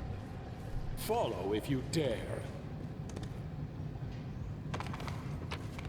There it is. Flaming Lockpick and Flaming Lockpick Fuel. You can handle them, right?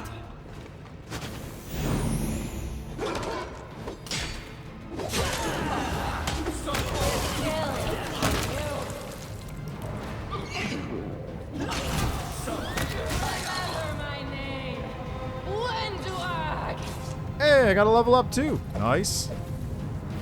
Then the quarterstaff. What do we have here?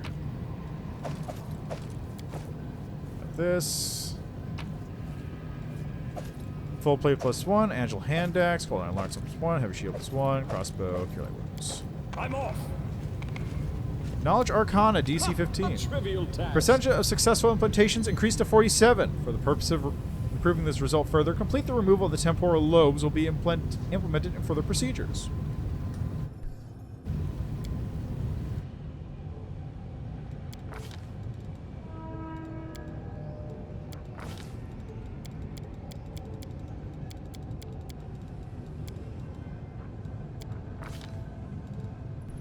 Alrighty. I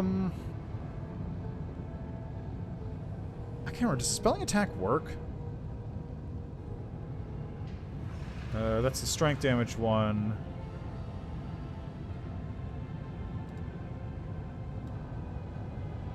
Wearying Strike. That's the one I wanted.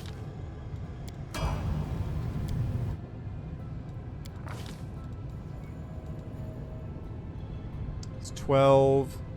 12, 16... 12, 16, 20. So I have 3 more points. I guess strength?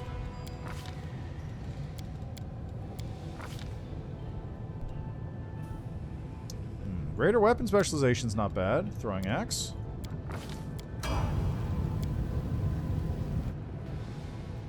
More levels in Arcane Trockster.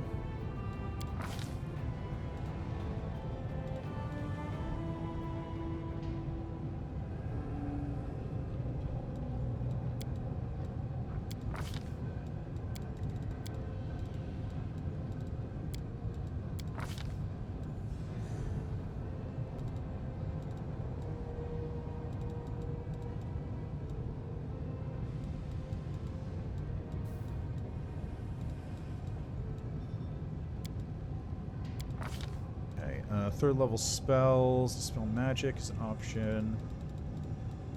Vampiric touch. Dude, that's not bad. 10 hit points.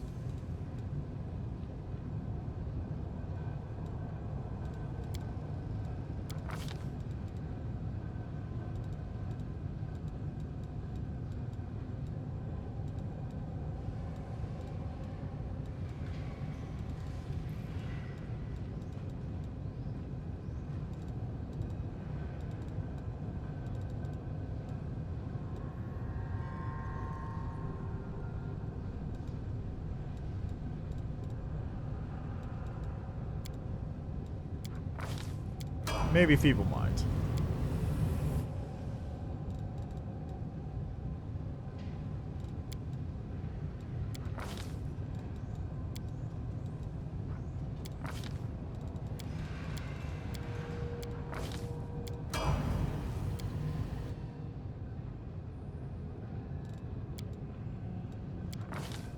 I like how she can take Assassin here. just notice here. Only current value undetectable, but you have to be evil to take Assassin.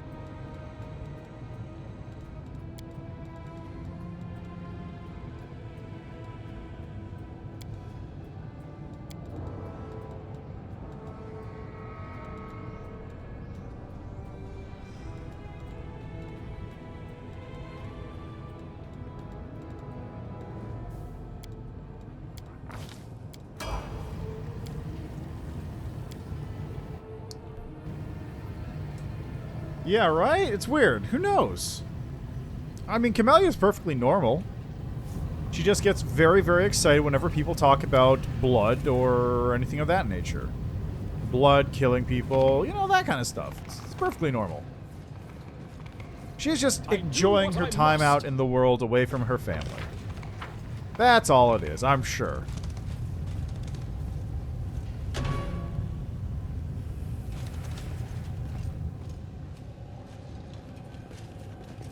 Okay, now I know there's a... There it is. Alright, third symbol in the code is a space, a circle with a dot.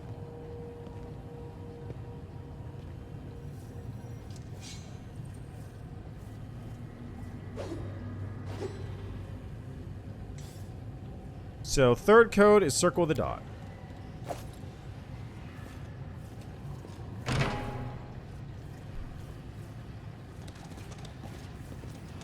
I'm gone.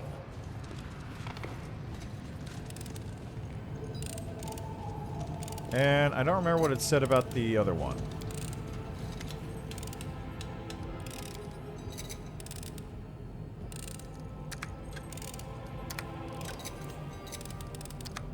So it's something 4.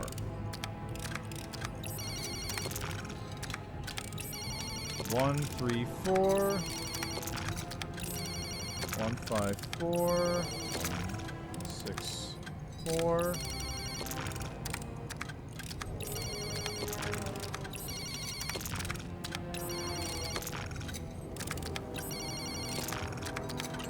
Two, 5, 4.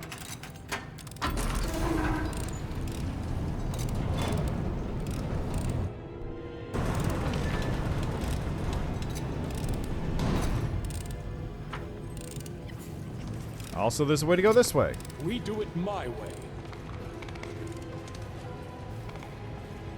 Didn't actually remember this being here.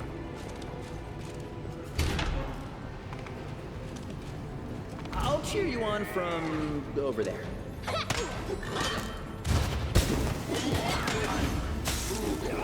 Oh, that's right. There's guns here. I forgot about that.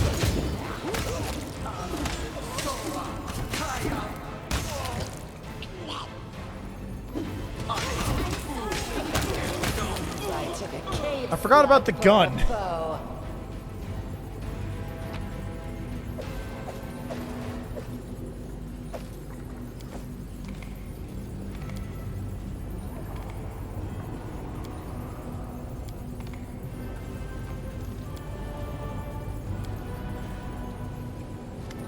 Whoop. One of the enemies you defeated is still alive. Despite the gravity of his wounds, he keeps trying to stand up, though to no avail. You now have a chance to inspect him more closely. His body is covered in clan tattoos, and it looks as if the top of his head was struck clean off by a mighty blow. A strange, barbed object resembling a crown or circlet adorns the warrior's forehead. Long, thin spikes project from the circlet into the gaping wound, piercing straight into his exposed brain. What did they do to him? Narrowing his eyes, Graber surveys the fallen opponent. I've been hunting monsters for years, but never clapped eyes on such an accursed thing as this. I thought I'd seen everything there was to see in life. Close examination reveals a truly gruesome sight. It's clear the warrior's head has been mutilated deliberately and with surgical precision. The top of his skull has been sawed off, and numerous thin metal spikes have been sunk deep into his exposed brain. Every now and then, one of the circlet spikes begins to glow slightly, and a flash of lightning runs along its length, causing the body to make another convulsive attempt at standing up. Judging by the appearance of the other guards in this place, they all have been subjected to the same monstrous procedure. Amazing! Such elegant work! Such an imaginative use of the galvanic effect! Then he pulls out a piece of paper and starts sketching, mumbling in excitement. Very promising, fascinating. Though it require additional equipment to mount the rod into one's own brain. A system of mirrors, perhaps. As soon as you lay your hand on the warrior, a monstrous, abnormally high-pitched howl bursts from its mouth. It's unclear how his vocal cords can even produce this horrible sound. The soldier's body revolts with a spasm, and the circlet on its head begins to glow. Warrior, can you hear me? The wounded Sarkorian ignores your words, single-mindedly focused on his attempts to stand up. He seems not to notice you at all. Touch the strange contraption. As you touch the sinister-looking circlet on the warrior's head, one of the metal spikes embedded in his brain breaks off with a twang. It seems it was damaged in battle, and your moment destroyed it completely. The Sarkorian instantly freezes. His lips grow pale, whispering, Master, I can't hear you anymore. Command me, Master. Who are you? The wounded warrior turns his face toward you, but his eyes seem to be looking through you. Master, I hear you once more. Command me! I'm the first line of defense. I'm the keeper of the mission. I'm a function materialized, a command executed. What is your name? A name is a lie. A name is unnecessary. A function is all that is needed. A command is needed. Who gave the order to attack me? You did, Master. You issued the command. You assigned the function. I have not executed it, but I will. I need the code for the gates. The knowledge of how to proceed deeper into the camp is a matter of security. My function is specifically not to know the code, so that I am unable to divulge it. I've forgotten this knowledge, as you instructed, Master. Figure out how it operates. After inspecting the circlet, you feel like you understand the basics of how it works. Even though this is your first time seeing this machine, the principles of magic are universal, and you can intuitively predict the consequences of your tinkering. With a knife in hand, you carefully pull out another wicked spike, causing the wounded warrior to flinch and raise his empty gaze toward you. The wounded warrior, with an uncertainty in his voice, declares, "Their prohibition is lifted. The function of defense is no longer essential. I am ready to reply, Master. The access code is pyramid." Gruesome circlet on the soldier's head begins to heat up rapidly. This melted metal seeps deep into the mutilated soldier's burnt flesh, but he faces his death with complete indifference.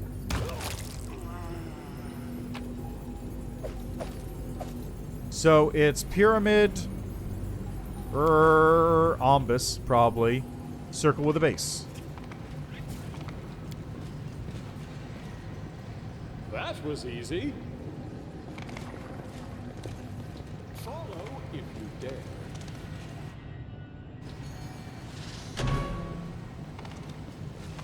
Oh, these guys.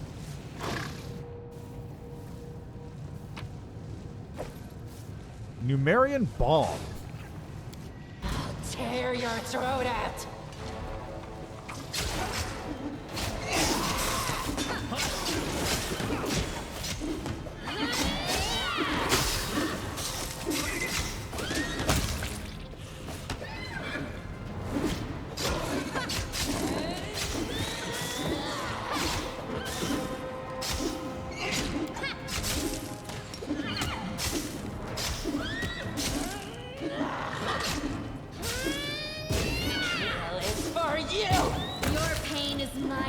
There we go.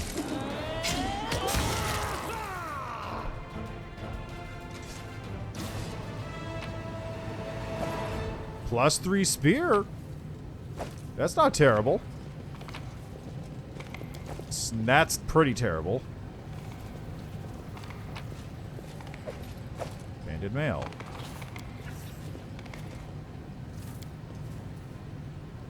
I'm off. Now Hey, what loot. is that? Nothing.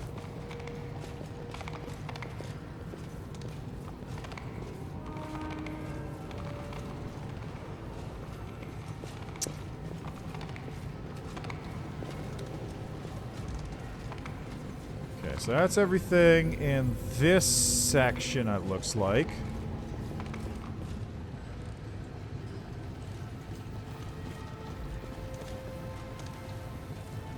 I do what I must. That's that area cleared out. I'm pretty sure I cleaned... No, I didn't clean this area out because there's those 2 doors here I did not go through. Ah, yes, that's right. You used the thing for that. More lockpick fuel. Scream of pain. Thundering burst.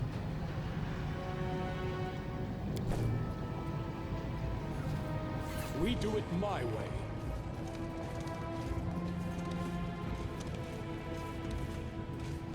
I believe I need to kill the mid-boss for that one.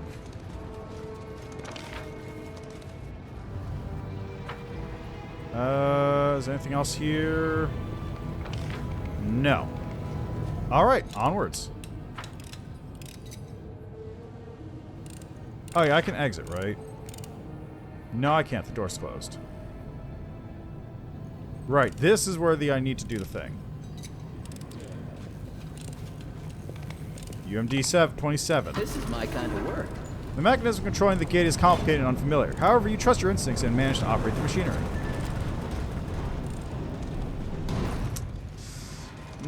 I wonder if they fixed that. Because it's possible to actually get trapped in here. Not for me, clearly. Because I have dim door and all that stuff. But if you fail that check, it is possible to get trapped in this building if you don't have dim door. I think... Yeah, that's why they have the scroll of dim door mass right there, so you can actually escape. I'm off.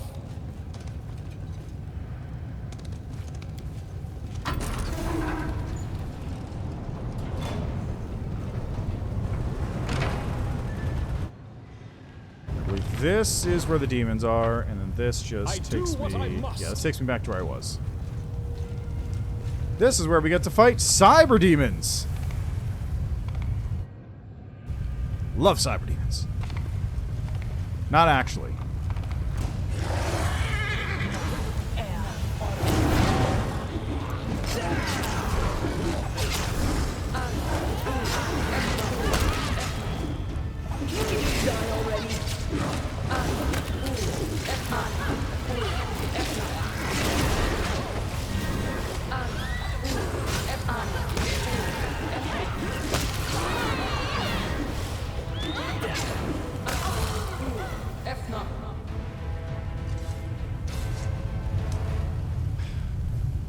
Doom guy is in the abyss. I don't remember if I told the story on stream before, during the normal streams. I had a game where I was running Reign of Winter for a party, and in the second to last book, which is probably the best one, I feel like that's actually a pretty standard thing, come to think of it. All the second to last books of APs seem to be like the best parts. The last one was just like, oh, we have to finish it. Anyway, the combat involved, or the book involves going to Russia and fighting Grigory Rasputin, right? Can we retreat already? And in addition to doing that, you have to fight a bunch of actual Russian soldiers using, like, assault rifles. It's real goofy. You're flying around throwing fireballs, and they're just firing at you with fully automatic weapons.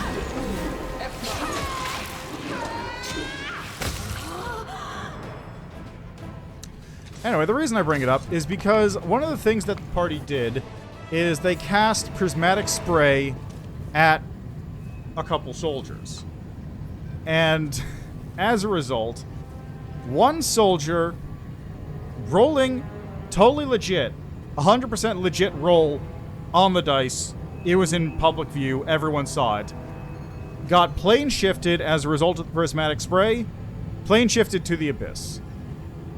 This was a totally legitimate roll. Now, I had plans at the time to actually run Wrath of the Righteous following that campaign's closure. With the same group of people, in fact. Well, most of the same group. And that means that in the next campaign, canonically, there was a Russian soldier armed with assault rifles who was in the abyss fighting demons. Legitimate. Pretty good, aren't I? So, Doom Guy existed in my campaign world. He was from Russia, and he was armed with an assault rifle and a lot of grit and gusto. And also a BFG. I don't remember how I did the BFG thing. I remember mechanically what it was, but I don't remember exactly how I worked it out in game, like, rules.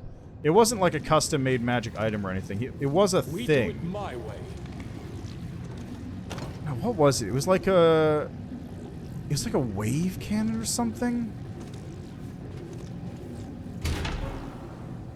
Follow a test of my ability. Let me see here. So it was a wave cannon Pathfinder. Because there is like... No, that's Starfinder.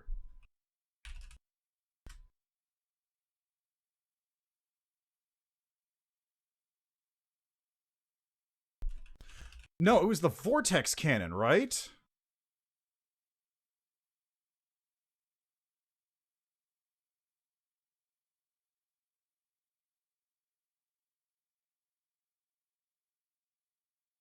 Vortex Gun. That was it. So there's a weapon in the technology guide called the Vortex Gun. It costs 182,000 gold. It's two-handed. It's a ranged weapon. It's exotic. It counts as heavy weaponry. Weighs 15 pounds. Has 8d6 damage. 10d6 medium if you're... It's 8d6 small damage. 10d6 medium damage. Force damage. 19 to 20 by 2 crit range. Its range is a 100-foot cone. And it has 3 shots. Each shot takes 10 charges, and it has a total of 30 charges available. The Vortex Gun looks like a sleek shotgun with 3 barrels arranged in a triangular formation. When this weapon is fired, the 3 barrels release a beam of gravitons that spiral around each other to create a 100-foot-long cone-shaped vortex of devastating energy. This energy tears, crushes, and twists everything in its path. Being struck by a Vortex Gun induces overwhelming vertigo in living victims. A living creature damaged by a Vortex Gun must succeed at a DC 18 fort save to avoid being nauseated for 1 round. A critical hit allows the user of the gun to attempt a trip combat maneuver against the target. This attempt doesn't provoke attacks of opportunity. Flying creatures struck by a Vortex Gun are affected as if they were struck by a hurricane force winds. A creature protected by a force field takes no damage from a Vortex Gun, but must succeed at a reflex saving or be shot automatically, depletes all of the force field's remaining hit points. It's basically a BFG. And I just said, like, you know, Numeria is kind of involved in the world wound area. Maybe a Vortex Gun just happened to fell into the abyss. And maybe our Russian Doom Marine here just happened to... Actually, it wouldn't be a Marine. It would be like Doom Spetsnaz or something. Maybe he just happened to find it while he was escaping. So now he's equipped with a fully automatic rifle, a shotgun, and a BFG. I'm just saying. It's not completely out of possibility. And that's the best part.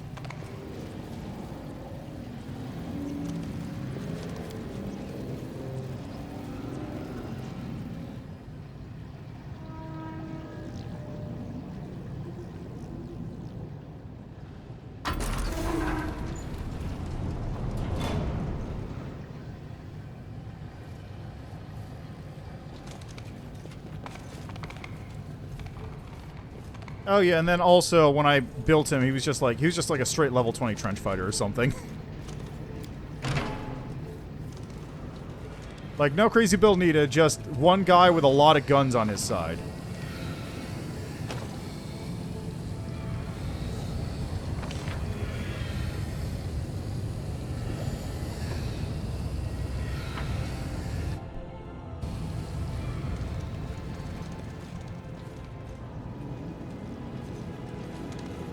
I'm off.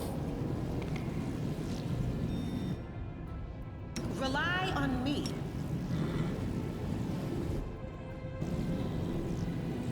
My tail is restless. Into light the ends fray. here. The light. Take you. I win. The inheritor. Guide my blade. My name, Wendog.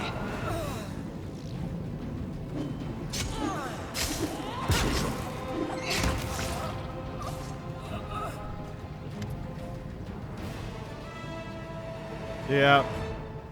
That's mainly the reason, like, yeah, Pathfinder is a broken, janky mess with a lot of weird rules things and, like, an incredible amount of bloat. But also, that incredible amount of bloat does mean that if you know what you're doing, you can build literally anything in the game. Mechanically. You don't even need to, like, it's maybe not that open, but you can, like, do an incredible amount of stuff in Pathfinder without ever having to resort to third-party materials or refluffing. Refluffing solves, like, 75% of the rest of it, and then on occasion, somebody will have a third-party ruling that just lets you do stuff. Like, I talk about my Bloodborne Hunter build.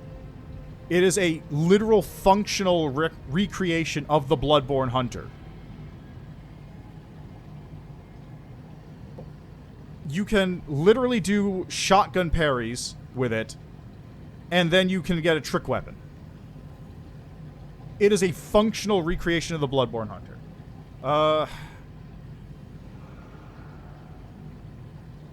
It's just... That's probably my, like, crown jewel, honestly. The Bloodborne Hunter build is the best one I've ever made. You can make wheel skeletons. Wheel skeletons are fully possible in the game.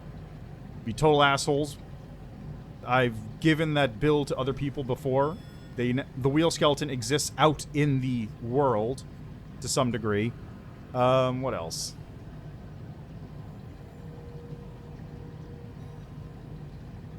There's my poison character, of course. Gotta love poison guy.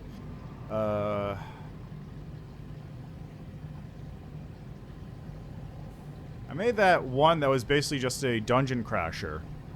And basically just, his entire deal was he just punched people and had them fly into other people, and that's how he did damage. You can make a mech suit. You can make Iron Man. You can make an Iron Man character. I actually was digging up characters from a from an old game I ran where it was just going through Emerald Spire.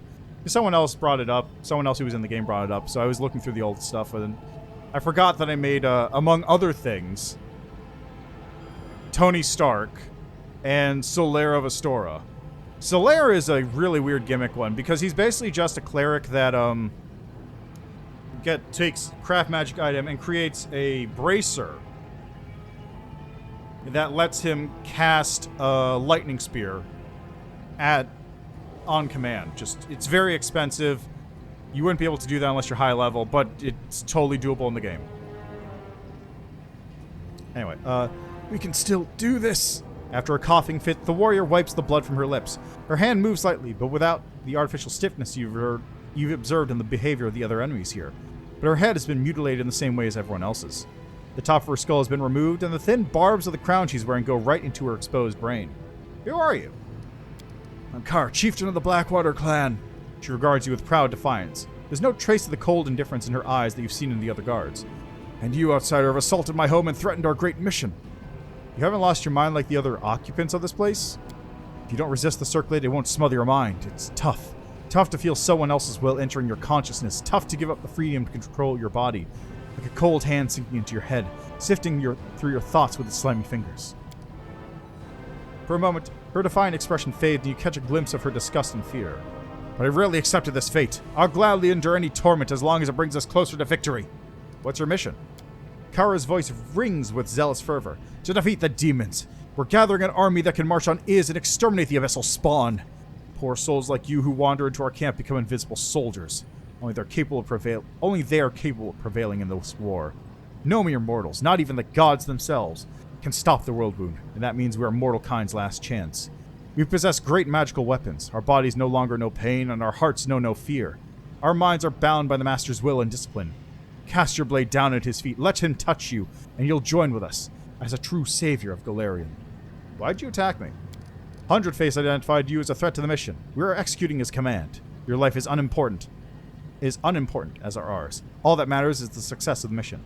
Tell me about Hundredface. There is a grief in her eyes, but an unswerving devotion in her words. The last hope of Sarkoris, a great thinker and strategist. When the demons came and our clan was in its death throes, nobody answered our call. The other clans chose to save themselves. Our neighbors turned their backs on us, and the gods, even our gods, did not answer because they were afraid. They hid like cowards. And then Hundredface came. A stranger from Numeria who did not know us and owed us nothing, but unlike the others, he was willing to help.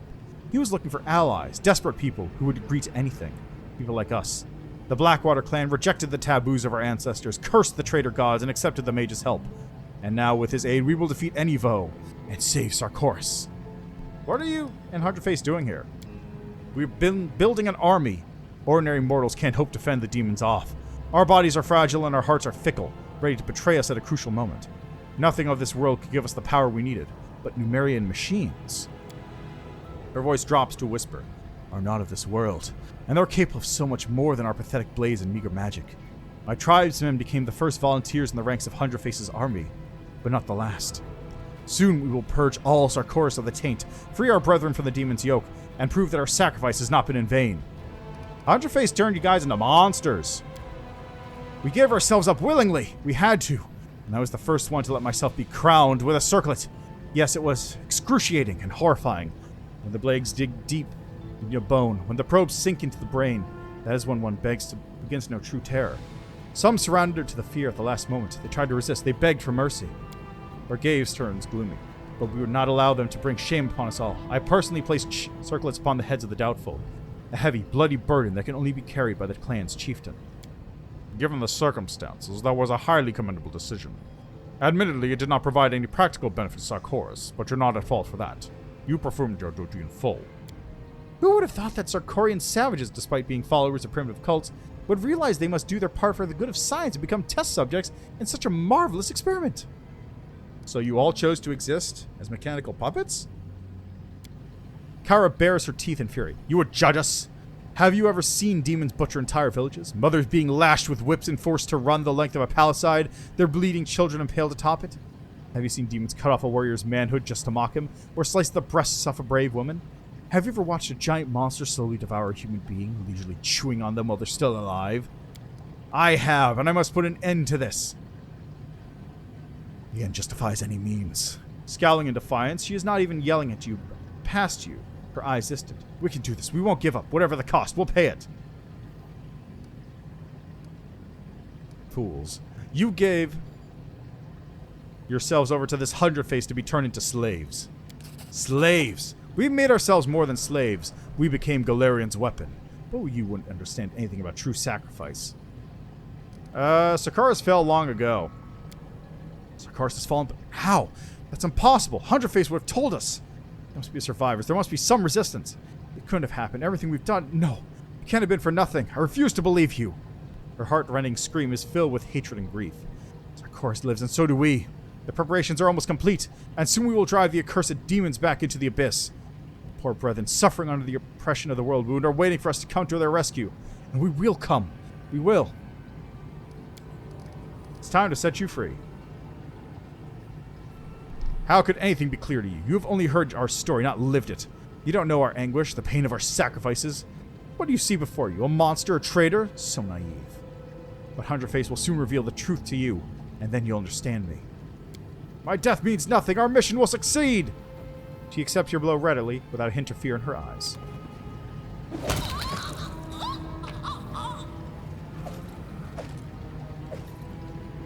Blasting bracers. You cannot equip them. A trivial task. I do what I must. This is my kind of work.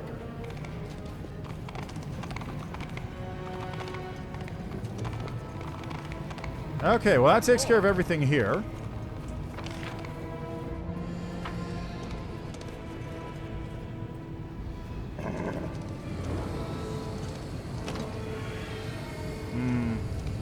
We do it my way.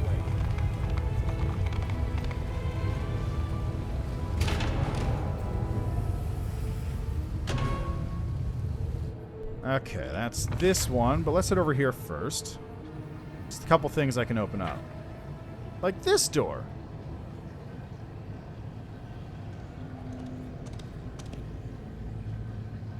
Follow if you dare.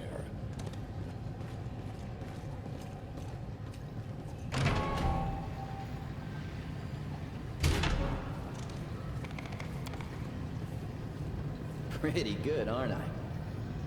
Psionic Shielding 2, Storm Room 1.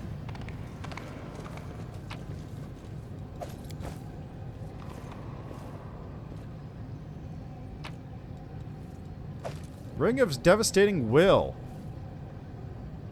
Right, this is evasion for will saves.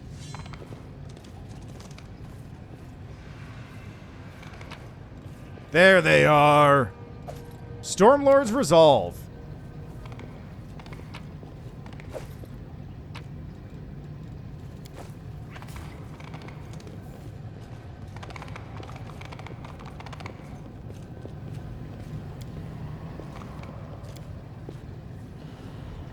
Alrighty, Ember, let's get you equipped.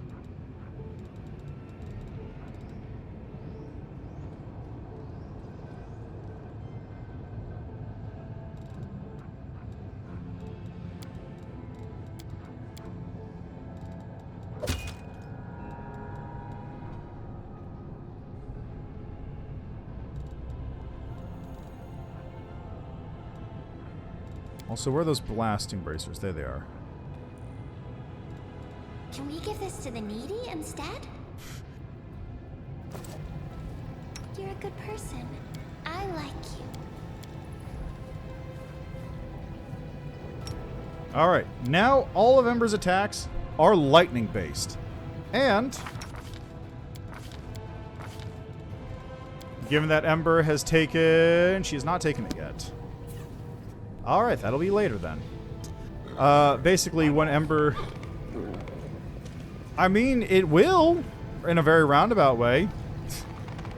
Hey, are you poor? Do you feel like you're being left out in the dirt? I got a solution for you. Just hand them a gun. Take what you will.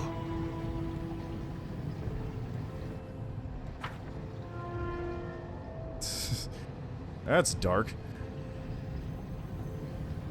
Anyway, Ember is now most of the way to being complete.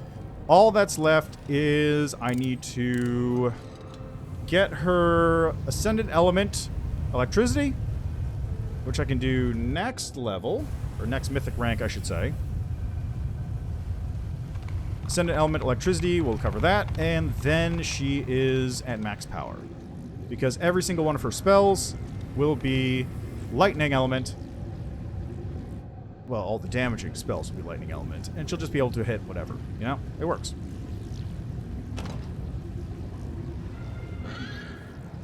I'm gone. Okay, so I need to get the psionic gear from storage 1, whichever one that is.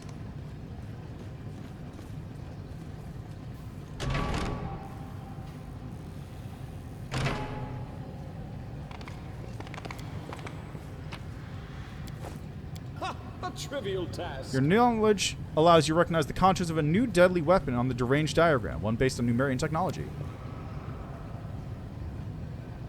Enter your personal code to access the commander's arsenal. Huh. We do it my way. That's different.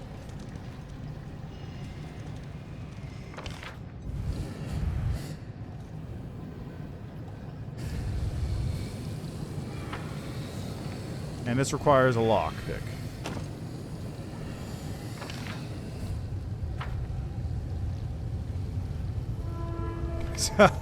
That actually does sound pretty reasonable, doesn't it? And then, of course, when they get asked about it, it's just like, haha, yes, you fools, you are leaving these people to die. I was the only one helping them by giving them guns.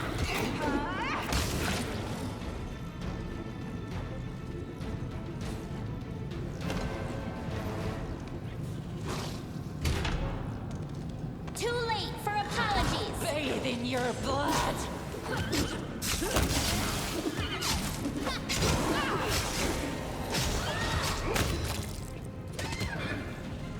Wait for it.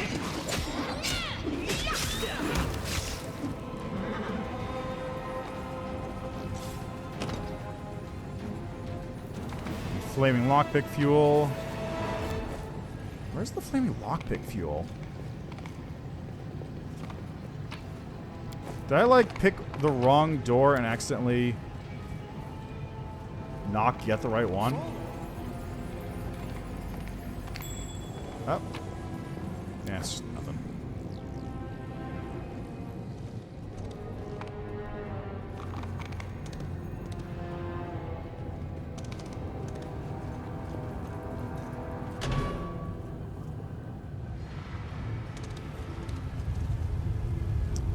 Alright, there's the Mind Beam Destroyer over there.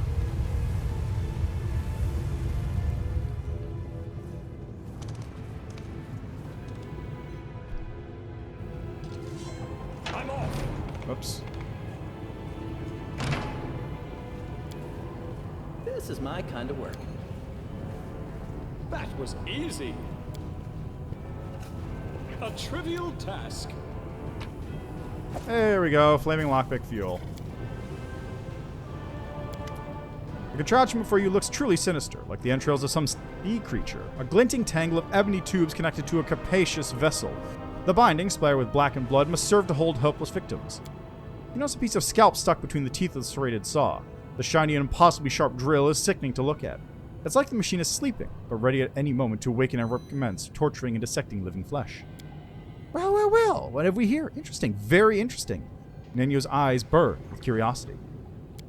It appears that this machine is what performed the heinous and disfiguring procedures on the guards that have turned them into puppets. A separate compartment of the machine holds an orderly stack of the nefarious circlets, their metal spikes gleaming. Numerous crystal plates, all no thicker than a hair, cover the inside of each circlet's rim. These plates overlap in an intricate pattern and are connected by a web of grayish metal fibers. Small spheres in cloudy stone that resemble smoky quartz rest against the temples. It's possible that these are what the mysterious master uses to deliver commands to his slaves.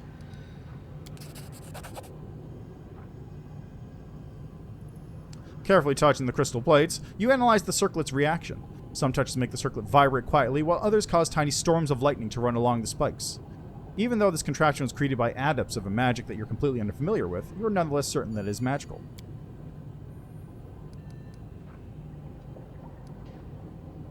Basing your assumptions on your knowledge of primary arcane principles, you're able to guess the access keys to some of the simplest, least sophisticated functions and activate the circlet. It seems that this item was crafted through the use of psionic magic. The crown can heighten one's sensitivity to such influences, but it could instead be made to protect the wearer from psionics. Shh. Good. First and foremost, you break off the sharp spikes. Then you tear the drill out of that monstrous machine's fastenings. You wield the drill, methodically punching holes in the circlet and hoping that your calculations are correct. By destroying just a few specific parts of this contraption, you can render it completely harmless. At last, your work is complete. You've turned the horrible device into something resembling a helmet that can be worn atop a head. An intact head that hasn't come into contact with a saw. This headgear will keep the wearer safe from even the strongest psionic attacks. Not a bad job. It looks like all the time you spent on my assistant has gone to waste. You've learned something at least. Quiet now. Okay, there's Athara Vans, but I'll be back in just a moment. I need to get some water.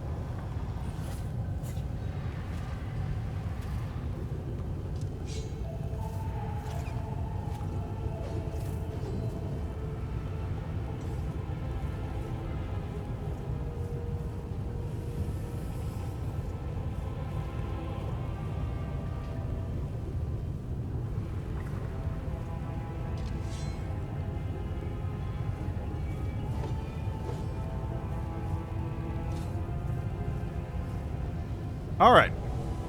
Let's talk to Athar real quick. Hey, are you alive? You're not 100 piece of servants. Please kill me! I'll help you, sister. You're not alone anymore. Sister in faith. Oh, praise the goddess. I'd abandon hope of ever seeing a friendly face again. What's your name? Arathara Vans, corporal in the Median army. We're your comrades. They've all fallen. What'd they do to you? Cut open my skull and put this thing in my head. You're still in control. Why don't you like yourself? I tried, but every time I try, it gets stronger. How'd you manage to resist being possessed? It's not easy. That's why I'm fighting. God, it's so terrifying. I'll help you. Thank you, but I cannot be saved. Please, just kill me. Thank you.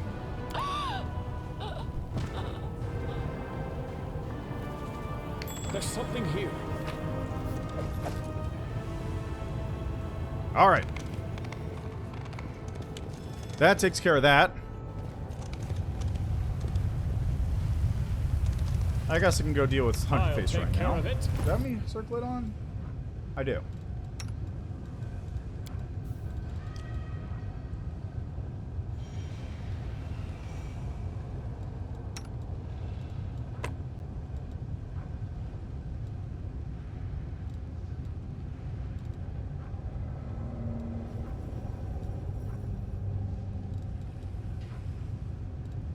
Actually, Kamala, you run on wisdom, right?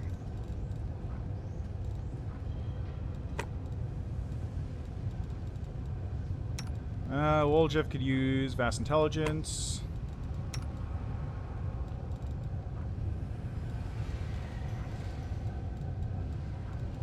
Where is the circlet? Is it here?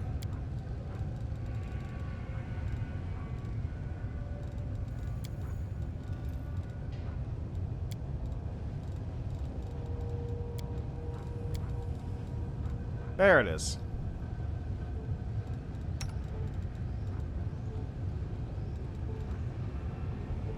What kind of trash is this?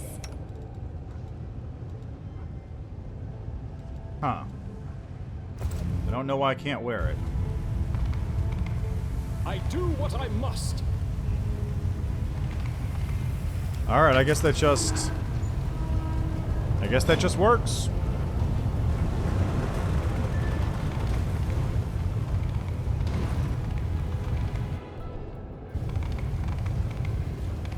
It just works.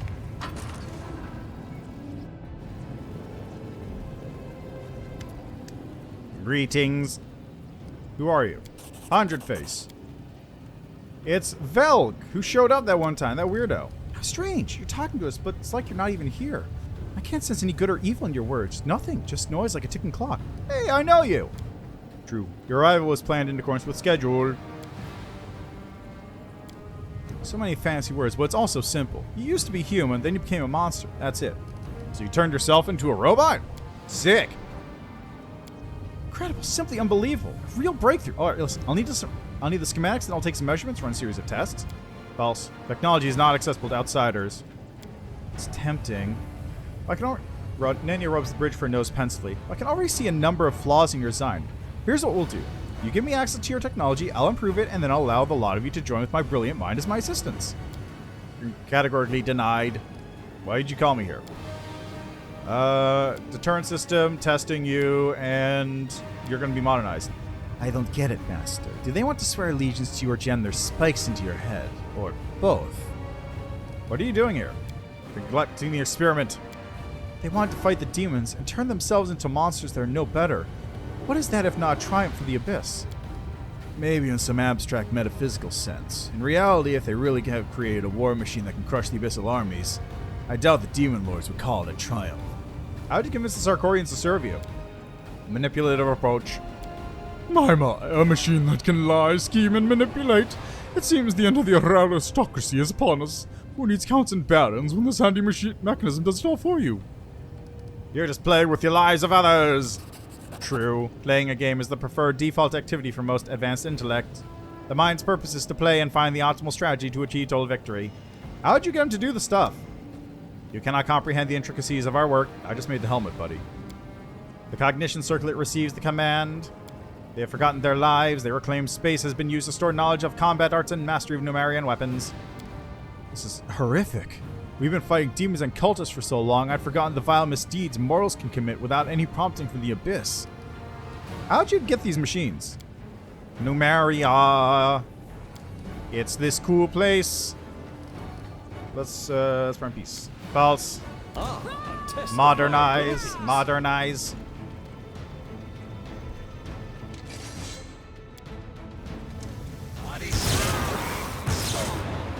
Interesting.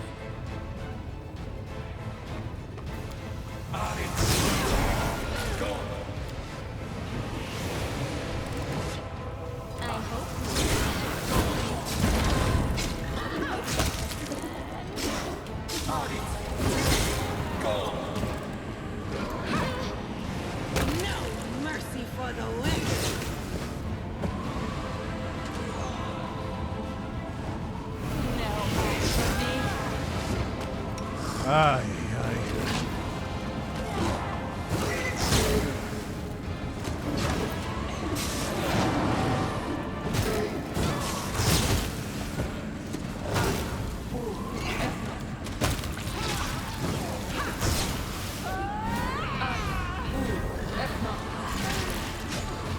Is that a trap?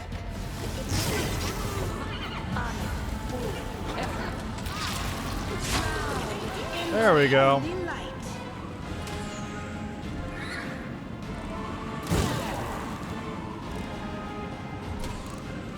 There's one over there. Tactical retreat. No. Wendell, I can take care of it.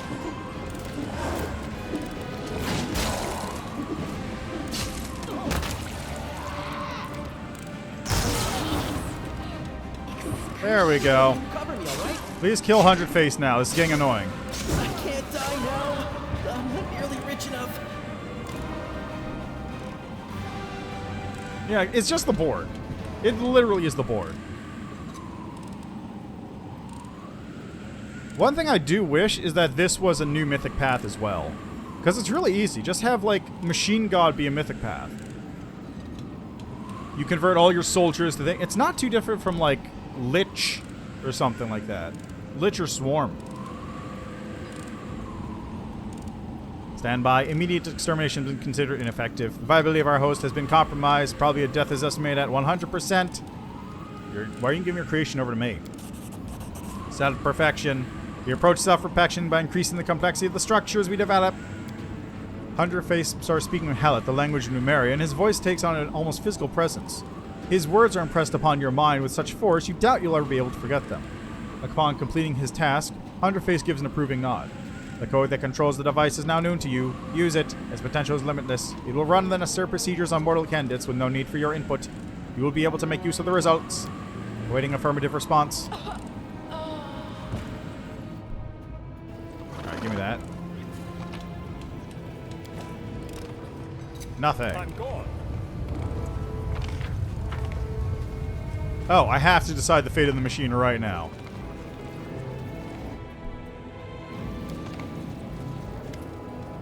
Examine the device. Figure out how the device works. You understand the sheer genius of Hunterface. Did he even realize what he'd created? That the function for which he was using the device controlling enslaved warriors was but a shred of its true potential? One might as well use a finely tuned astronomical instrument as a paperweight. Key unique feature of the device is its ability to read and process the thoughts of sentient creatures. By absorbing them into crystal that serves its heart, it breaks complex thoughts and motions down to basic clear symbols readable by anyone. It perceives deeply personal feelings and casually assimilates any experience, no matter how unique. It learns, and what it learns is everything. Hunterface's army is provided with many thoughts and emotions, but the device hungers for something more. Observing this magnificent monster is both breathtaking and terrifying.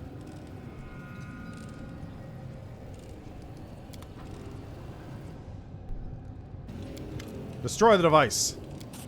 The device refuses to die. You watch as clouds of metallic dust erupt from its depths and gather around the parts you've damaged, restoring their original condition. You hear a low scraping noise coming from the core of the mechanism, like a giant tossing and turning in its steel cradle, shaking off sleep.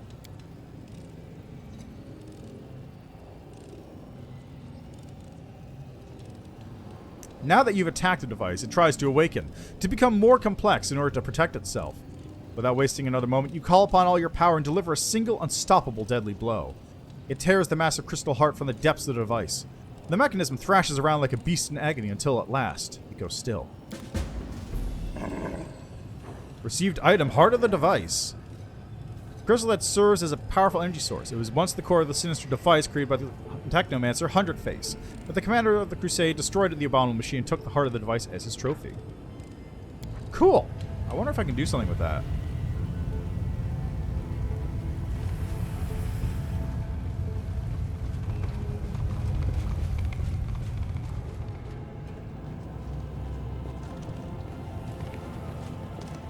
Okay, now that that's taken care of.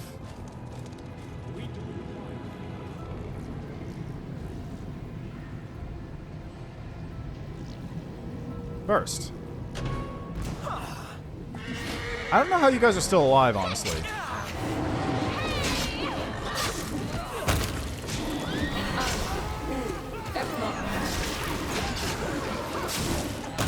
Die already.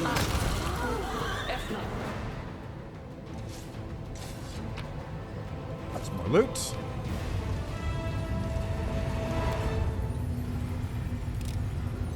I am helpful. Eluding swing. Ghost touch light mace confirms a crit. The wielder becomes invisible.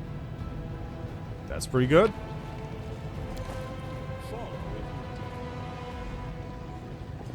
Nothing else here. Other doors here.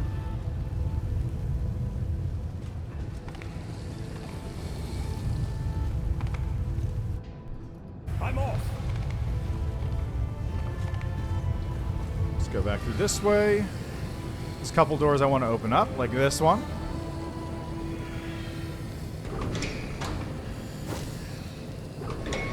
I do what I must.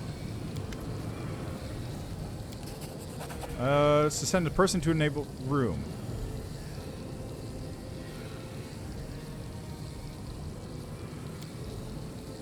Okay, so I believe it's hand.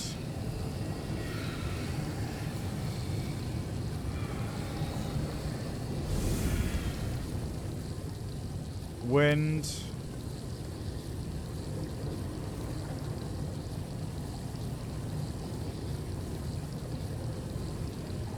And then fire.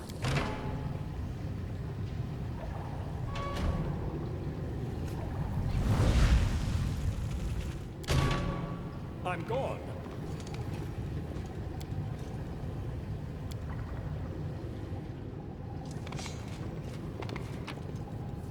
Which gives me certainty of death.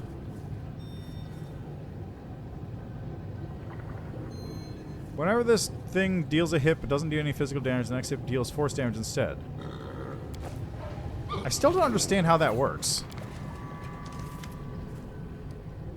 Am I We at do my it my limit? way. The fuck just did all that damage? Skills are absolute.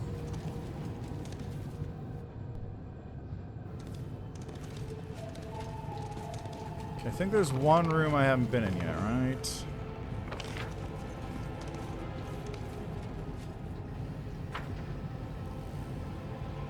Oh, right, there was the console down here. Aha! Numerian Greatsword.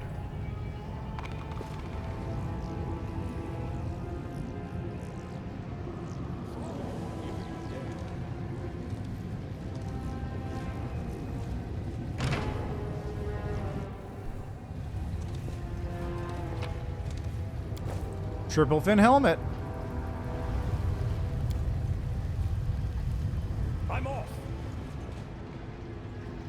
I want to say there's one door left in the first area that I can unlock now. I think.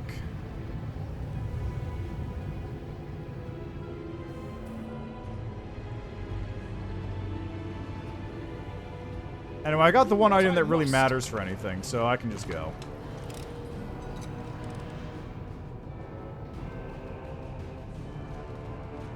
There was something else here. I can pick it up another time. Because I am starving. I need to eat food. I've been going for 5 hours. It is now 6 o'clock. I barely had anything to eat prior to this point, so... Back to Dresden.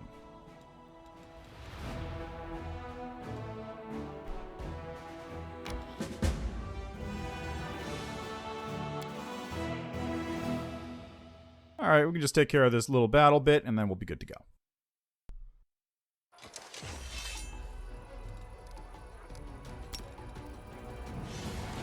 Boop.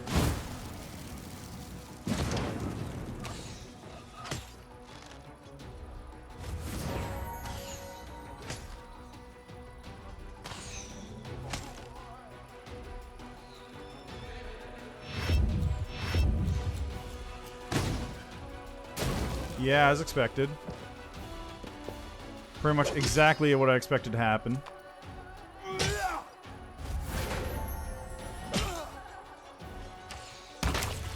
Excellent.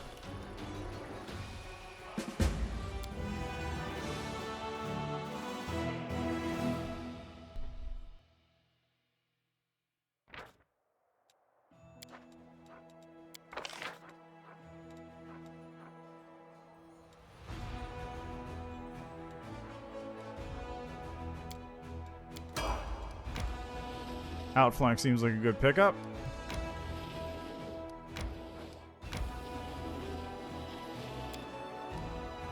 Before I forget, let's just really quickly equip Gloomy Gorge with some upgrades.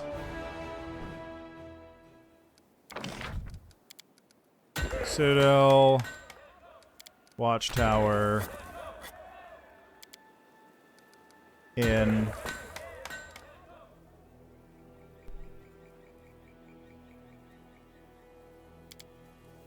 Supply center.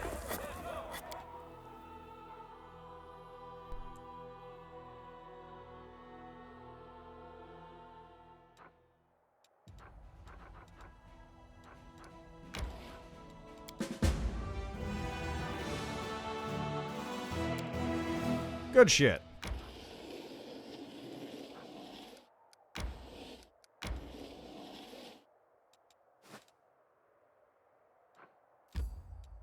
Okay, so what do I have to do here? Night Gamblers, prepare for the coronation, repeat invitation.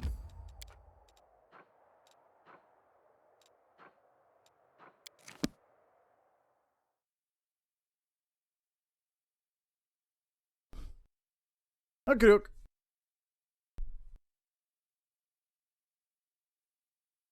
Hopefully nobody talks to me.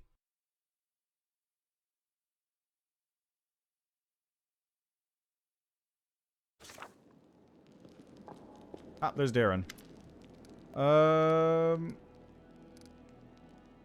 First you give me the roses that have nothing to do with courting me, now you run me a bath, and now this? Exactly, I'm obviously not interested in you. I'm making no attempts to impress you, and I'm definitely not trying to demonstrate any affection for you. Don't you believe me? Darren looks at you, his eyes alight with sincerity. No. Darren grits his teeth. How unexpected. Well, forget this conversation ever happened. It won't bother you anymore. He browsed briefly and leaves. Sorry, Darren. I'm going for Wendwag this time around. Alright, anyway, that's where I'm going to leave that. Let's save a game right there. Call it, it did Blackwater. Oof. That's how I feel about that area, basically. Alright, so I'm going to leave that there for today. I'll be back with this on Wednesday. Tomorrow is my usual demo day. I don't actually have anything lined up yet, so I'm going to have to take a look at what's available and what interests me for the demos, or maybe I just won't do it. We'll see. I probably will, but we'll see. Anyway, there's that. Tomorrow, I'll be back on Wednesday with more Pathfinder. God, I forgot how long this book is. I've barely done anything. I guess the next one's got to be Green Gates, right? That's the only big point left, really? There's a bunch of other things that also happen, but Green Gates is the big one. And then I have to do various and sundry, let's see, Green Gates, then Aurelius Lab, then varying character side quests that are going to show up. There's a lot. Anyway, that's later on. So, thanks for stopping by, as always. Thanks for joining me. Hope you enjoyed the stream. Enjoy the rest of your day, evening, night, afternoon, what have you. And see you next time. Also, is anyone streaming I can raid real quick? I'm just like, I'm really out of it right now. Man, I'm out of it. No, nobody's streaming. Okay.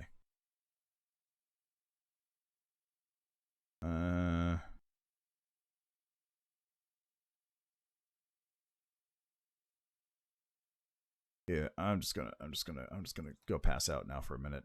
Well, by pass out I mean I'm actually gonna go make food and then pass out after I eat it. Thanks for stopping by. See you next time.